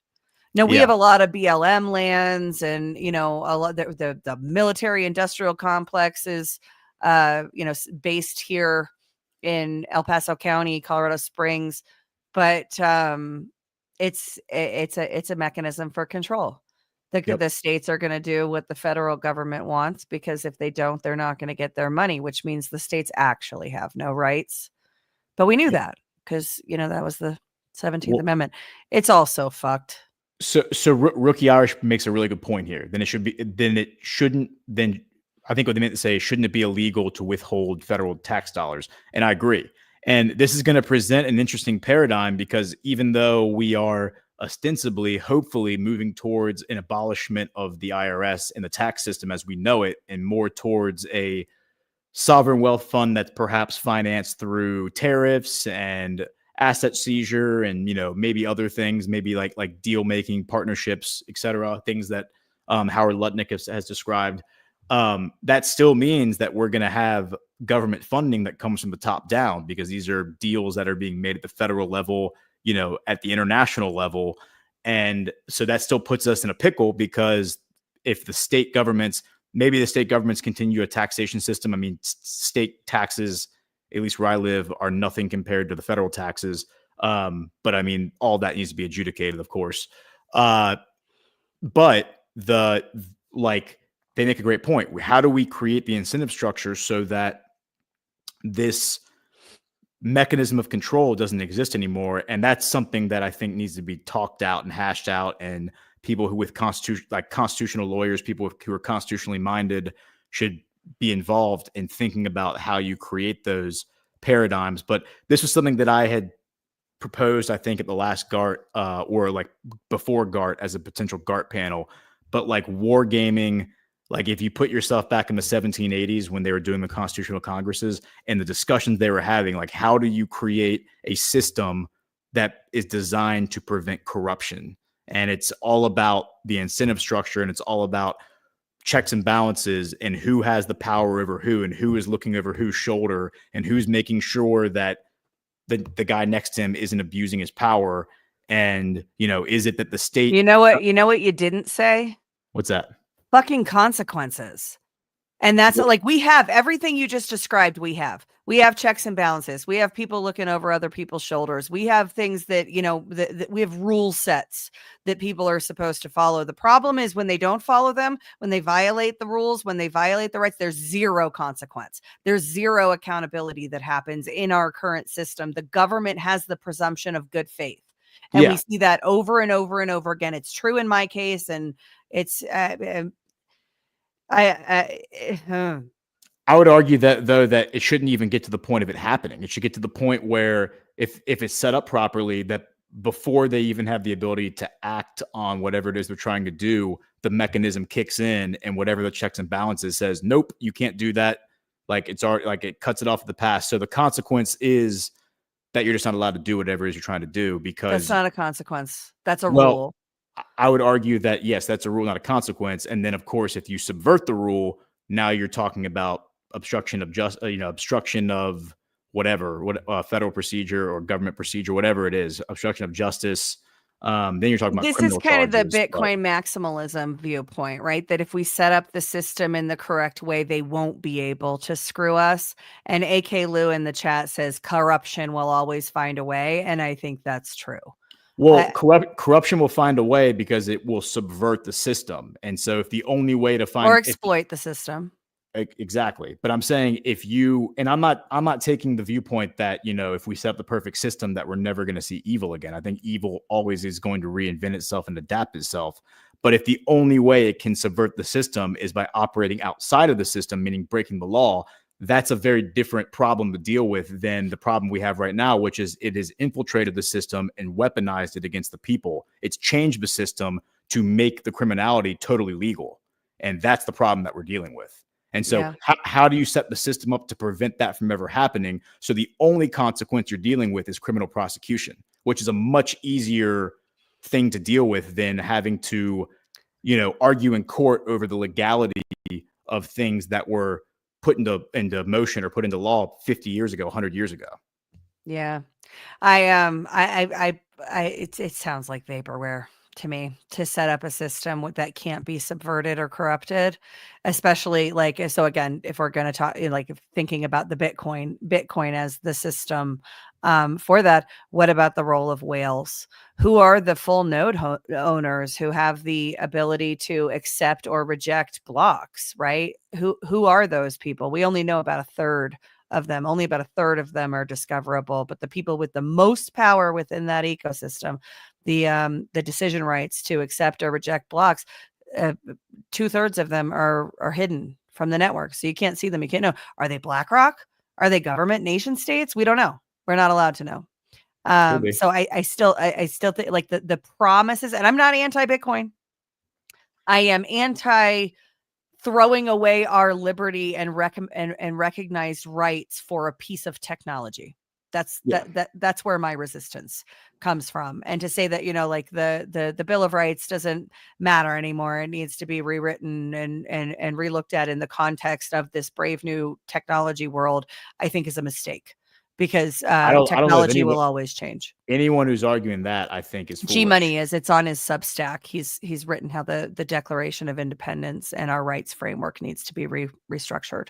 Well, I would definitely debate him on that if that's what his premise is on the Bill of Rights. The Constitution itself obviously has flaws, and those flaws have been exploited to what we now see. But the Bill of Rights, I think, is solid, and that's really the only reason that we aren't all completely enslaved right now is because of the Bill of Rights. Yeah, agreed. So I think it ultimately comes But we down shouldn't to, abandon it for technology. No, We I would should actually 1000% incorporate agree with that. technology into it. Our data is an extension of ourselves. Our data should be owned by us. We should have rights over it. And when people exploit it, we should have recourse for that. We should be able to redress that, especially when it's the government that's using our data to subjugate us. And spoiler alert, they are. Yeah, well, I think it all comes down to incentives. It's an incentive structure. Like you have to have the incentive to, when the incentive on the end user, meaning the potential criminal, is set up in a way where the only way that they can subvert the system is to operate outside of it, or to risk being caught red-handed trying to subvert the system, in which case that's easy enough to deal with, much easier than a criminal prosecution. That's where I think the ideal framework is. What is that framework? How do we achieve that? That's the debate. There's no such thing as a perfect system. You're never going to be able to prevent people from trying to subvert it. That's what evil is. But if you set it up in such a way where the incentive structure is to preserve the system or subvert it, and subverting it means breaking the law, they then expose themselves to criminal prosecution. And if there's no way for them to control that system, the prosecution system, then they are then taking a very, very high risk by trying to subvert it. And the chances of them being caught and seeing consequences is very real. Yeah. Yeah. I don't know, man. Every day I become more radicalized. I'm so fucking sick of these people. I hate the government so much. Yeah. Well, that's what I was saying on the, after the press briefing yesterday, as I was just so sick of listening to the media people just jabber on about these stupid questions that they're asking day in and day out that are such a waste of our time to listen to. And it does beg the question. The impetus at some point does fall on the administration to say, how much longer are you going to entertain this crap? Like, how much longer are you going to placate the oligarchs, the people who control the corporate media, to allow their lemmings to come in here and waste our time with an hour of questions that don't lead anywhere, that are just in a circle, and we don't really get anything fruitful out of it? You would be much better served coming out and giving a 10-minute presentation about what exactly is happening and taking no questions, as opposed to letting these monkeys just ask the same question over and over again with different language. It's just so stupid. Yeah. Yeah. The White Knight had said, innocent until proven guilty, and too many people of all sides are presumed guilt before due process. 100%. I think 100%. that's they true. They can come in without due process. They can come in and drain your bank accounts and steal all your resources. They can lock you up like they did with the J6ers without due process. It's all a farce. And it's not like, I get what you're saying about incentives, but there are no consequences. Yeah, And but that's because the consequences have been removed. They're like the system has not on been paper. They just don't exist because these people are corrupt and despicable and they do whatever the hell they want. because the system that White Knight just described, that phenomenon, is a relatively recent phenomenon. I mean, if you look at the criminal justice system over the past 50 to 70 years, it's actually gone the other way, where the entire criminal justice system is set up to support the criminal and to make it very easy to get away with all kinds of crime, especially white collar crime. And that's why you hear these stories about these vicious, violent criminals getting a slap on the wrist, while the person who's not paying their taxes, or the person who is the law-abiding citizen who made an innocent mistake gets the book thrown at them by some lawfare activist judge. So it's actually, the system has been exploited because it was originally designed to protect the individual from the government based on the experience of the founding fathers in the pre-revolution era. They then were incentivized to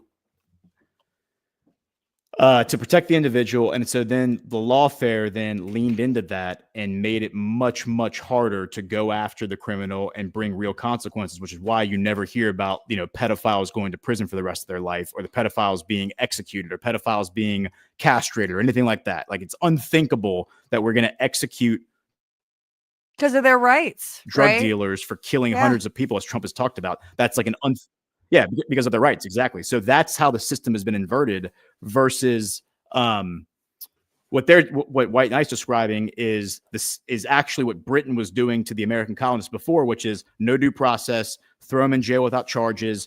You're presumed guilty until proven innocent, which you never get a chance to do because you never get a trial. So that's a relatively recent phenomenon, but that's not the real problem. The real problem is anarcho-tyranny, where actual criminals aren't prosecuted.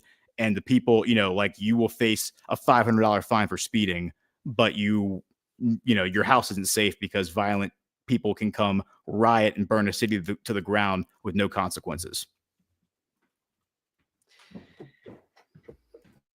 I mean, where do we go when there's zero trust that the government is going to act in a way that even recognizes that we have rights, because they see us as little producers for them, right?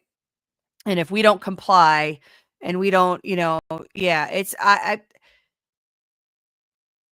don't know, man. I'm pretty black-pilled today. Well, then now you're coming full circle, and you're making G Money's argument, where we are producers for them. Trust me, I'm aware. I'm aware that I'm coming around to G Money's side, and it's really fucking pissing me off. But Yep, yes, I know. I'm aware. It's like you and that's something that I noticed in Myrtle Beach. It's like you and G Money are actually making the same argument. You're just arguing from two different positions, where G Money's arguing about the weapon system, and you're arguing about the basic principle, the underlying principle, I want the white paper. Yeah. I want. Well, I completely agree with you. I want us to that. have a system where we can exchange value with each other that doesn't rely upon a bank, and I fucking want that more than anything today.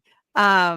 But we don't have that. We have a store of value, and that's where G Money and I diverge. I think that as a store of value, there's a lot there with Bitcoin, but where is the solution where I don't have to have a bank and I can engage in society, and I can have a life that matters and that's good, and all of the things. But I don't have to have a bank. Where's that solution? It was supposed to, that's the Bitcoin white paper. That is what the solution that I'm describing is, the Bitcoin white paper, and we don't have it anymore.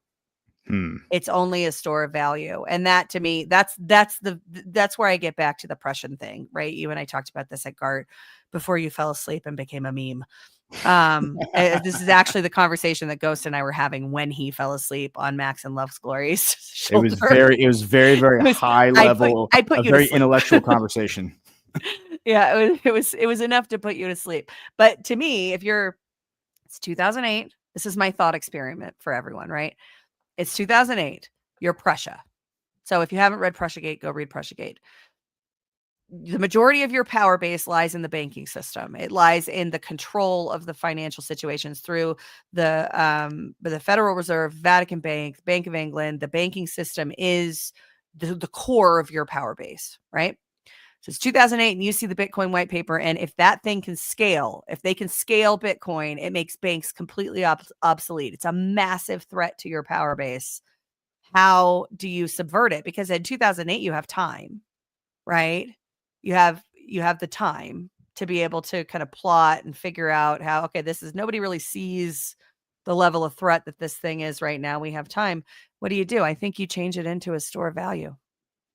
And you eliminate the need for the peer-to-peer payment system. You make that obsolete. It was never intended to be that. It was always a bait and switch. These are all arguments that have been made to me, by the way.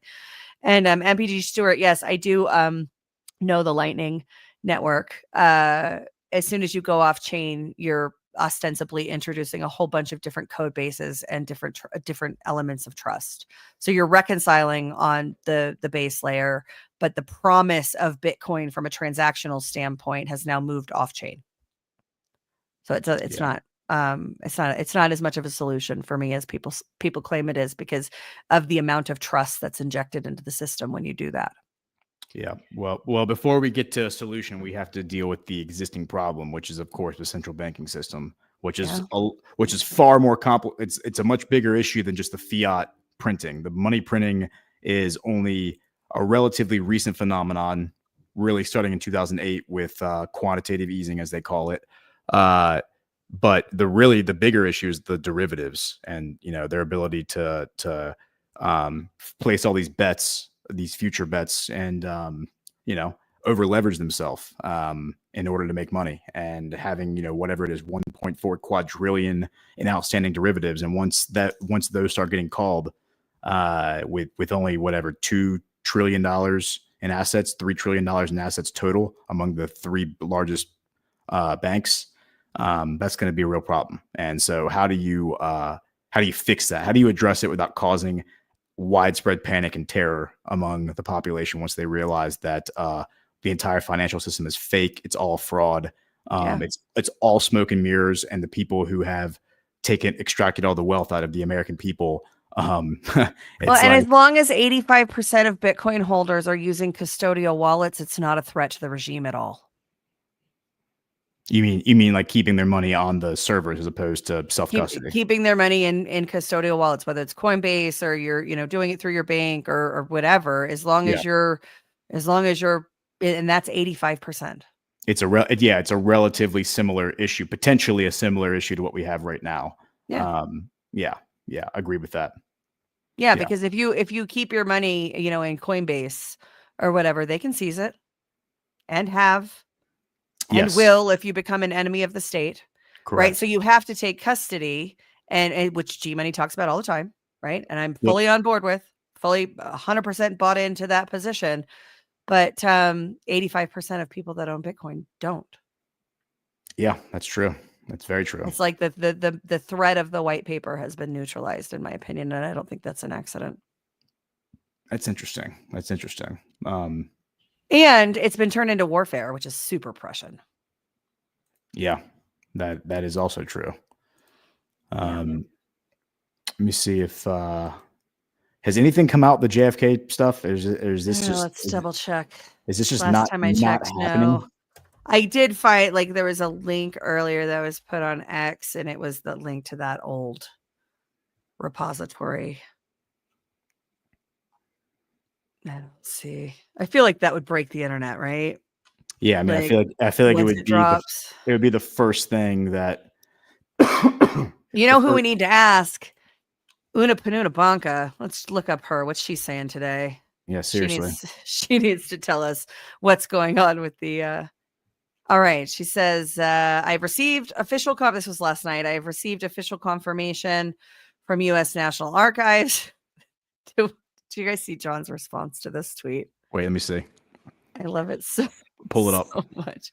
Hang on, I'm looking for his response to it. So she says, I received official confirmation from the U.S. National Archives when the White House releases the JFK files, they will be publicly available at the link below. And I have to find John's actual. If you pull up APL, that's like her first tweet. If you want to pull that up and check that link, but I'm going to pull up John's because it made me. I had a actual belly laugh when I read his response. And everybody needs that. Everybody needs a belly laugh.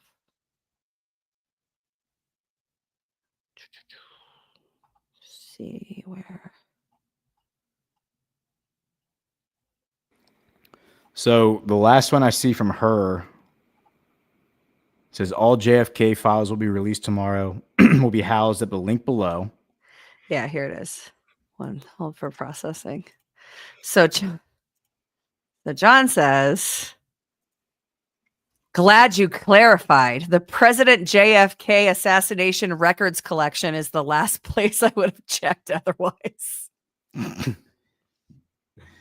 Classic. Love it. So let's see. Do we have...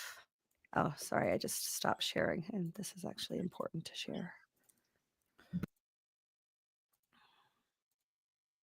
So President John F. Kennedy assassination records collection. The executive order is listed here. We're going to fill it 2023. So they're not up yet. We have these releases. There is no 2025 records release yet.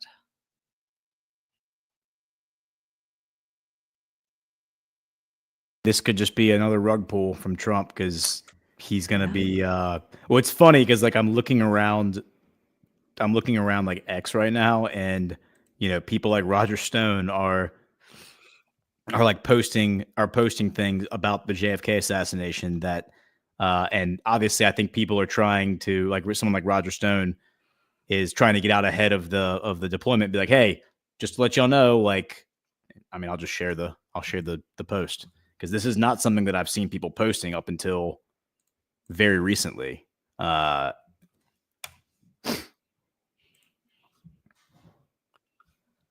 me present my screen. I'm really sorry, Denise. Denise says, thanks a lot. I finally got Una Panuna Banca out of my head and you put it back in. My bad. Sorry. So this is Roger Stone, and it's a video. It's like a, well, hey, let's listen to the video. Have nuclear weapons. Kennedy was also fighting with the state of Israel. Israel was demanding to have nuclear weapons. Kennedy was opposed to their having nuclear weapons. After the murder of John F. Kennedy, Lyndon Johnson agreed to Israel's having the nuclear bomb. Another factor in all of this. Kennedy was. Yeah, and I mean, I'm not sure when he says Lyndon Johnson approved. I mean, he's right about Lyndon Johnson being a bad actor, but Yeah. I don't think that Israel, as far as I understand, they've never signed the nuclear proliferation agreement, which is the thing that all countries are required to sign in order to engage in trade with us. Anyone who didn't sign it, we cut off trade with them. And Israel was the only one who had the exemption there. And the reason they didn't sign it is because they would have been agreeing to inspections of their nuclear facilities, which they didn't want. And that's what JFK was pushing for. And so I don't think legally they're still not legally allowed to have nuclear weapons, though it's understood they have at least 200. But yeah, like Roger Stone's right. That's one of the many things that is going to be adjudicated, I think, as part of this JFK release. And so you can't help but wonder if that's part of the calculus with what Trump did yesterday with everything else going on. If, forcing the enemy's hand, forcing the cartel's hand. And Hey, did Stu Peters steal Brian's meme? Brian said that one wasn't his. He showed, okay. he posted it and said that one wasn't his. It was just, So Brian stole someone else's meme. Yeah. It's like it was a different frame because there were different people in the frame, and he just put JFK files on the binder. But there was somebody else who stole it. Look at the size. Go back to the real picture, not the manipulated one. Look at the size of those binders. You can't put that in your bag. You can't stick that in a backpack. You have to walk out that door with that binder in your hand and look like a fool before a bank of press is waiting there to photograph Keir Starmer. Yeah. I'm sure that was a coincidence and an accident. I have to agree. Sure, the White House just made a mistake. I have to agree with you. And it's like they could have easily given them a thumb drive, right? It could have been like, oh, here's Yeah. a thumb drive, and then you could, and then Lives at TikTok could have thrown that in her little purse right here, right? This Well, those are 8.5 DC, by 11 pages too, right? I mean, yeah, it's like you could have and the amount of pages that was in there from what we saw was like what, this thick.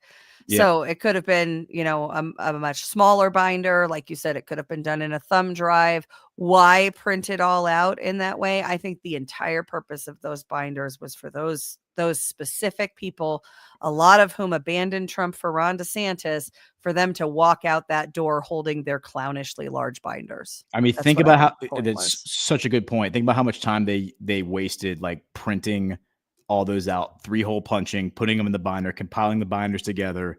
And then, the narrative now is that Trump like had no idea Pam Bondi was doing this, which doesn't even matter if that's true. But it's like that Pam Bondi kind of did this at the last minute.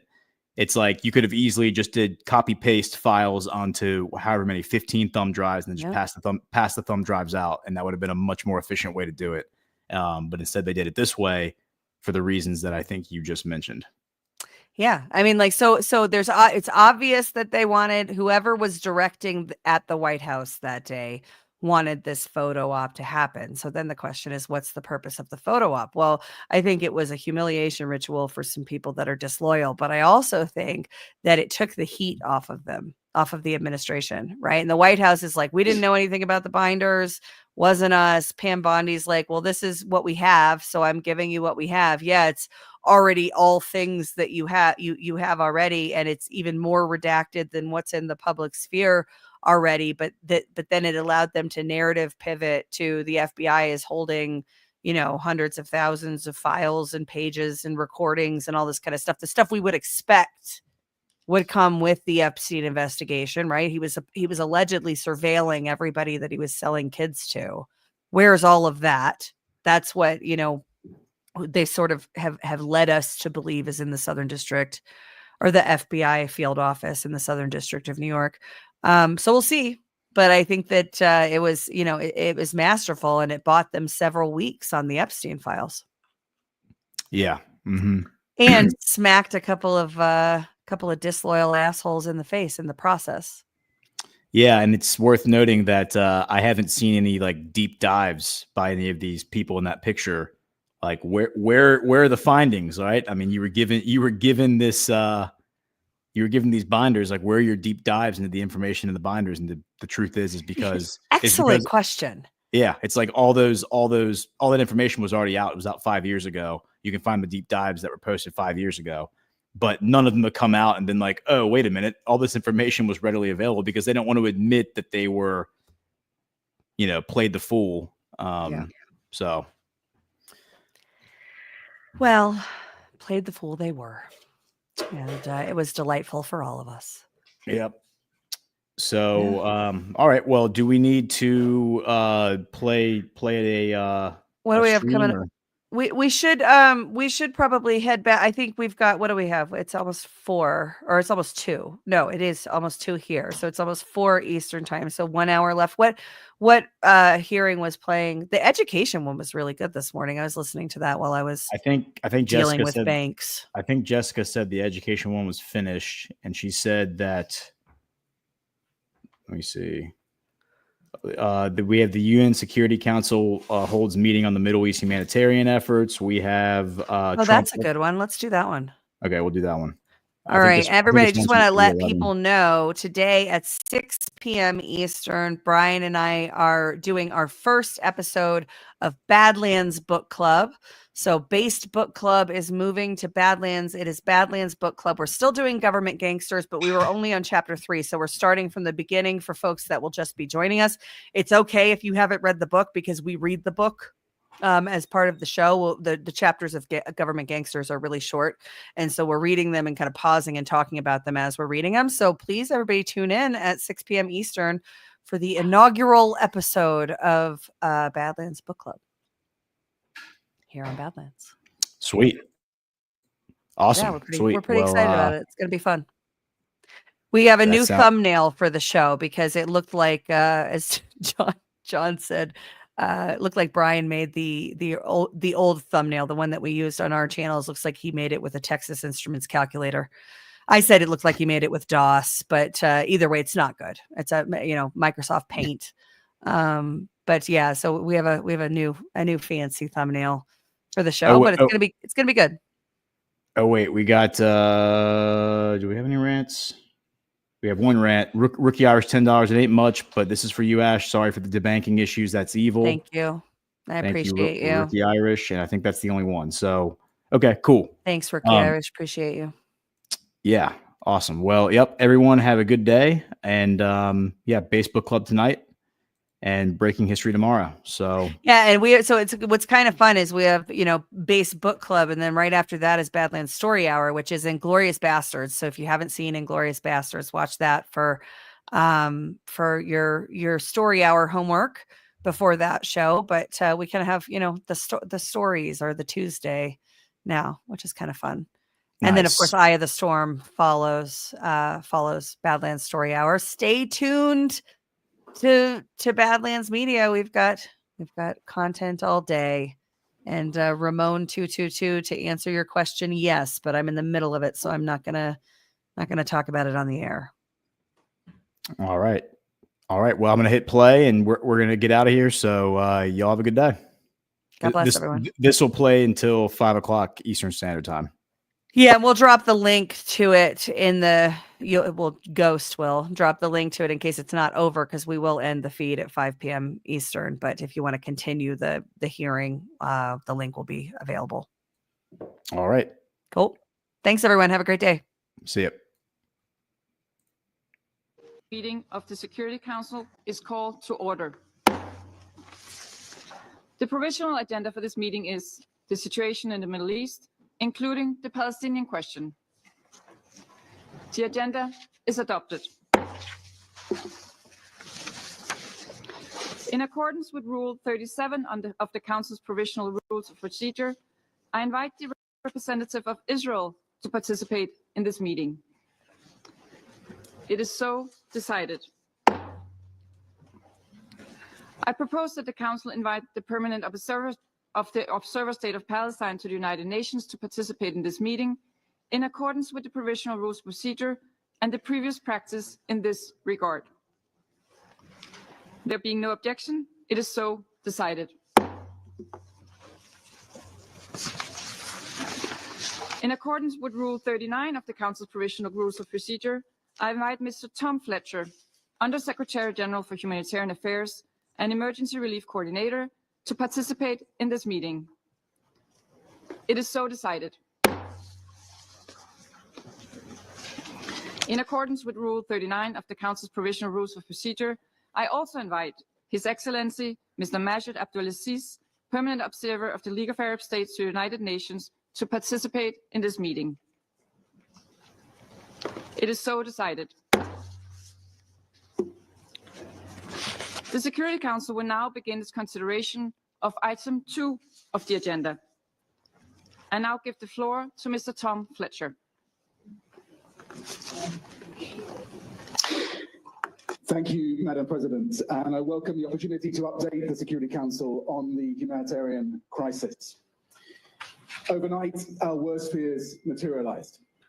Airstrikes resumed across the entire Gaza Strip. Unconfirmed reports of hundreds of people killed. New evacuation orders issued by Israeli forces, and once again, the people of Gaza living in abject fear. Modest gains made during the ceasefire destroyed.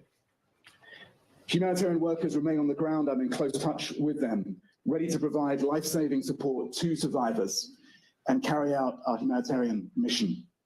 We must be allowed to do so. Last month, Madam President, I visited the occupied Palestinian territory and Israel to meet survivors, frontline workers, and authorities. In Israel, I met with survivors of the horrendous Hamas-led attacks on 7th of October at the Nir Oz kibbutz. I will never forget my visit there. 1 in 4 people killed or taken hostage. In the West Bank, I met with families whose homes were demolished and who faced daily threats of eviction and forcible displacement. And yet, compared to now, My trip coincided with some of Gaza's better recent days. A ceasefire was in place. Humanitarians were delivering hundreds of trucks every day, saving lives and restoring hope. We demonstrated that when we are allowed to do so, we can deliver aid at scale. Not anymore. Today, I'm distressed to report that in addition to the intense airstrikes that have resumed, since the 2nd of March, Israeli authorities have cut off the entry of all life-saving supplies, food, medicines, fuel, cooking gas, for 2.1 million people. Our repeated requests to collect aid sitting at Kerem Shalom crossing have been systematically rejected. Food is rotting and medicines are expiring. No further hostages have been released. Only medical evacuations and humanitarian staff rotations have continued. And even those came to a halt today. During the ceasefire, we surged support after more than a year of aid being placed on a drip feed. The suspension of aid and commercial materials is reversing that progress that we achieved during that brief period. Essential survival resources needed are now being rationed. Israel has cut power to southern Gaza's desalination plant, limiting access to clean water for 600,000 people. The price of staples have surged. Vegetable prices in North Gaza have tripled. 6 bakeries subsidized by the World Food Programme have closed due to shortages of cooking gas. The World Health Organization warns that public health risks remain very high, including for communicable diseases, from overcrowding and poor sanitation. This total blockade of life-saving aid, basic commodities, and commercial goods will have a disastrous impact on the people of Gaza, who remain dependent on the steady flow of assistance into the Strip. Madam President, as Gaza is cut off again, our ability to deliver assistance and basic services is becoming harder. Funding levels for the response are extremely low. We're seeing increasing restrictions being placed on NGO partners who are critical of the aid operation, not only in Gaza, but across the OPT. Since the Knesset legislation formally took effect on the 30th of January 2025, UNRWA international staff are no longer able to rotate in and out of Gaza. The amount of cash that humanitarian personnel can bring into Gaza has been further decreased to a half of previous levels, far below what is required to cover even basic expenses for a 6-week rotation. On the 9th of March, Israeli authorities introduced new registration rules for international NGOs delivering humanitarian aid to Palestinians in the OPT. If enforced, these would impose strict conditions and significantly disrupt aid operations. The Israeli Knesset is also considering a bill to impose considerable taxation on donations from third states to Israeli NGOs, including humanitarian and human rights groups. If implemented, this would further erode the number of partners with the capacity to implement protection interventions. Many Israeli NGOs are engaged on legal cases involving home demolitions and forced evictions. They also provide protective presence activities related to settler violence. We continue to give what remains inside Gaza to those most in need. We are trucking water where we can, providing reduced food rations, and distributing shelter items. We continue to support hospitals with supplies, emergency medical teams, and casualty evacuations to hospitals in Gaza. Our education partners report that about 631 temporary learning spaces are now operational throughout Gaza, supporting over 172,000 students. But we cannot sustain this for much longer unless the crossings are opened again for aid to enter. Madam President, the 42-day ceasefire proved what was possible. Aid delivery was enabled, and we scaled up quickly and effectively. 30 hostages and 8 deceased hostages and 583 Palestinian detainees were released during that period. Criminal activity in Gaza was brought under control, reducing the looting of humanitarian convoys by armed Palestinians. Over 4,000 trucks of aid per week entered Gaza. We reached over 2 million people, 540 water delivery points set up, 113,000 tents distributed to families by the UN humanitarian partners and others. Our polio vaccination targets were exceeded, reaching over 600,000 children. Maternity kits were expanded to support 5,000 births. Thousands of postpartum kits were distributed for mothers and newborns. It proves what's possible when we're allowed to do our job.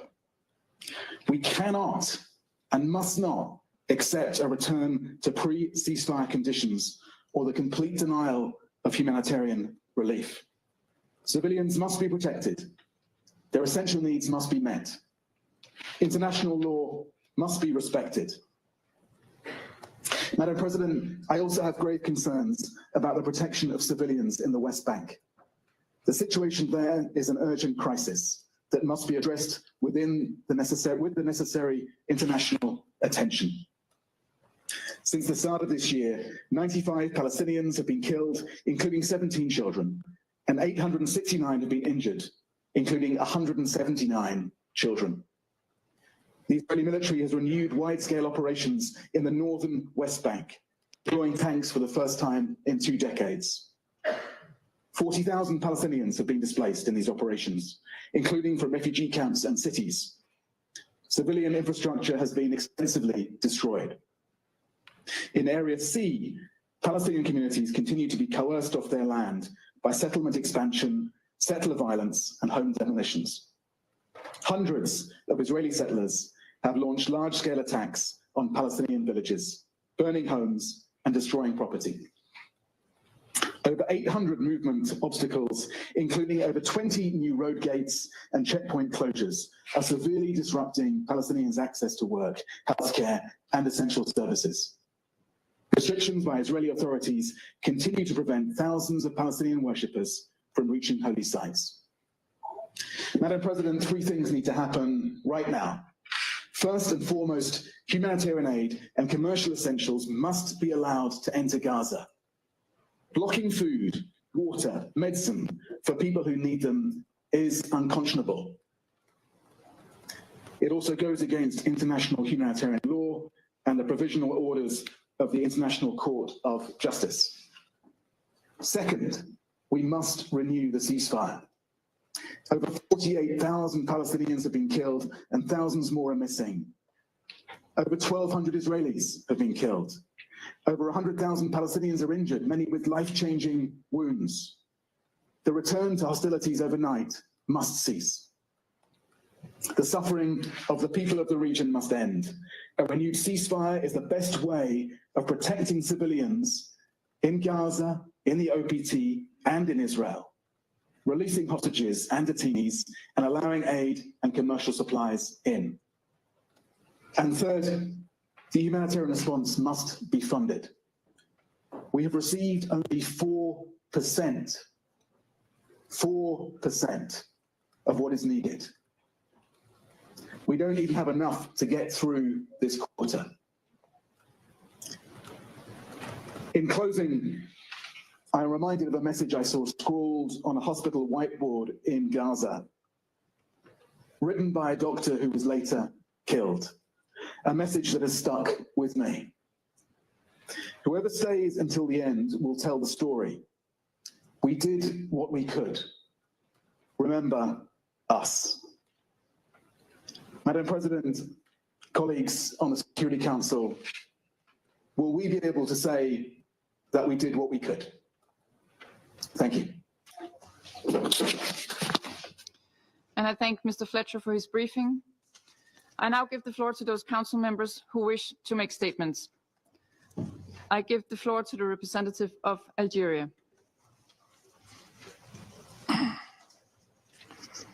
Madam President,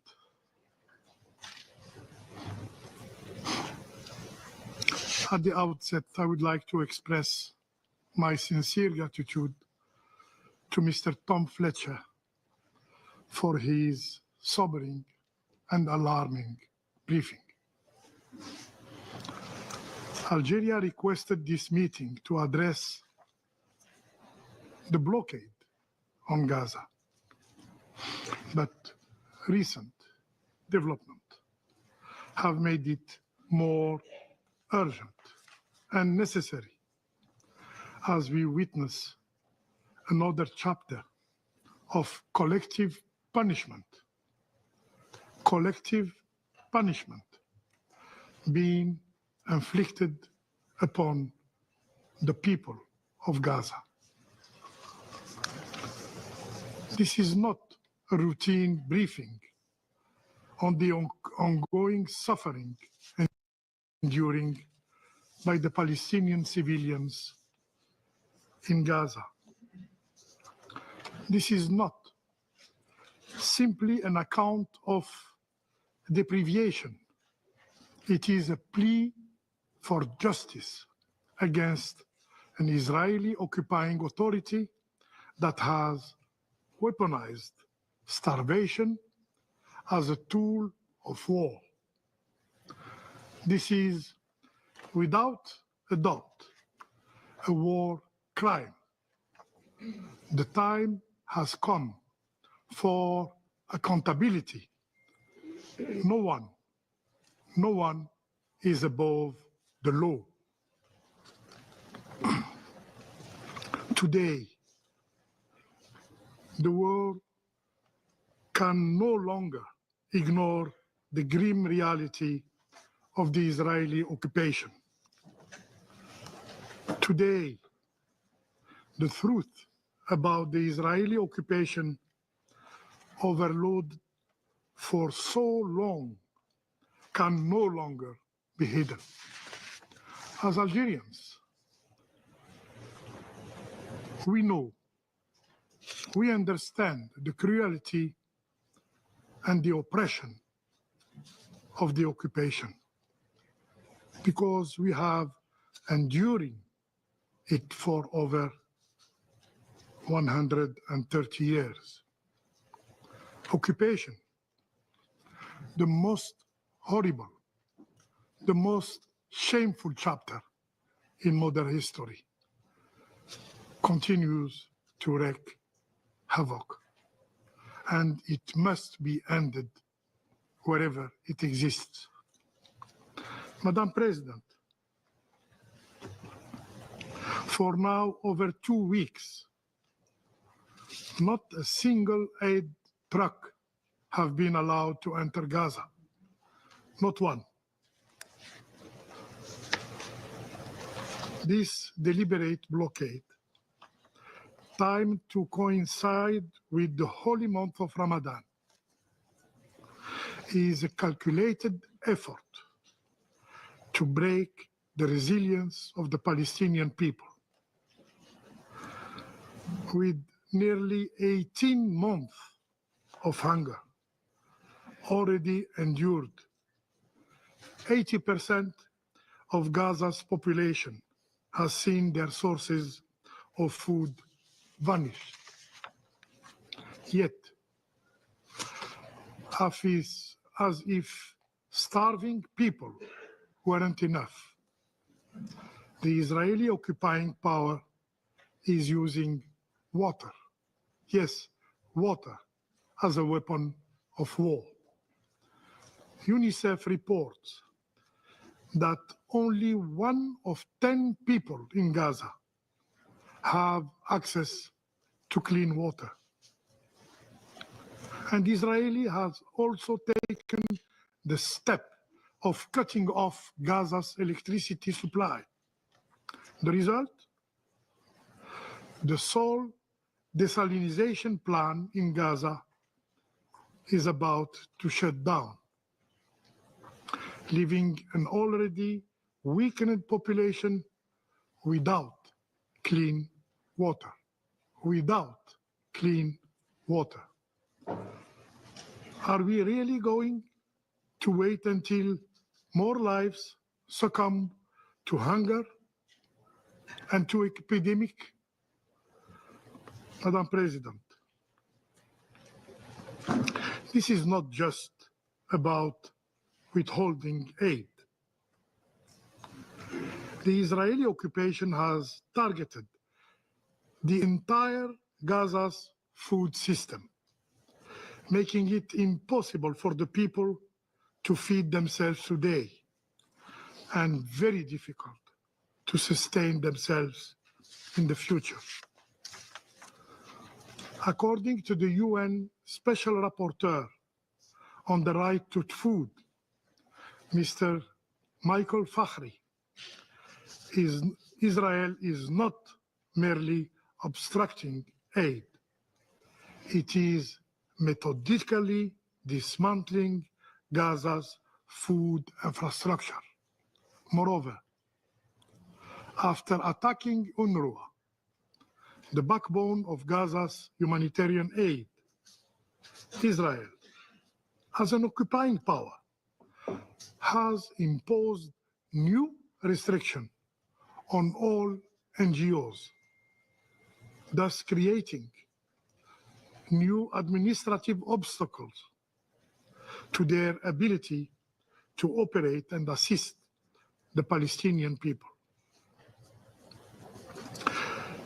The Palestinian NGO network has rightfully condemned this move, calling it a deliberate attempt to silence international aid organizations and isolate Palestinian voices from the global community. Amidst this humanitarian catastrophe, the Israeli occupying forces brazenly took the liberty of killing Palestinians, completely disregarding the ceasefire agreement. Just this night, just last night, the Israeli forces have launched a series of indiscriminate airstrikes across Gaza, resulting in the death of more 400 people, the majority of them women and children. Once again, Palestinian blood is being used as a tool for the political calculations of the Israeli politicians. We condemn firmly these attacks, which constitute a violation of the ceasefire agreement reached 2 months ago.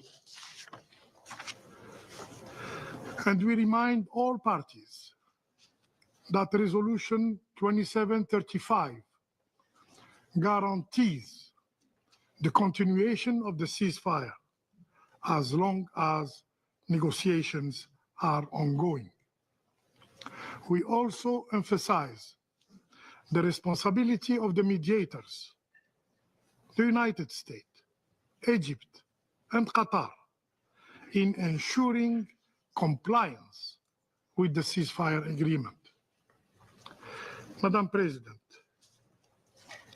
the International Court of Justice has already spoken on this matter. In its provisional measures, the ICJ has ordered Israel as the occupying power to immediately take all necessary actions to ensure the unimpeded delivery of urgent humanitarian aid to the people of Gaza. The provision of basic services such as food, water, electricity, fuel, medical care, and sanitation. This very council, in its resolutions, has called for safe and unhindered humanitarian access Yet, the Israeli occupying power continue not only to ignore international law, including the resolutions adopted by this council, but to kill indiscriminately innocent Palestinian civilians. Madam President, we wonder what those who consistently invoke a so-called Israel's right to self-defense will say in response to this cruelty, to these atrocities. In Gaza, we are witnessing the systematic degradation of human dignity, the deliberate stripping away of the right of life, the right to life, to food, to water, and to basic human dignity. In Gaza, we are witnessing the demise of the values and principles that should be the foundation of international order. Equality, humanity, justice. In Gaza, we are witnessing a cowardice and brutality of the Israeli occupation that is in full display with no regard for innocent lives. Still silent, faced to these atrocities,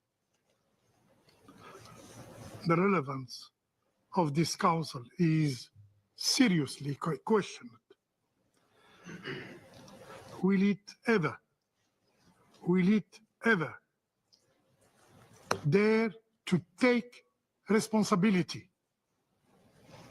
Will it ever act to stop this genocide and preserve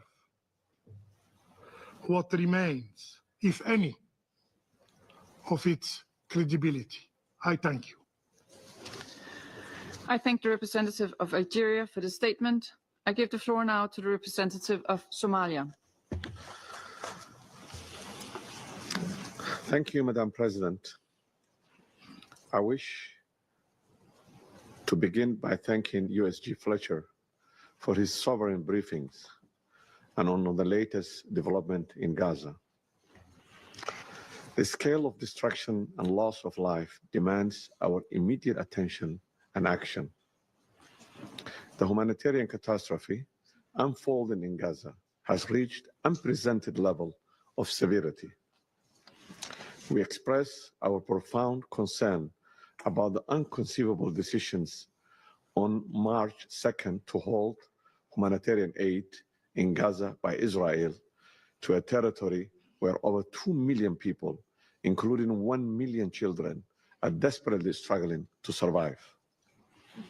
The suspension of humanitarian operation at the time when humanitarian needs are at their most critical threatens to completely unravel the already fragile humanitarian response. UNRWA's role is irreplaceable, and its services are indispensable for the survival of millions of Palestinians. We categorically reject Israel's use of starvation as weapons and any humanitarian attempt to use humanitarian aid as bargaining chip in ceasefire negotiations. This represents continuation of grave breach of international law and instrumentalization of humanitarian aid. As the Secretary General, Mr. Guterres, rightly stated, humanitarian aid is not negotiable. It must flow without impediment as required by the international law and basic human dignity. Israel, as occupying power, has the obligation under the international law to ensure civilian access, essential goods, services, including humanitarian assistance. We express our strongest condemnation of today's Israeli airstrike in Gaza that has claimed more than 400 innocent people, marking one of the deadliest days since the conflict began. Such indiscriminate attacks on civilian populations are not only morally indefensible, but constitutes serious violation of international humanitarian law. This dangerous escalation threatens to plunge the region back into full-scale war at a time when humanitarian needs are most acute. We must address the escalating violence in the West Bank, where IDF operations have intensified dramatically, resulting in the numerous Palestinian casualties, including women and children. Additionally, the illegal expansion of settlement, demolition of homes, and systematic violence against Palestinian civilians represent a dangerous pattern of aggression that threatens to further destabilize the region.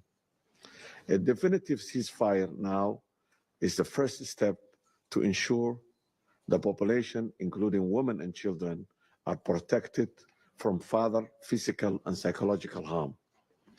In that vein, we underscore the paramount priority of fully implementing the ceasefire agreement in its second and third phases, while ensuring all parties, in particular Israel, honors its commitment in a manner consistent with international law obligations. On the occasion of the holy month of Ramadan, we call for the de-escalation across the occupied Palestinian territory, as well as an access for worshippers to blessed Al-Aqsa Mosque to free and safely perform their religious rituals in full preservation of the legal and historic status quo of the holy site in the occupied Jerusalem. The pursuit of just and a comprehensive peace remains our strategic imperative. In that regard, the end of the occupation and full recognition of a free, sovereign, independent Palestine with Al-Quds al-Sharif as its capital in accordance with the relevant resolutions remains the only sustainable option for the resolutions on this long-standing conflict. The international community must stand against any attempt to alter the demographic composition of forcibly displaced Palestinians from their camps and cities, or annex any part of the West Bank or Gaza under any pretext. Such actions will constitute grave violations of international law and amount to ethnic cleansing. Madam President, as we deliberate in this chamber, people of Gaza, in particular children and women, are counting the hours until their next meal, if it comes at all. Mothers are rationing drops of water among their families while bombs are being dropped on their shelters. Medical workers are performing surgeries by using mobile phone lights. This is not just a crisis of resource, it's a crisis of our collective conscience. Let our decisions today reflect our humanity. It's our moral imperative to protect innocent lives and pursue justice and lasting peace in the region. I thank you. I thank the representative of Somalia for the statement. I give the floor now to the representative of Sierra Leone. Thank you, Madam President. Madam President, this meeting of the United Nations Security Council has been called to address the worsening humanitarian situation in the Gaza Strip following the humanitarian blockade imposed by the government of the State of Israel. With the devastating bombing across Gaza in the past 24 hours, it is evident that this meeting is being held when there is a direct violation of the ceasefire. Let me thank Undersecretary General for Humanitarian Affairs and Emergency Relief Coordinator, Mr. Tom Fletcher, for his important and sobering briefing. Sierra Leone acknowledges the continued leadership of United Nations and the dedication of all humanitarian entities and personnel in responding to the dire humanitarian crisis in the Gaza Strip. The ceasefire agreement reached by the government of Israel and Hamas in January 2025 was a significant development, demonstrating the potential of good faith engagement and political will in achieving tangible progress. However, while the agreement reduced violence, its implementation has been marred by severe challenges that demanded urgent redress and continued engagement. Madam President, colleagues, most critically, for over 2 weeks, the government of Israel completely suspended the entry of humanitarian aid and commercial supplies into the Gaza Strip. The consequences of this blockade have been devastating, deepening the suffering of civilians and exacerbating an already dire humanitarian crisis. The deliberate withholding of food, water, medical supplies, and electricity, particularly when imposed on a besieged population already facing extreme hardship, constitute, in our view, collective punishment, a violation of the Fourth Geneva Convention. Since March 2nd, humanitarian aid has been completely blocked from entering Gaza, leaving 1.9 million displaced persons without food, medical care, or other life-sustaining assistance. The United Nations Relief and Work Agency, UNRWA, and other humanitarian organizations have reported massive shortage of food, medicine, and medical supplies, further exacerbating the dire conditions in overcrowded shelters and hospitals. Of particular concern are reports from UNFPA and UNICEF regarding the prolonged denial of reproductive health services for women and girls, further violating their rights to health and dignity. The cutting off of electricity has worsened the crisis, rendering hospitals and health facilities unable to operate critical life-saving equipment. The collapse of the main desalination and purification plant has deprived thousands of families, including children, of access to clean drinking water, exacerbating the risk of waterborne diseases and severe malnutrition.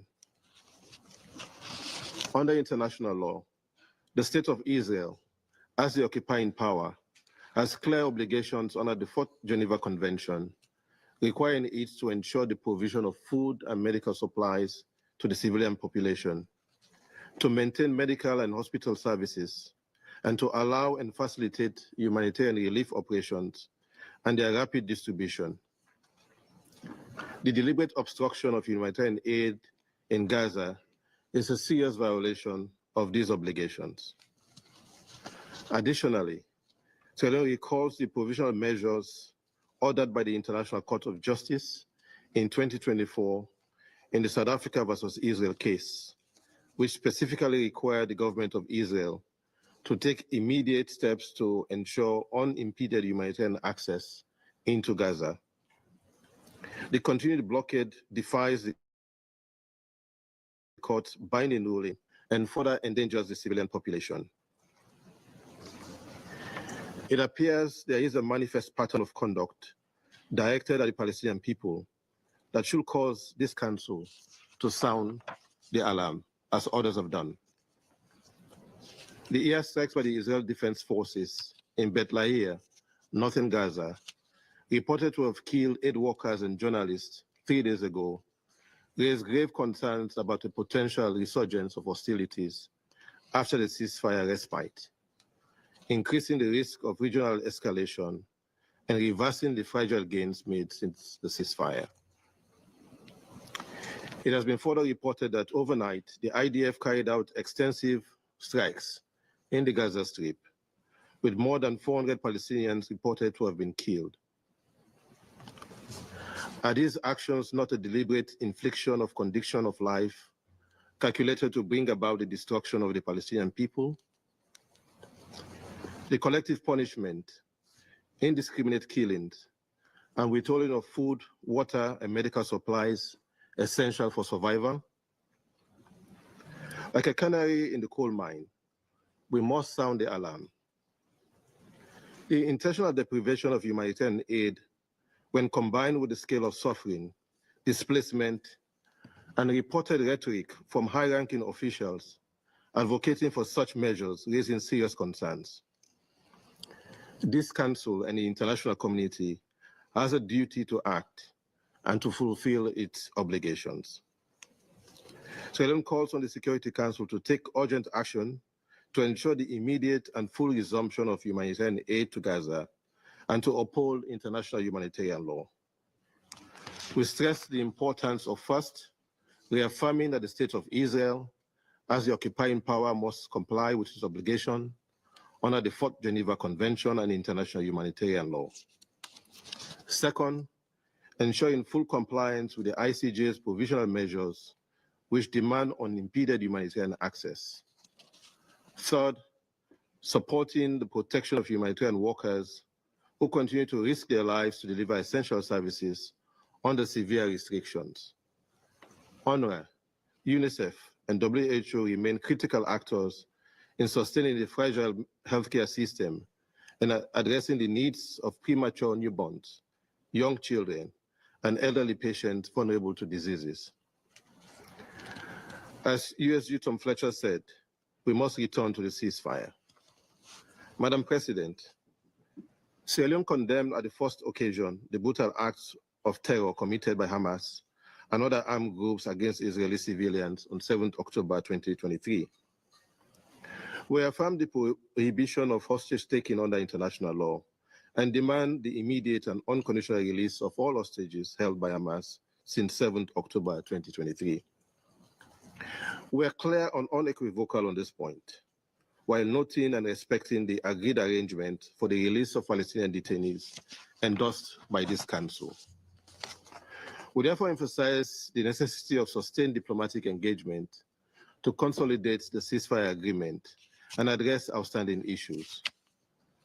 A just and lasting solution to this crisis requires the full and immediate restoration of humanitarian aid access, respect for international law and accountability, the protection of civilians and humanitarian workers, and a political resolution based on the two-state solution, ensuring security and coexistence for both Israeli and Palestinians. This Council must remain steadfast in upholding its responsibility to maintain peace, security, and justice. The cost of inaction is too high, and the suffering of the people in Gaza, the occupied Palestinian territory, and Israel cannot and must not be ignored. I thank you. I thank the representative of Sierra Leone for the statement, and I give the floor to the representative of Guyana. Madam President, thank you for organizing today's briefing, and my thanks as well to USG Fletcher for his sobering briefing. Madam President, Palestinians are observing another Ramadan marked by deprivation and renewed destruction. More than 400 of them were reportedly killed in the last 24 hours. It is ironic that in this holy month when Muslims across the world seek to grow in moral probity, Palestinians are confronted with more suffering brought about by an apparent paucity of humanity and compassion. The past 3 weeks have seen a rollback of the humanitarian progress made over the previous 6 weeks, following the ceasefire deal brokered by Egypt, Qatar, and the United States. With the pause of the Israeli offensive in Gaza and the easing of several restrictions on humanitarian assistance, Palestinians, and indeed the international community, were hopeful that the situation would progressively improve, culminating at some point in a full recovery for Gaza. Guyana is therefore very disappointed that a decision was taken to halt humanitarian aid into Gaza since March 2nd on account of a deadlock in the negotiations between Israel and Hamas. This decision is illegal since Israel is obligated under international law not to deprive civilians of the goods and services essential for their survival. Guyana is further disappointed that Palestinian civilians are again being made to walk the path of war, which has ravaged their lives and their land for over 15 months. Guyana calls on this council to take the necessary action to prevent a repeat of the catastrophe which Gaza has endured for more than a year. Coupled with this new offensive, the ongoing aid blockade has placed Palestinians in an extremely precarious situation, as we have heard from USG Fletcher. Guyana calls on Israel to lift the ban on the entry of aid into Gaza, in keeping with its obligations under international humanitarian law. As asserted by the World Food Programme, and I quote, "Unimpeded humanitarian access is the only means of survival for many families," unquote. We therefore call for full respect for their right to life. We further call on Israel and Hamas to prioritize the lives and well-being of civilians and to urgently reach agreement on the next phase of the ceasefire deal and ultimately on a permanent ceasefire. We also call on Israel to halt airstrikes on Gaza, as these only strain the negotiating environment in addition to bringing more death and destruction. Madam President, as the largest gathering on women's empowerment and gender equality, the Commission on the Status of Women is currently meeting in New York. Allow me to speak on the pained reports of the situation of women and girls in Palestine, both in Gaza and the occupied West Bank. We have taken note of the 13th March report of the Independent International Commission of Inquiry on the occupied Palestinian territory, including East Jerusalem, on Israel's systematic use of sexual, reproductive, and other forms of gender-based violence since 7th October 2023. The report has elaborated the disproportionate impact of the war on Palestinian women and girls, who continue to bear the brunt of the decisions taken by those in power. Civilian women and girls have been reportedly targeted directly. Women have died from complications related to pregnancy and childbirth because of restrictions imposed and conditions created by the war. Their access to adequate health care, including reproductive health care, have been severely curtailed. The combination of starvation, denial of humanitarian assistance, destruction of Gaza's healthcare system, and lack of access to water and sanitation has caused severe reproductive harms to women, impacting all aspects of reproduction, including pregnancy, childbirth, postpartum recovery, and lactation. Further, women and girls are enduring conditions that severely limit their ability to manage postpartum bleeding and menstruation hygienically and with dignity. The mantra of "no one left behind" rings hollow when Palestinian women and girls see their rights trampled upon daily, and the very basic of necessities for female hygiene, which many of us take for granted, such as sanitary napkins and water, become a luxury. Madam President, one of the most painful realizations is all of this is happening in the 21st century. With all the international legal advances made for the protection and promotion of the rights of women and girls, the situation in Palestine should never have reached these proportions. The situation of children is equally distressing, Madam President. As reported by UNICEF, without aid entering the Gaza Strip, roughly 1 million children are again living without the very basics they need to survive. Madam President, dear colleagues, the people in Gaza continue to suffer because of political decisions that they had no part in making. These decisions will be felt for years, even decades, by innocent people who will still be grappling with the socioeconomic, physical, and psychological impacts of this war, long after the guns have gone silent. In fact, this is a double tragedy, since the people of Israel will also continue to grapple with the consequences of a decades-old war that keeps pitting them against people, who, just like themselves, dream of peace. Guyana's singular appeal to the parties is to prioritize peace for the people of Palestine and the people of Israel. In so doing, we reiterate the need for an immediate, unconditional, and permanent ceasefire to create the conditions for the recovery and reconstruction of Gaza. Guyana again calls on Israel to lift its illegal blockade of aid into the Gaza Strip, to facilitate the easing of the dire humanitarian situation, and on the international community to scale up its humanitarian assistance. We also reiterate the demand for the immediate and unconditional release of all remaining hostages from Gaza and of Palestinian prisoners detained in Israeli jails without charge. Finally, Guyana calls for earnest efforts towards a lasting, just, and comprehensive peace between Israel and Palestine, premised on the two-state solution. Guyana remains committed to doing its part to this end. I thank you. I thank the representative of Guyana for the statement. Before I give the floor to the representative of France, I would like to announce our, I'm sorry, I'm wrong here. So I now give the floor to the representative of the United States. Thank you. Thank you, Madam President. And thank you, Undersecretary General Coordinator Fletcher, for your briefing. Madam President, colleagues, the blame for the resumption of hostilities lies solely with Hamas. This brutal terrorist organization has steadfastly refused every proposal and deadline they've been presented over the past few weeks, including a bridge proposal to extend the ceasefire beyond Ramadan and Passover, to allow time to negotiate a framework for a permanent ceasefire. Hamas refused this offer, preferring still to hold hostages captive and hide amongst the people of Gaza, using them as human shields.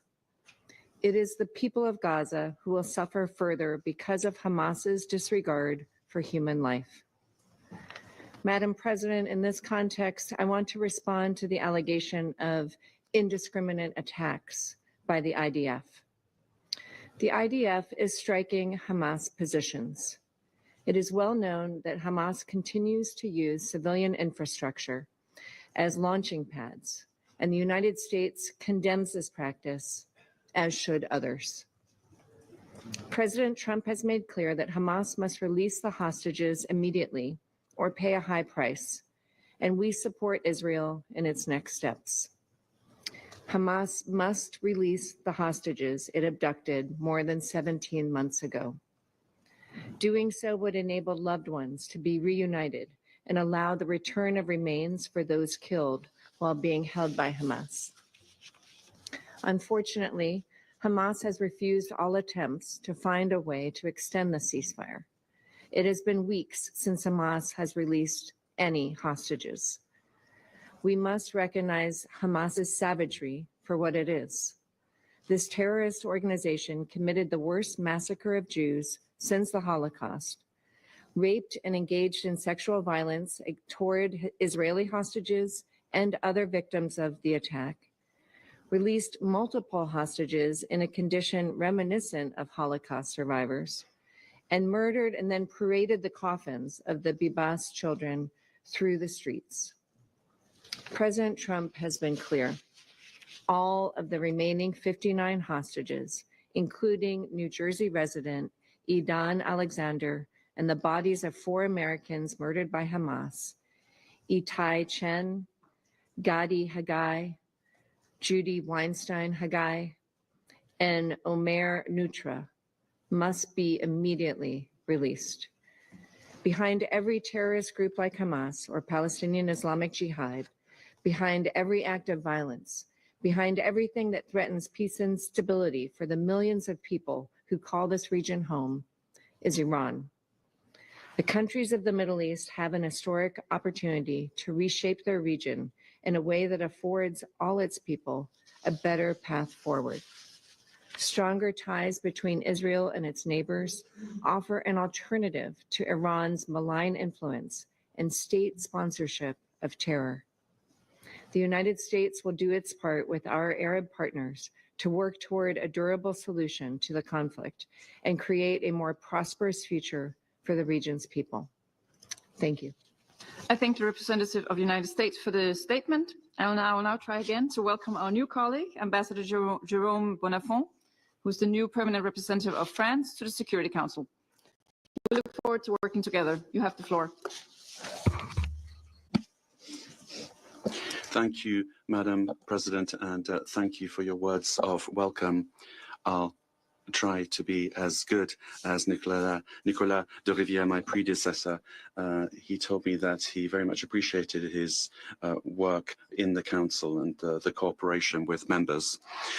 We would like to thank the coordinator for his briefing, and we'd like to thank all humanitarian actors working to help the population affected by the humanitarian situation. Madam President, Tom Fletcher said this, the humanitarian situation in the Gaza Strip, it has once again become disastrous. Nothing can be added to this description. We hope that we won't have to say this again, or we hope that, but reality now means that we have to. France condemns the Israeli strikes carried out yesterday in the Gaza Strip that have already led to hundreds of civilian victims.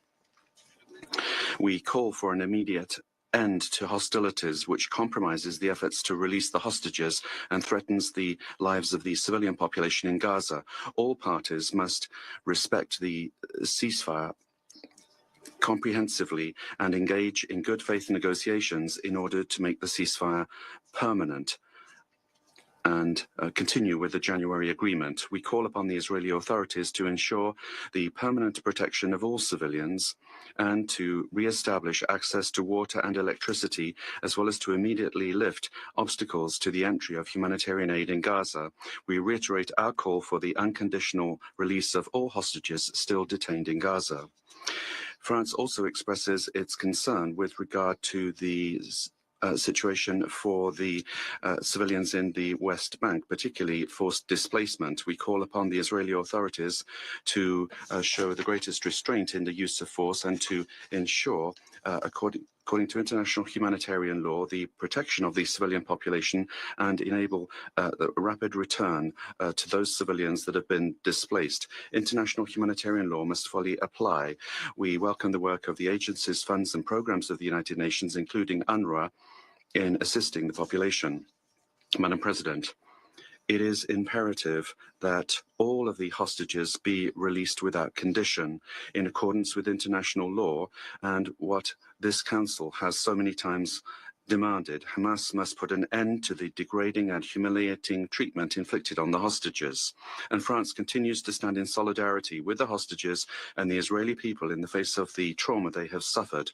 We will always condemn the terrorist barbarous attacks committed by Hamas and other terrorist groups on the 7th of October 2023, which constitute the worst anti-Semitic massacre since the Shoah. We will never cease to condemn the sexual violence committed by these terrorist groups. The Council must do the same. France welcomes the tireless efforts of the United States, Qatar, and Egypt in facilitating negotiations for continuing the ceasefire and the release of hostages. I referred to this previously.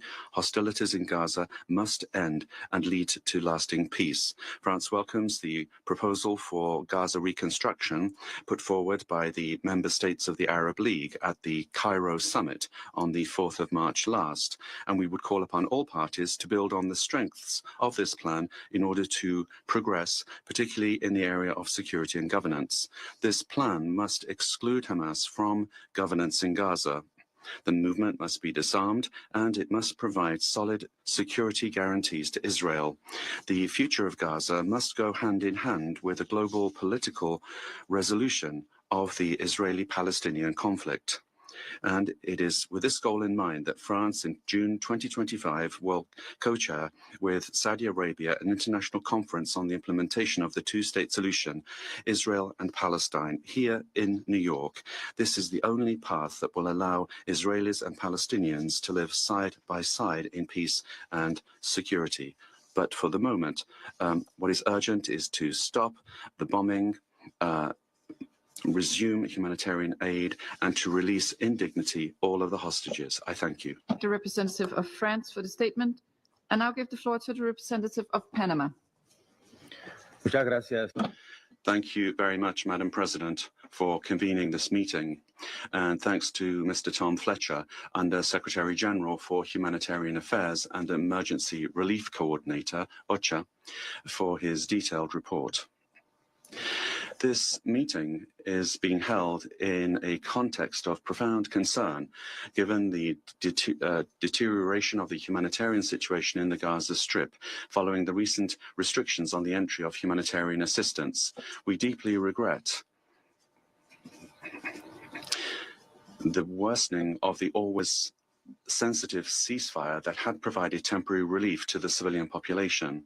It's urgent now that efforts be resumed, all necessary efforts to restore calm and enable safe access of assistance to those that need it so much. Since the 1st of March, the closure of the border crossings has prevented the entry of humanitarian assistance, leading to a serious scarcity of food, medicines, and fuel. This has endangered thousands of people who, for so long, have depended on humanitarian assistance to survive, in particular during this period of the holy month of Ramadan, which should be a time of peace and reflection. As indicated by the World Food Programme, in the 42 days of the ceasefire, it was possible to deliver more than 40,000 metric tons of food to Gaza, providing vital assistance to 1.3 million people. Nevertheless, since the recent closure of the crossings, it has not been possible to deliver new assistance. The suspension of the electrical supply, according to OCHA, has further worsened the situation. The disconnection of the desalination plant in the south of Gaza has drastically reduced access to drinking water, affecting some 600,000 people in various communities in the Strip, which seriously endangers public health and humanitarian security. In the midst of this crisis, it's fundamental to recognize the tireless work of the humanitarian actors who are working in extreme conditions to alleviate the suffering of the population. Panama very much appreciates the hard humanitarian work that is being done that has been done and made it possible to vaccinate more than 603,000 children against polio during the truce, thanks to the joint work of the WHO, UNRWA, and UNICEF. This effort demonstrates that when safe access is guaranteed, it is possible to protect the lives of the most vulnerable. That is why it is fundamental that measures be renewed that will facilitate the entry of supplies in a safe and sustainable manner. Madam President, it is important to recall that this crisis is not only the result of control and security measures that make it difficult to provide humanitarian access. The suffering and destruction that we see in Gaza is the direct consequence of the extremist actions of Hamas and their inhumane attack on the 7th of October, which unleashed this tragic spiral of violence. To that, we have to now add the current refusal of Hamas to meet the commitments agreed upon in the framework of the ceasefire and to release additional hostages. This has endangered thousands of innocent civilian lives. Hamas has not only sown terror, but it has exploited the suffering of the population of Gaza as a political bargaining chip. Panama has categorically condemned, and we do condemn this behavior, and we demand the immediate and unconditional release of all hostages that remain in their power. Madam President, on the other hand, looking at this painful reality, Panama would also like to stress that any sustainable solution must be guided by unconditional support for human dignity and the moral imperative of protecting civilians. We cannot allow innocent people to continue to pay the price for this tragedy. The time has come for the parties to act showing human sensitivity and constructive political will. This is what is needed in order to avoid further suffering and in order to save more lives. Any initiative must be rooted in the deepest empathy and the most genuine compassion. It's not just an issue of providing and distributing food and medicines. It is extending a hand to the efforts that are necessary to ensure that a hand can be extended to those that are clinging on to life, restoring their hope so that they can believe that a better tomorrow is possible. Panama appreciates the diplomatic efforts underway and that should continue in order to restore the ceasefire, which unfortunately was interrupted, and this is further worsening the suffering of the civilian population.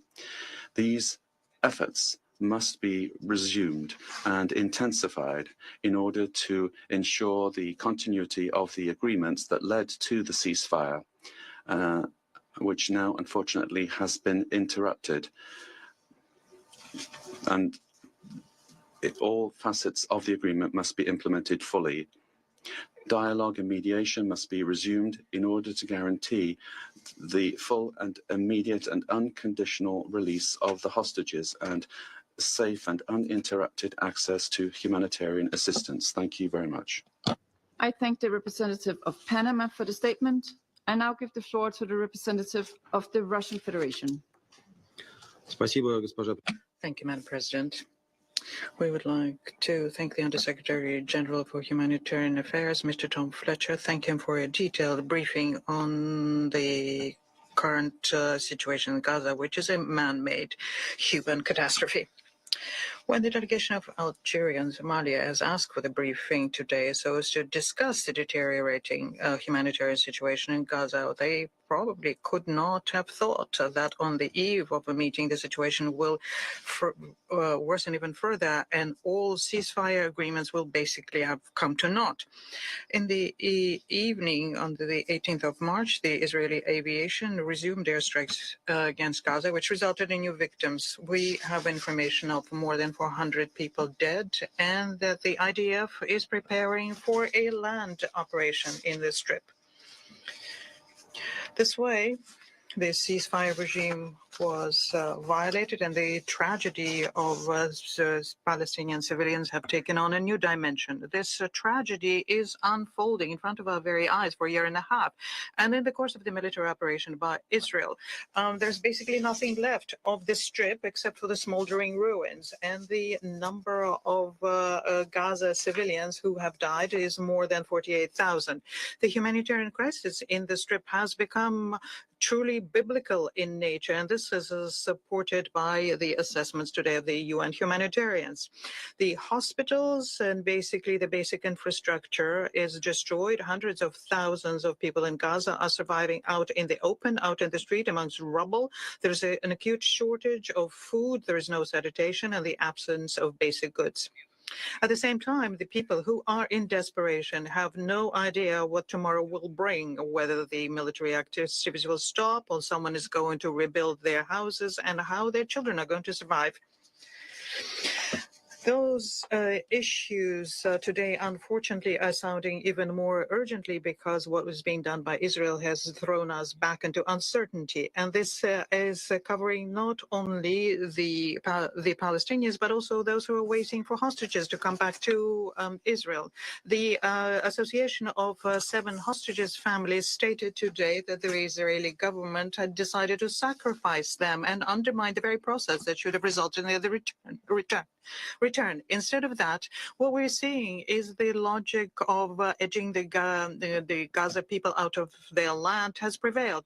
And this is at the time when all of the suffering, which is beyond human comprehension, the people in Gaza, as we know from many sources, do not want to leave, and they only see their future as a future on their homeland. This is the right that they have suffered for, and the duty of international community is to make sure that everything is done, that this right is implemented. They have to get a chance for a safe and dignified future in the Strip, and the Palestinian people as a whole a chance for creating their state. Madam President, distinguished colleagues, under the current circumstances, the Security Council has to do everything possible to make sure that there is a resumption of ceasefire as quickly as possible, and that there is a resumption of the implementation of the agreement between Israel and Hamas. We should not repeat the mistakes of before. The number of Gazans died over the recent time is so high because the Security Council was unable to make an earlier decision on a ceasefire. And this is a very bitter lesson that the Security Council members should learn and not repeat, because no political considerations can justify such a delay which resulted in the lives lost for such a high number of people. Since from 19th January to the 2nd of March, when the agreements between Israel and Hamas took into force, the people of Gaza saw a glimmer of hope because the access was unblocked, there was greater humanitarian activity, and the UN system bodies reported of greater supplies and the window of opportunity, despite the fact that there were low chance for further deals implementation. Unfortunately, this glimmer of hope went out as quickly as it appeared. West Jerusalem once again tightened the screws, and for 2 weeks now, the people in Gaza have been facing a blockade, and there are no prospects for it being lifted. Today, the blockade has become even more inhumane. The authorities of Israel are obstructing the work of international humanitarian organizations and agencies. They prohibit any humanitarian supplies and commercial goods coming in, and they're dooming the people in Gaza to further suffering. As far as we can say, the crossings have been closed altogether today. Cutting off the power on the 9th of March from the desalination plant, and my colleagues mentioned that, is yet another instance of a blatant disregard to international humanitarian law on the part of West Jerusalem. This decision, by the way, is of no military import, but it brings hundreds of thousands of people to the brink of death because they have no access to clean drinking water. Give it some thought, please. Today, only 1 out of every 10 people in the Strip can have access to clean drinking water. The consequences of such a situation will be catastrophic, inter alia, because under these conditions, there's a great risk of widespread infectious diseases. On the other hand, providing medical assistance, as we can see, are basically absent in the Strip. Madam President.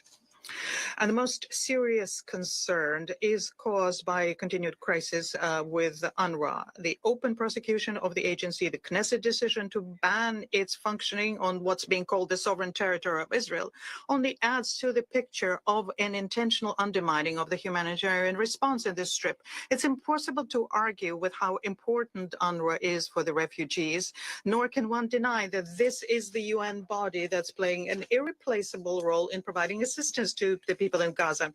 We once again state with our unflagging support for UNRWA and recall the role the agency played in Middle East settlement, including dealing with one of the final status issues, namely the Palestinian. Thank you so much for joining us, and don't forget to hit the thumbs up on this video. And a special thank you to all of our advertising partners. Please remember to shift your dollars to support those businesses that support Badlands Media.